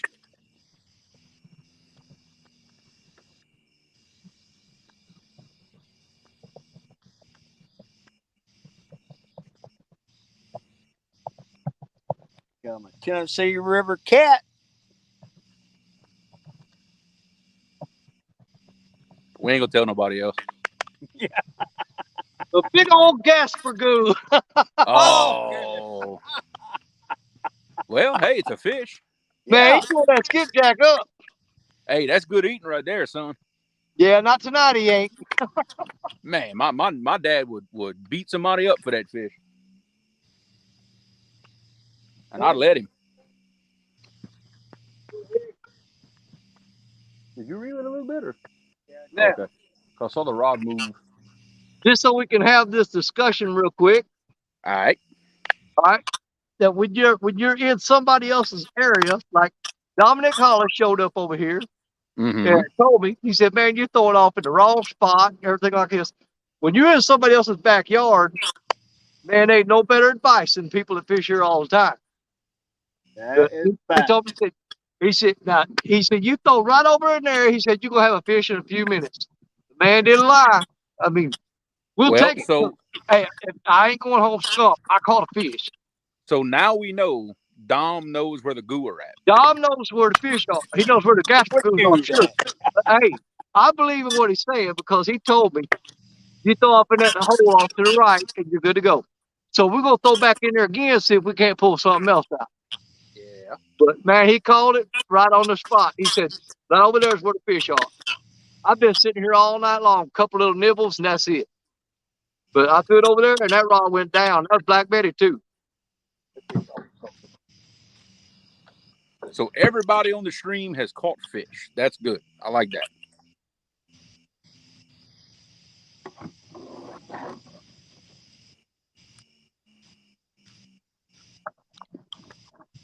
You doing that, game? You need to quit messing with that rod. You're playing with my emotions. Every time you touch that reel, I look at it like, ooh, ooh, ooh, but it's you doing that. Leave him be for a little while.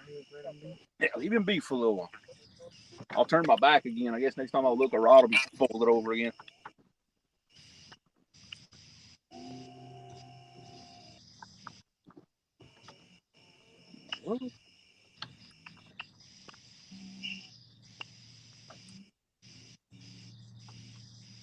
But the trolling motor didn't know what to do for a second.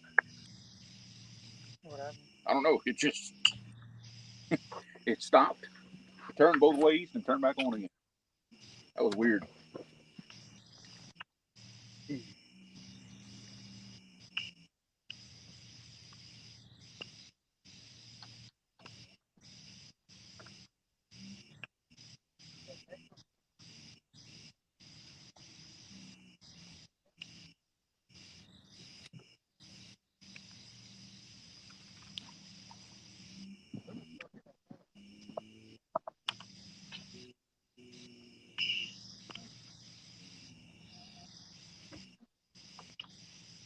I don't know. That next shot,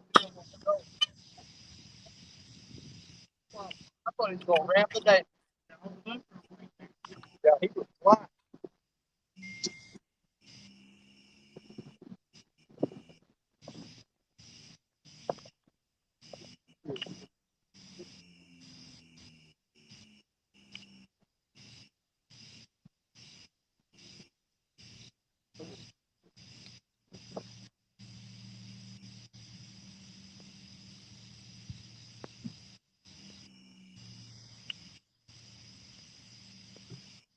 guess I could adjust the light to make it shine a little more like back there, huh? We can see pretty good, huh? Yeah, we can see.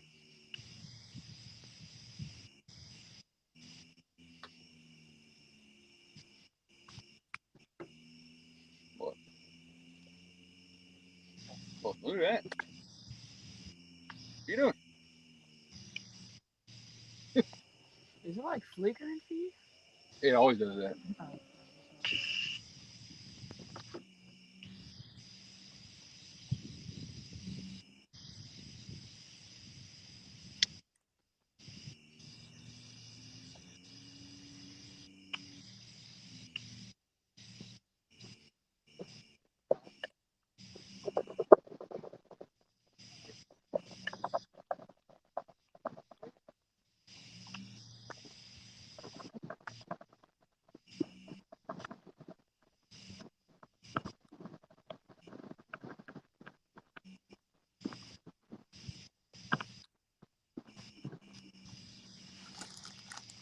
Well, I guess that was one of the fish that I marked.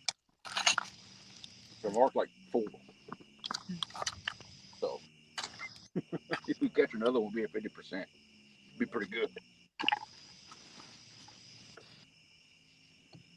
Yeah, you catch half the fish you mark, you do pretty good.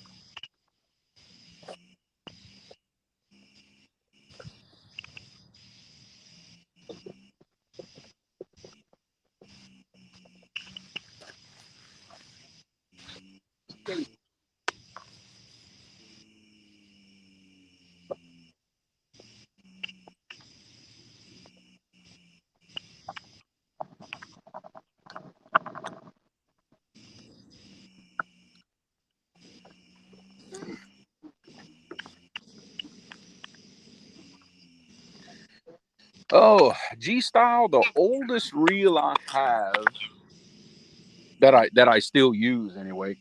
I have two pin warfares that are two Gabe, they're what, 2.5, 3 years old? About. Them first warfares that I bought? Because I didn't have this boat yet. No. Yeah, I bought those before I bought this boat, and this boat's 2.5 years old. So yeah, I got a couple of pins that are I'll say 3 years old, maybe 3.5, something like that. Well, I Like tell one you of what, Jeremy, that pin warfare I got not too long ago, I'm absolutely loving that reel. Yep. The only trouble I've ever had out of some warfares is, and apparently it's a common problem because about half of mine I had to do that. It's like the little button for the bait clicker. It Yeah. doesn't stay disengaged all the way after a while, and it's like when you cast it, the bait clicker stays on, but just a little bit, just enough for you to hear it. So what I did, I just pulled the little tag out for the bait clicker. Like I don't have bait clickers in any of my warfares anymore because I had two or three of them do that to me. It's like the little slot in the button gets wore out over time. Okay. So I just pull the cover off, pull the little pawl out, and because I don't ever use that anyway. Man, the only time I ever use my clicker if I'm using like a big river style hook with a big live bait when I'm flathead fishing. Oh yeah. I could see it for that. You Yeah, know, I they don't miss I a don't ever. flathead. They'll take a bait, they'll go through a little bit, they'll stop, then they'll get that bait position a little better, Yeah. then they'll go. Now I will say this though. After having all of them apart, this past winter when I went through all my reels, that pin squall. I always thought the pin squall was basically the same on the inside as a warfare. That pin squall is much more real in the guts. I will tell you that.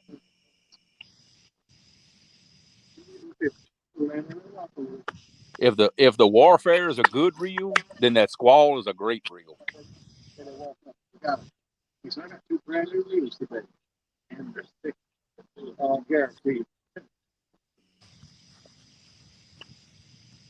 Well, AJ8, you're not far off. Black Betty is a 16-foot surf rod, and that is for casting distance. The longer the rod, the further you can get it out there. That's why he's got a 16-footer. He can haul those baits out there. Because when you're a bank fisherman, distance is everything. You got to be able to get out there to them.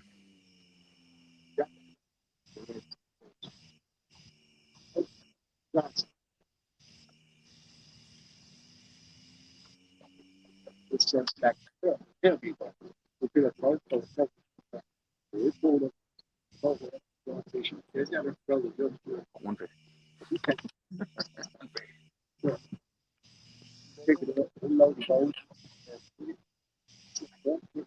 At least you can see pull up in a spot. Okay, I caught a fish here. Better than nothing.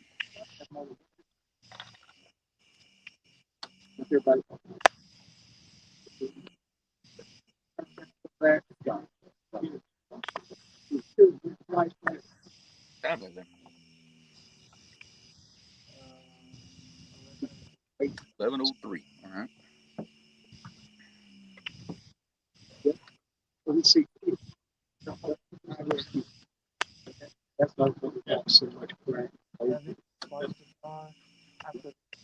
No, no, I don't. This was the other spot. Yeah. None that I can get to. Yeah, none that I can get to. Plenty of other spots, but can't go there.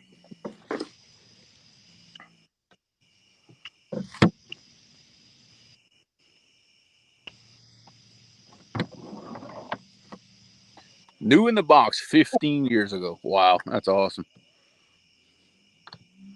Now, don't get me wrong. I've got some old reels, but I don't use them for anything. They just basically sit at home and look pretty. That's all they do. I've got an old. It was given to me by my dad. I've got an old green Ambassador 5000D from I don't know from the 70s sometime. Yeah, that thing it'll never come out with me. So I had to have a slide to switch down the pressure. But that's Let's see. Let's see. G style owning a boat. What is something you've got to have on the boat? There's a lot of stuff I've got to have on the boat. I ain't gonna lie. I mean, really, as far as me, that graph, that sonar, that is so important to how I fish and the way I do things. I can do without it, but I don't want to. I don't ever want to. It's just it's too important for targeting fish. So I'd have to put that right there at the top of my list. And this GPS trolling motor, this Tarova, that's a very close second. Because the ability to just sit there and spot lock and hover over places that I can't throw an anchor, that has caught me a lot of fish that I probably wouldn't have caught otherwise because I wouldn't have ever held my boat in that spot. So between my graph and my trolling motor, that's very important tools for me catching fish. Very important.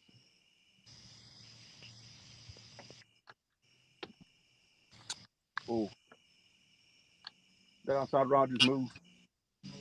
One. I thought I saw it like go down and come back up. Of course, the boat was moving a little bit. Maybe I'm getting antsy. That rod moving next to it kind of messes with me.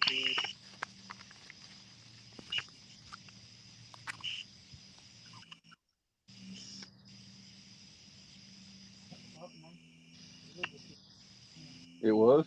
Oh, okay. Okay. We'll just keep your eye on it. Let's see.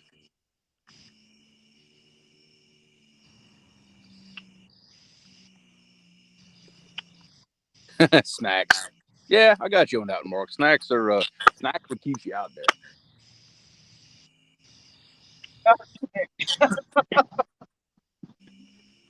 man, I tried to beat the ball. I said, I'm just going to hit that. Next day, I'd be like, oh my God. G style, no. I have not a single issue with my Tarova. Um, the only advice I'll give you if you're looking at one, whatever one you think is big enough, get the next biggest one.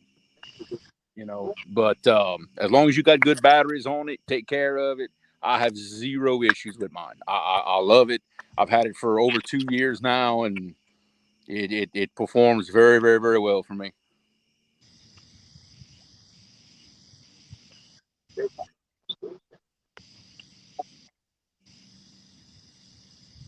I had to turn my camera off.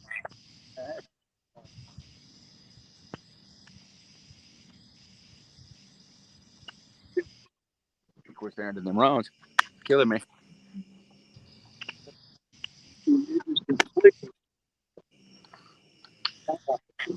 AJH, absolutely. That's all I use is circle hooks. I do not use. The only thing I use J hooks for is bait fishing. That's it. But when I'm catfishing, I am 100% circle hook. Yep. Love them. Amen. My days of setting them hooks are over. And y'all that are not real familiar with circle cook, nailing them Yep. is night and day. Oh yeah.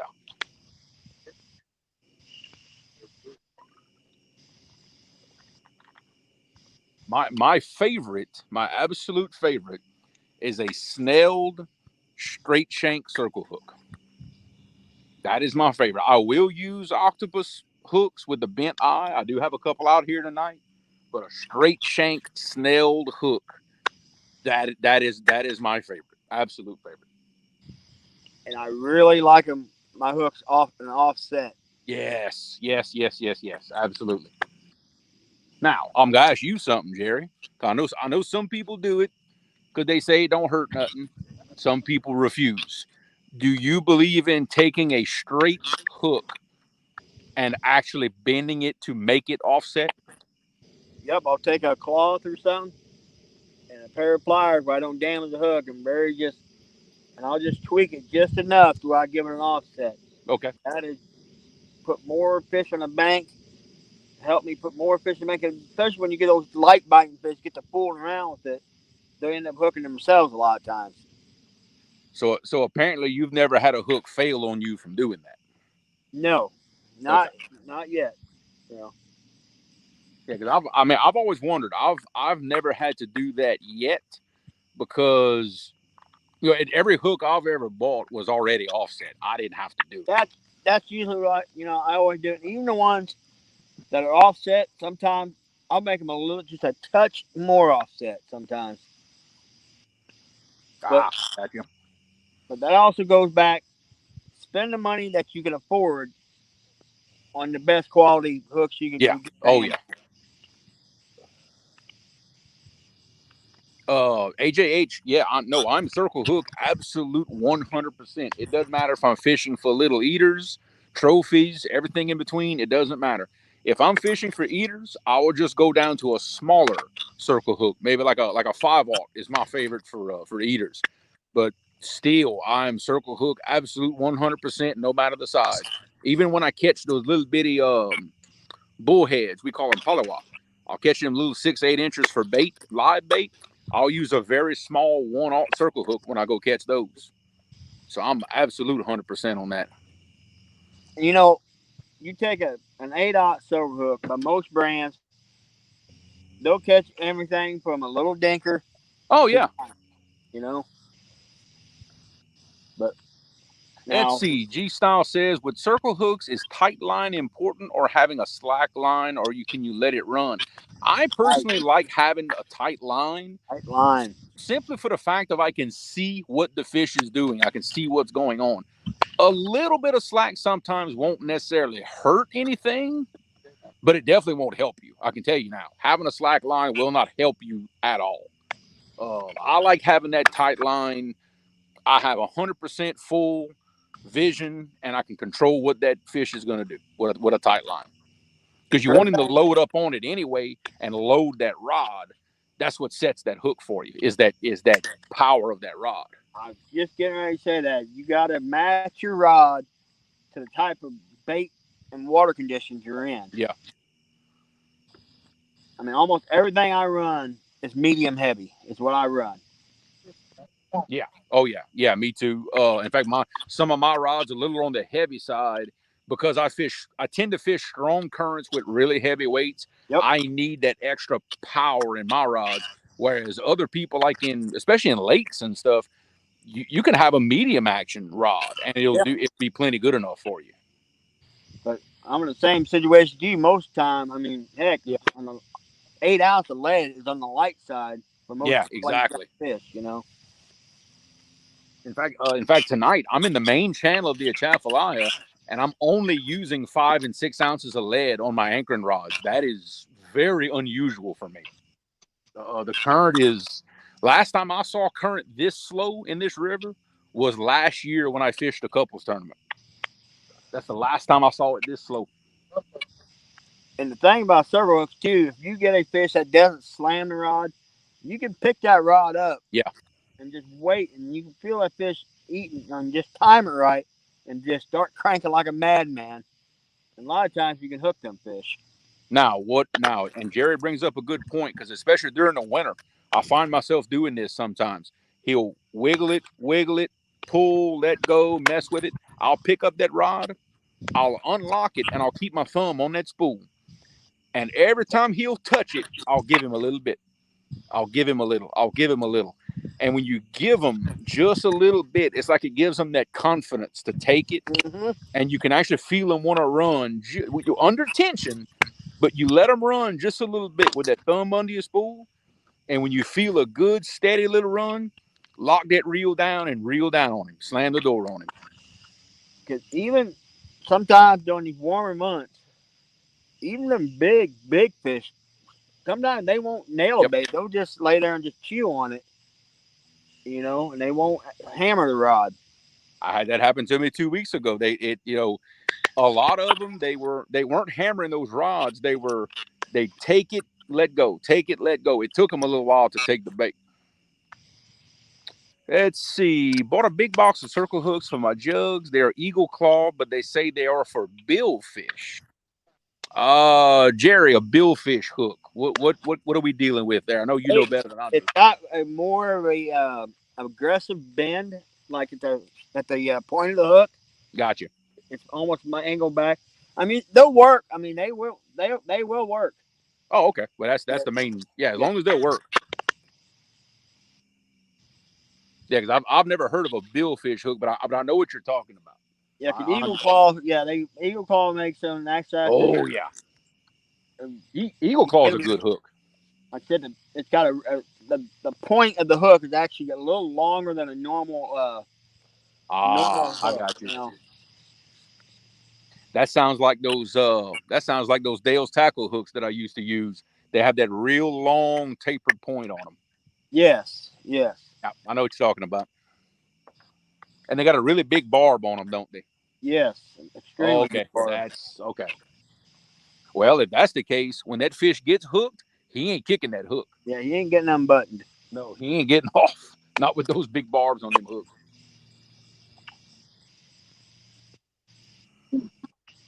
Oh yeah, so especially for them jugs, you should be good to go. Oh, circle. I probably this year. I'm gonna be back on it. That's and then You can pull the bait off that rod. I know. Pull it in, let's check it. What we need to do? Because remember one time we were fishing on krill, we didn't know. Not that one. Number two. Remember that's the one I told you. Hey, watch it. He's messing with it. That was the one right here. That was a party. He quit messing with it. I mean, we can check them both, but I'm more curious about number two.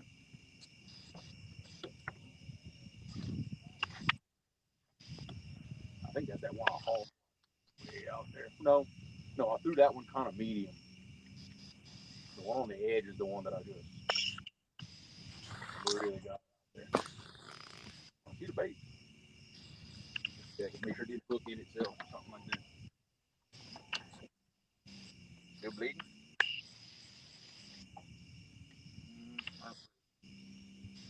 Washed out.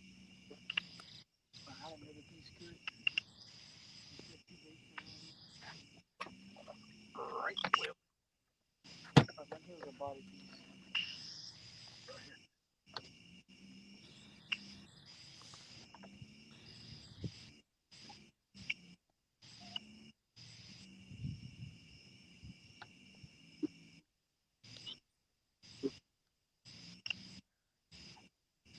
here.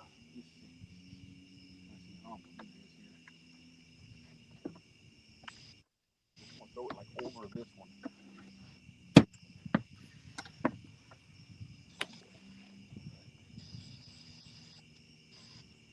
Should be about right.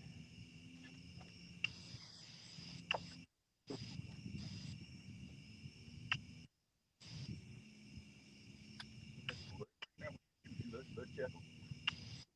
Check the bait. We got plenty of bait. We just couldn't use it.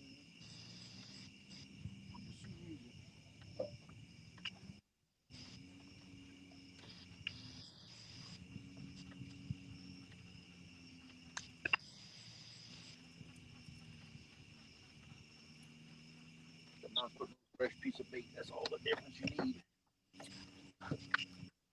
that's how I do it.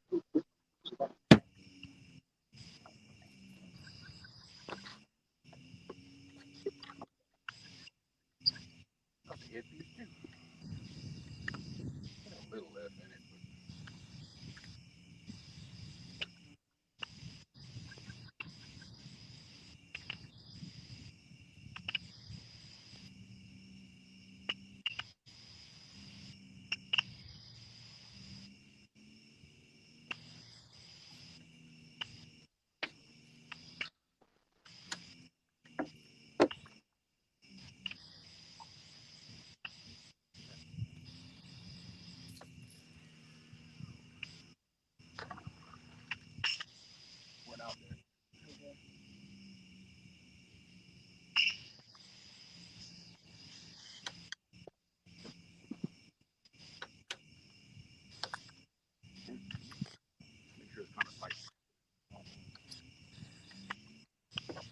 Gotcha.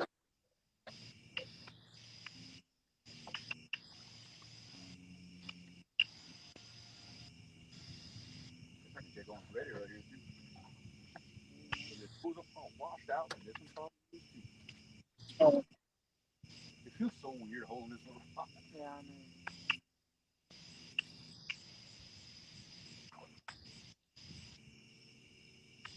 Yeah, you went to the work. Good. Is that shit? Is it? I got my last piece of shit. Good something on it. Yeah. Oh, yeah. I should have crossed this line. But I did.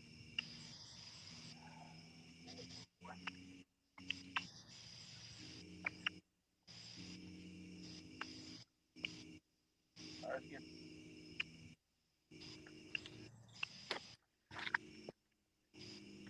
That would be close on.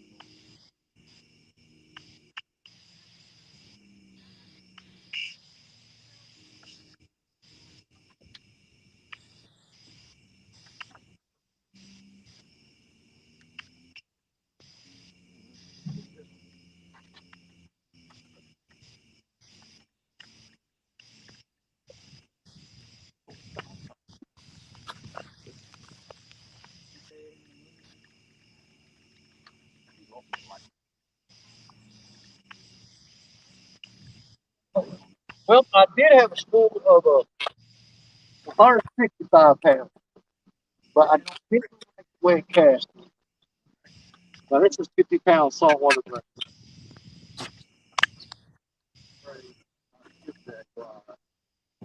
And I put a 1 ounce weight, cast a mile with it.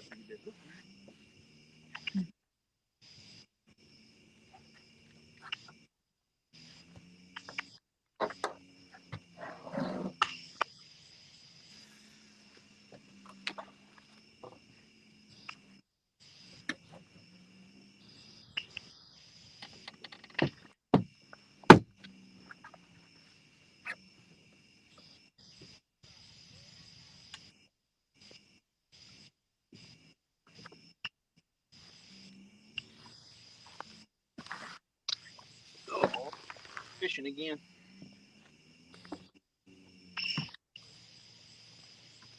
All right, freshened up all the baits. What's going on, D? Hey, we catching a few here and there, D. We've got 3 so far on the boat tonight with a new PB from my son Caleb, 33.4 on the Freddy rod. First maiden voyage, first bait ever on the rod, 33.4. Um, Jerry's got one on the bank, and Danny has one big old drum on the bank. So we've all caught fish. It's a slow bite, but we're making the best of it. Yes, we are. I'm enjoying the nice weather more than anything. Man, Oh it's nice God, out it's here. beautiful. My poor wife's freezing, but Well, I tell you what, I have sweat and overheated enough this summer. So yeah, I hope I freeze. well, it was crazy. I mean, I had to work today, and I mean, I was drenched most of the day. Yeah.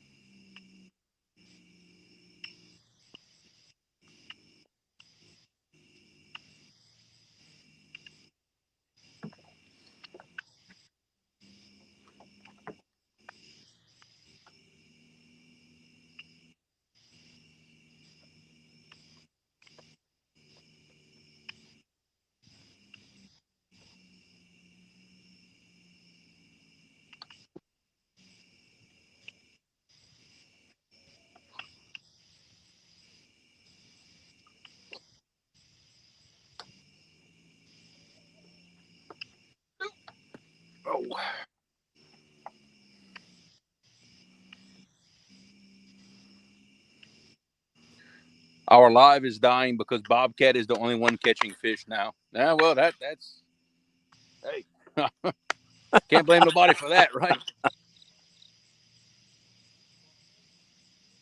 Bobcat's always catching fish.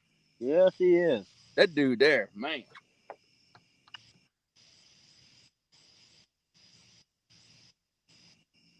You'd figure eventually he's gonna sore lip every fish at that dam.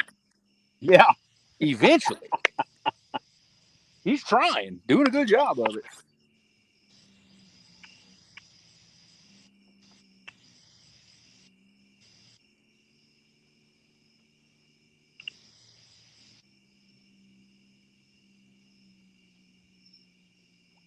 You know, I think I'm gonna walk to the truck and turn on the heat for a little bit. You gonna come back? Yeah. Okay. Hold up. When you come back, bring me water.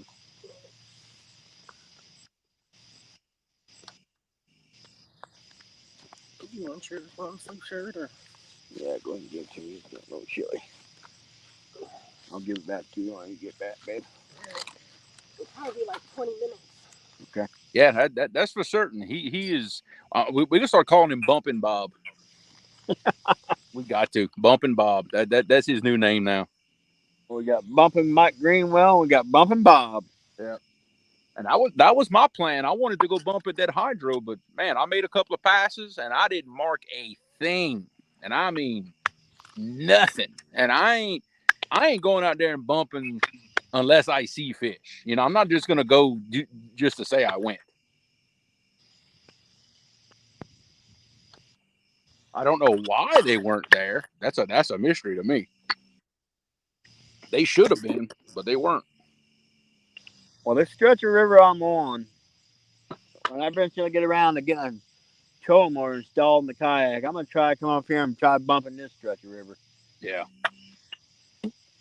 Now, one thing that I've never done, I really don't know why, but like all this main channel of this river where I'm at now, I've never bumped in any of this.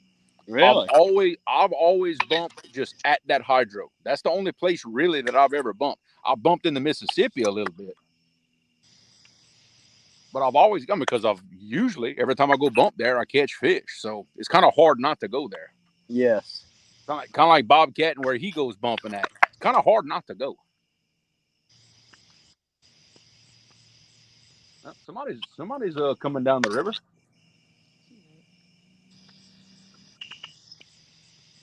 Well, if they can't see me with this big old light, then I just don't know. Yeah. You'd be surprised sometimes. Yeah, well, I imagine that's somebody either running some lines or something like that. They ain't no telling. Yeah, there was a gentleman whenever we got here was just going to put his boat in a boat ramp below us, and he was getting ready to go run some lines. Yeah.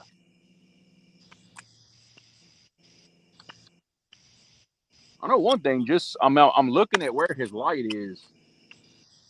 He better watch where he's going. That water's awfully shallow where he's at. I hope he knows that. I don't know if y'all can see the light right about there. Y'all should be able to see that. I don't know if y'all may be able to see that light off in the distance. I don't know.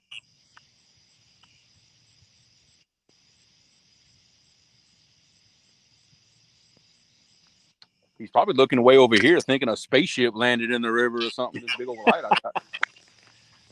Man, a few years back, I was fishing out on a wing dike, and the river was up a bit, so about the 50 foot of that dike was underwater, but you could see the water breaking over it.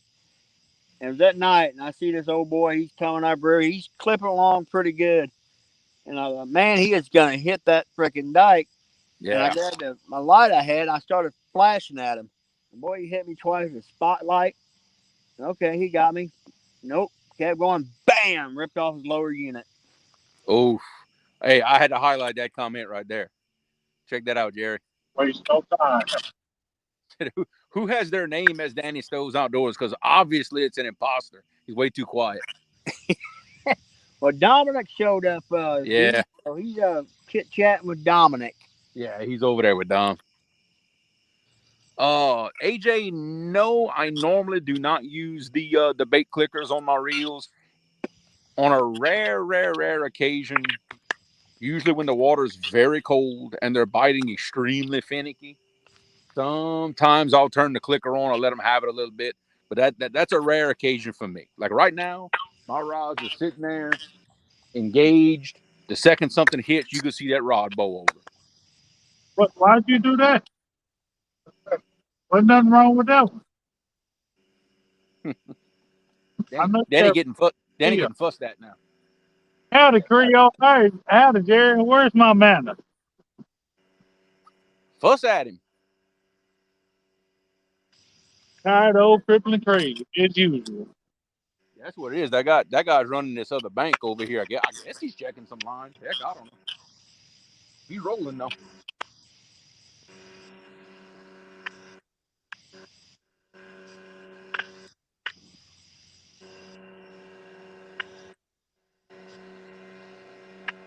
He's probably wondering what in the world we doing out here. Probably.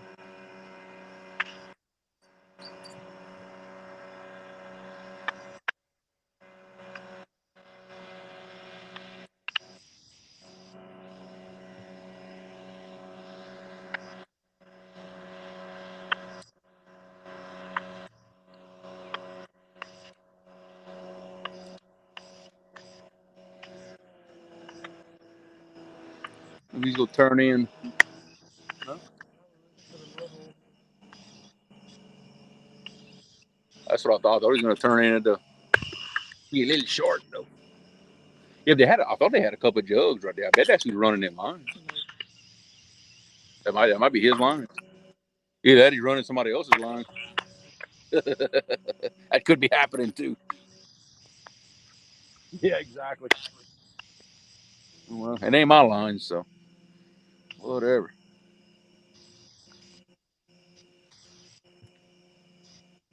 He's still going that way. I don't know. Ooh, sit down. Man.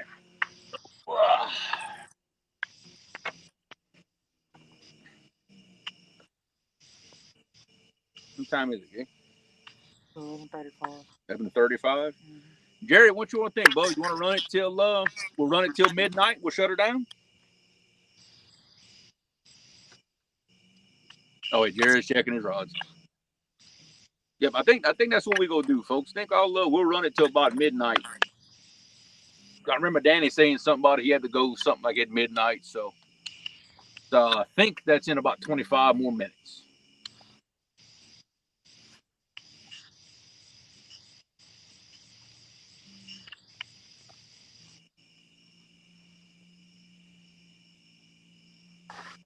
Okay, there he's back.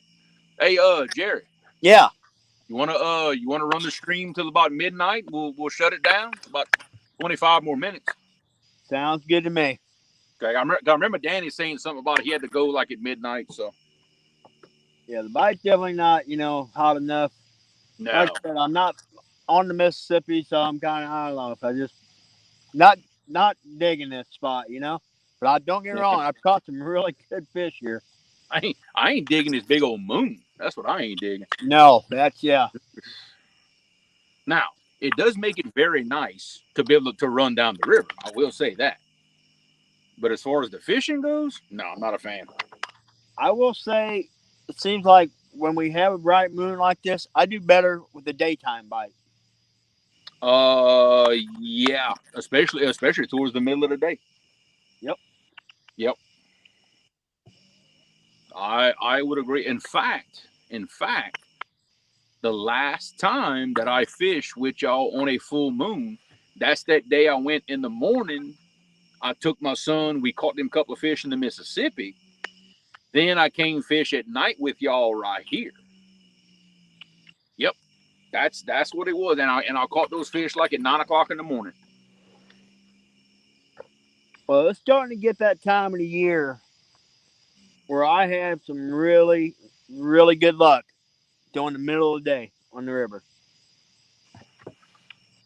I have a lot of good luck during the middle of the day, almost all year. To be honest with you, I hardly ever catch fish right after daylight. Now, Hardly ever.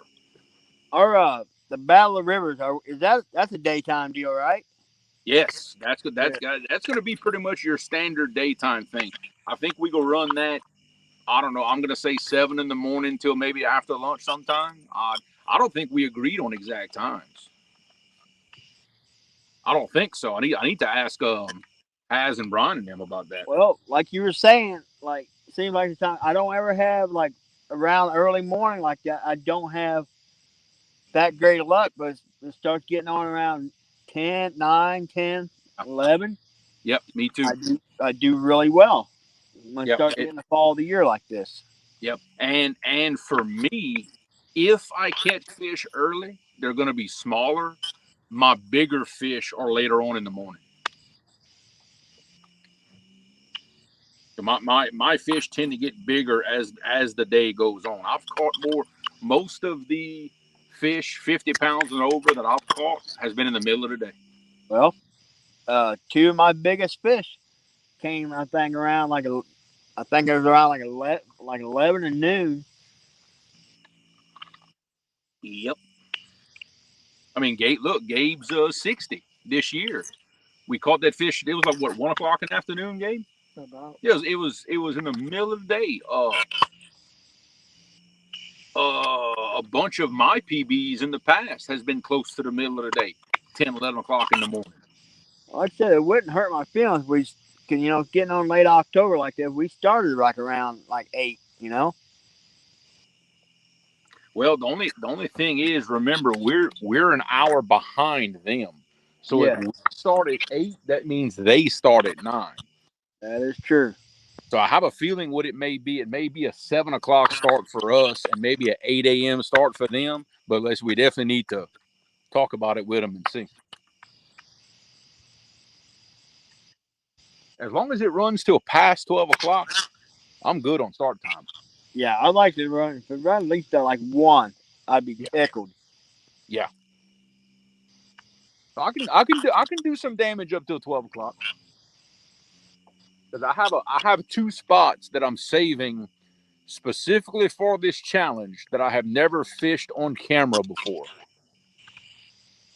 Yeah, I'm thinking actually taking the day off before the tournament, like Friday, and go to my one of my proven spots in the fall to see if the fish are there. But if not, I've got a backup spot. I think will be Now, good. now remember, Jerry, we're fishing on a Sunday. Oh, okay, okay. We're fishing on a Sunday. So that'll work then. That'll So work out so very you're well. you're gonna have Saturday to go scout and go figure things out. But river level is going to make a major deciding Oh yeah, factor right there. it will. Justin, what's going on, brother? Thank you for stopping in. What's up, Justin?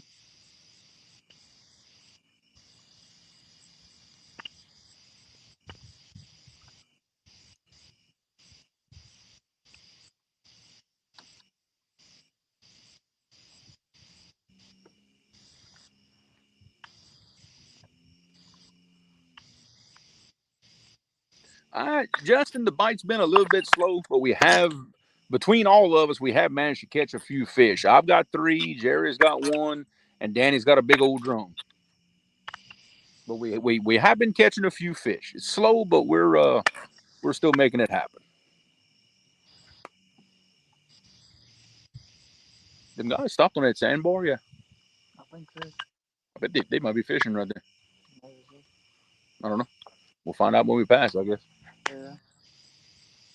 Yeah, Jerry, I am not a fan of the full moon. Not at all. No, no.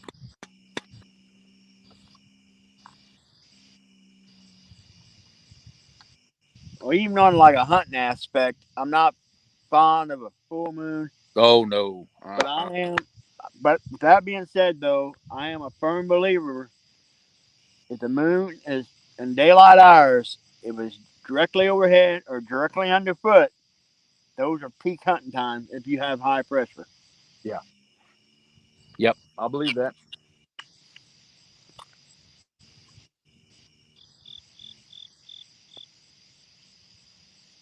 Come on. One more fish. One more fish to round it out. Yes, sir. I'm not gonna get greedy and say a 50. I'm just gonna say a fish. I'll take a 50, but any Oh fish will. yeah, yeah. Every hit I've gotten so far has been on the two rods. I got little small baits. The two rods I got donkey baits on. Hadn't even well. I had one early. He pulled down on that big old carpet just ever so slightly, and then that Yeah. was it. But I don't know if it's got anything to do, but I got a couple otters that been messing around here all evening. Ah, okay, okay. I haven't really thrown any real like what I would call a really big bait tonight. Not really. I mean, I had a couple of pieces that were maybe 4 or 5 inches long, but nothing real big. Well, last weekend I caught that 46 last weekend. I had probably a carbon head bisection. It probably would have weighed about 2 pounds. Oh wow. See, right now is not my time of the year to throw big double hook rig donkey baits. Well, I didn't even have that I'm one not there yet. double rigged. I just had a big old 13-aught circle run to. Oh I'm gonna wow. tell you what, when he lit that rod up, he lit it up. Yeah, my water needs to cool off a little bit before I throw something like that.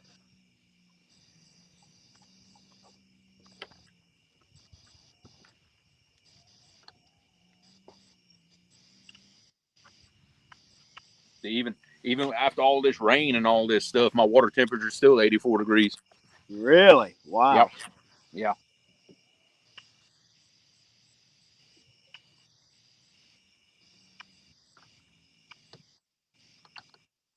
But before the rains, the water temperature was almost 90. It was like 88 degrees in here.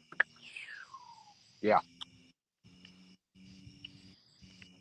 Water gets hot down here. Now, the Mississippi will be a little bit cooler, but not much, maybe a few degrees. But it's amazing. But just a couple degrees will make though. Oh yeah. Oh yeah. See that spot earlier where we caught Caleb's PB at, that's that spot where that Red River water meets that Mississippi water. And I've seen literally in that current scene moving from one side of it to the other, it's a 10-degree water temperature shift. Dang.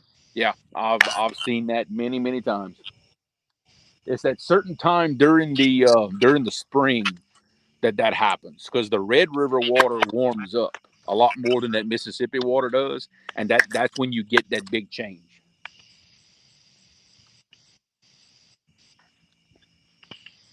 And that can really turn them fish on in the right circumstances. Oh, that 100%. 100%. It's just one of those things. When you know an area good enough, you know what goes on, and you know to catch those things at the right times. Well, just like when you get when you're in early spring and you get a big rain, man, the first thing I do is I haul butt to the estuary where coming in like a creek's coming into the Mississippi.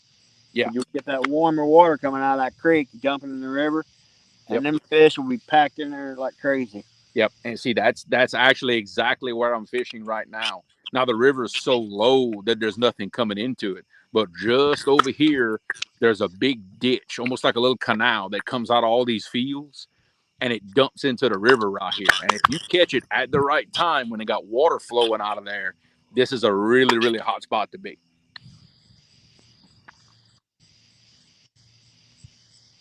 But again, like I said, you got to catch it at that right time where the fish will be there. I've caught some really nice ones right here, under those circumstances.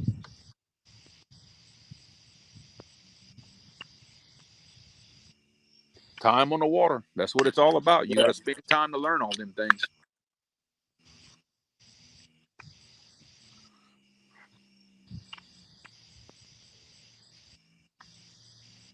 Now, see, where places like this, for me, where it really gets good is not after just a rain, but when the river comes up real high and kind of floods these fields and the river drops again. And that flood water is coming out those fields, man, you talk about these are excellent spots for that. Well, that's where like I've caught some really, really big fish fishing flooded fields. Yeah. And it's bottom ground. If it stays up there, it's been up for a while. Yep. I mean, I've caught some. I mean, giant fish. And I mean, we're talking like 3 and 4 foot of water in these flooded fields. Really? And you can see them out there rolling. Because all those carp, buffalo, quillback are in there Yeah. feeding, and then big cat are up in there feeding on them. See, so far I haven't gotten to the point where I can locate fish in shallow water like that. I've gotten really good at catching them when they're coming out of those areas. Like I find the points where they've got to come out in that one spot, and I've gotten really good at figuring out when they're going to come out, and I catch them in traffic like that. Well, I tell you, like a big eye opener was like when we went to Mendota the year before last. Well, this past spring, the spring before, we were catching these monster channel cat and literally a foot and a half, 2 foot of water. Wow. And you'd be sitting there and you would hear the explosion, see an explosion, and you're like, what's that? Awesome. Wham! Rob just gets slammed. Jesus. I bet that is fun. Oh, well, while he was actually, where he was set up, he was watching them things roll around the surface and he was casting to them. And he was Actually, sight fishing for channel cat. pretty much. Wow. Well, because it's kind of it's crazy. Because, most time your catfish, it's June, Yeah. June, late, mid to late June when they're going to bed. Up there it was May, and they was getting ready to spawn up there. Oh But wow. it's got Cherokee on them. It's that dark, real dark, tannic black stained water with Yeah. that Yeah. black old mud. And that water in there was, you know, 20 degrees warmer than the main lake. Oh, I got you. I got you. I mean, so many of those fish. I mean, I still got a couple videos we need to get out from that trip last year. And these fish were so beat up and bloody from fighting. It was crazy. Really. I just still can't wrap my mind around the idea of a 30-pound channel cat. Oh, I can't wrap my mind around that because I mean the few we even have around here are maybe 3 pounds. well, me, Richard, Stephanie, and my wife fished together this past. In those 3 days, we caught 70 something fish, Oh wow. and the smallest one was 8 pounds. Jesus, that was a small one? Yeah, Yeah. That I think the biggest channel cat I've ever caught in my life was one out of a stocked pond that was maybe 6 pounds. That's by far the biggest one I've ever. Public water like this, 3 pounds maybe. And I've I'll caught probably one channel cat down here. It was flooded water. He was a 30, and up there in wow. Mendota, I've caught. I think it was like 24, 25 pounds, something like that. And I had one the first year we went up there. I didn't have my scale on me. And it was the very first cat I caught up there. And I think that fish was probably high 20s, if not Wow. bigger. I mean, the past, you can say 4 years that I've been fishing this river hard, I can count the channel cats I've caught on one hand and still have some fingers left over. Wow. I hadn't caught but 2 or 3 in the 4 years I've been fishing out here. Which, I mean, I will say most of the spots I fish are high current areas, so I don't get a lot of channel cat. Yeah, exactly. Like I said, most of where I fish, you're not gonna find channel cats in that kind of stuff. But now this particular area I'm in right here, I mean, I'll be honest, I'm amazed we haven't caught any channel cat tonight. I'm really, really surprised.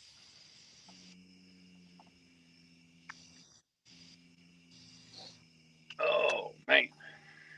In the spring of the year, if a river floods around these levees, you can catch these, I mean, gobs and gobs of big old channel cat, and they will just be gorged with big old night crawlers.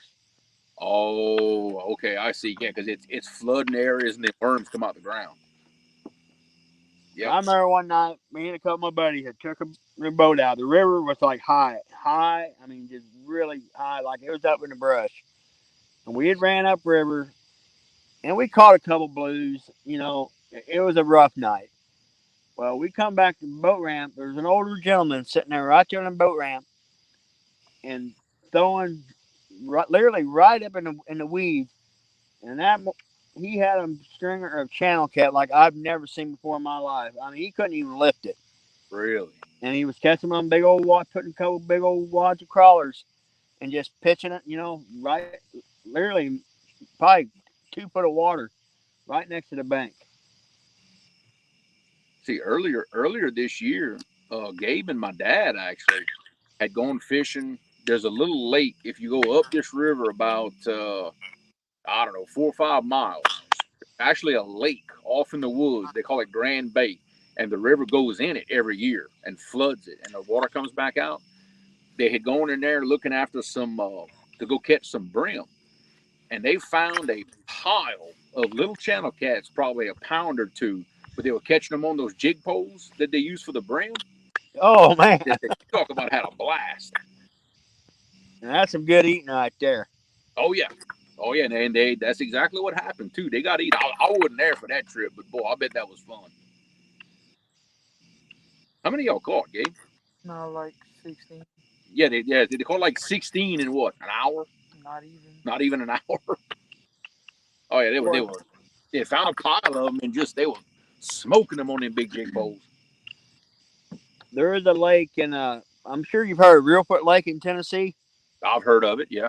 You can go up there. I mean, it's an amazing crappie and bluegill lake, but it is lousy, just absolutely lousy with 3 pound channel cat.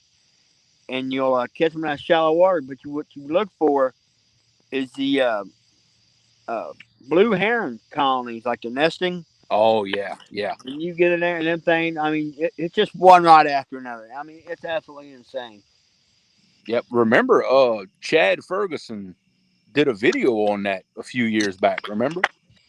Okay. Yep. On that exact thing. He said what it is.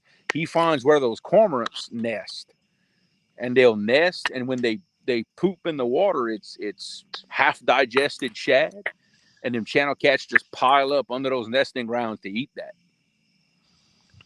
Yep. If you go look at Catfish Edge, his YouTube channel, he's got a video on that exact subject. What's going on, Dave Bozarth? Nice to have you in the chat. There's a creek bottom on some public ground I turkey hunt on, and there's a big, massive colony of blue herons. Yeah. And I mean, I tell you what, it'll knock a maggot off a gut wagon. Oh, I bet. It reeks so bad in that bottom. I bet. But the morel mushrooms I found in there, holy cow! You know why they're there. Oh yeah, all that fertilizer. Yeah, that's right. That's exactly what that is too.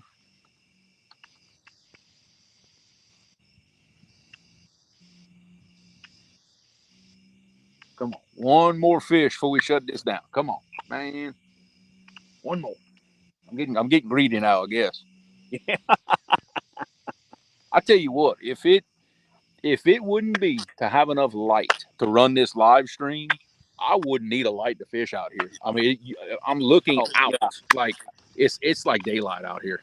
Oh yeah, I could kill my lights and I could see between the lock and dam and the full moon. Yeah, I could see. Oh yeah, I can see.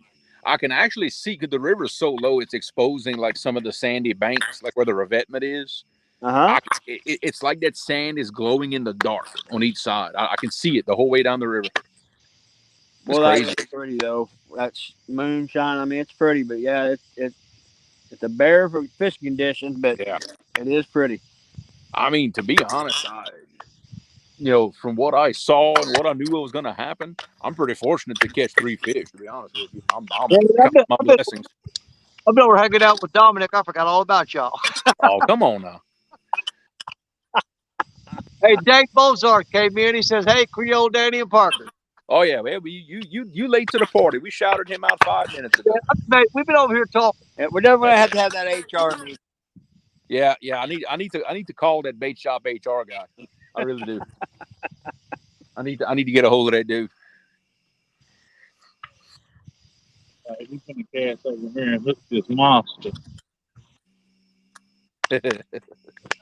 Boy, I am dreading the drive home because You got where we're at is lousy, just lousy with deer. There's no such Oh, thing. that They're ain't good. everywhere in these bean fields around here. Yep. Well, see, around here, they're almost done harvesting all the beans. They ain't got much left in the field. a possibility. Really? Yeah, harvest season's almost over around here. Oh, our soybeans are still green as can be, and the corn's still turning yet. Oh no, the corn's been done around here. They start cutting corn around here late July. Wow.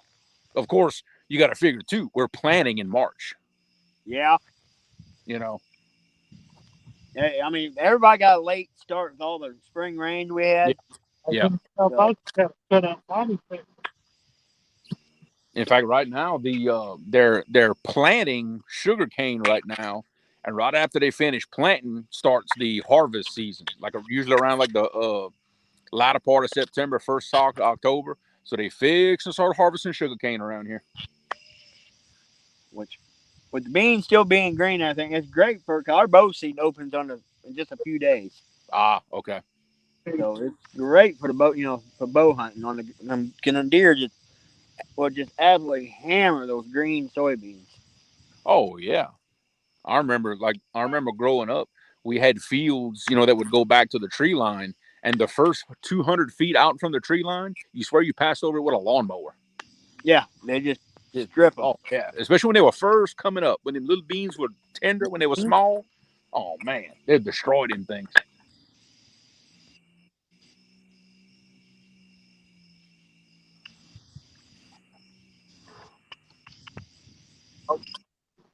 Yeah, we gonna give it according to my clock. We've got 3 minutes left till we've been in here for 5 hours. 2 or 3.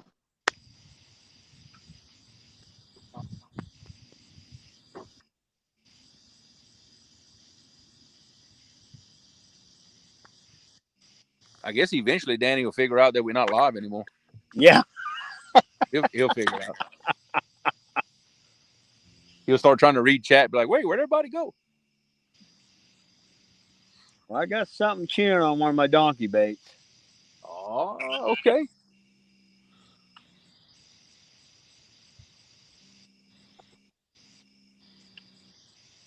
Yeah, Oh, love to put one more fish on the line right about now. That'd be a good way to end it.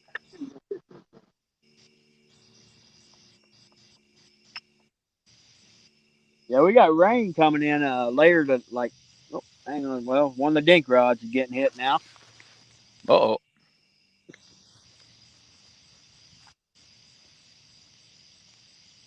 Hey, Yeah, they're David. over David. there. David, you're right. Danny is definitely on a mission. That's what I think. it's not long time. That's not true. Day dragon. I know it, but that's not the point. The point is be respectful.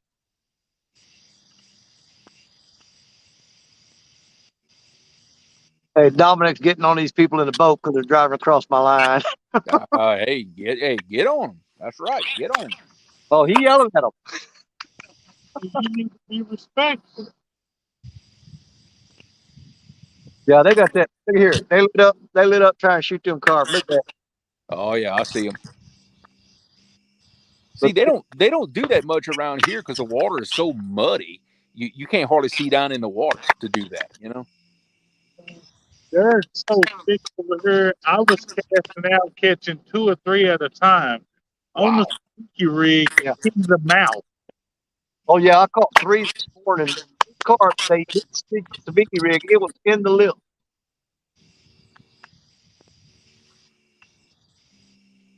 But I was throwing up into the dam, the chutes. I was throwing up in there, and them carp were hitting that Sabiki rig up in the dam. Yeah. Just what I'm saying, if your line would have still been over there, these nice individuals, woo, you know how hard that was. for me to say that. These these nice individuals. Yeah, I could tell that took some restraint. Oh, I had a boat go through here when I first got here, and I was going straight out. There was a boat rolled right through every one of my lines. Oh,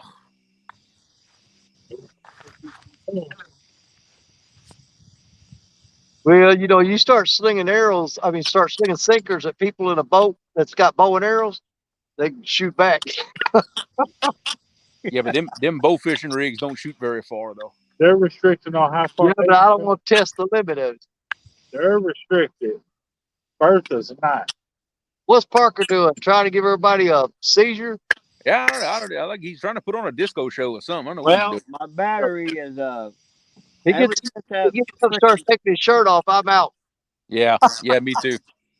well, He ever starts since tripping. I'm last out here. Saturday fishing that pouring down rain, my battery pack has been giving me a fit. Steve Ransom, so far we have 5 fish on the live. I've got 3 blues, Jerry's got a blue, and Danny has got a big old drum.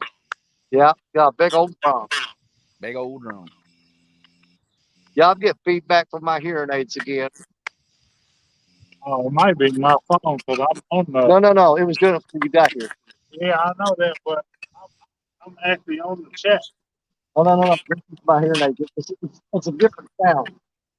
It's in my ears.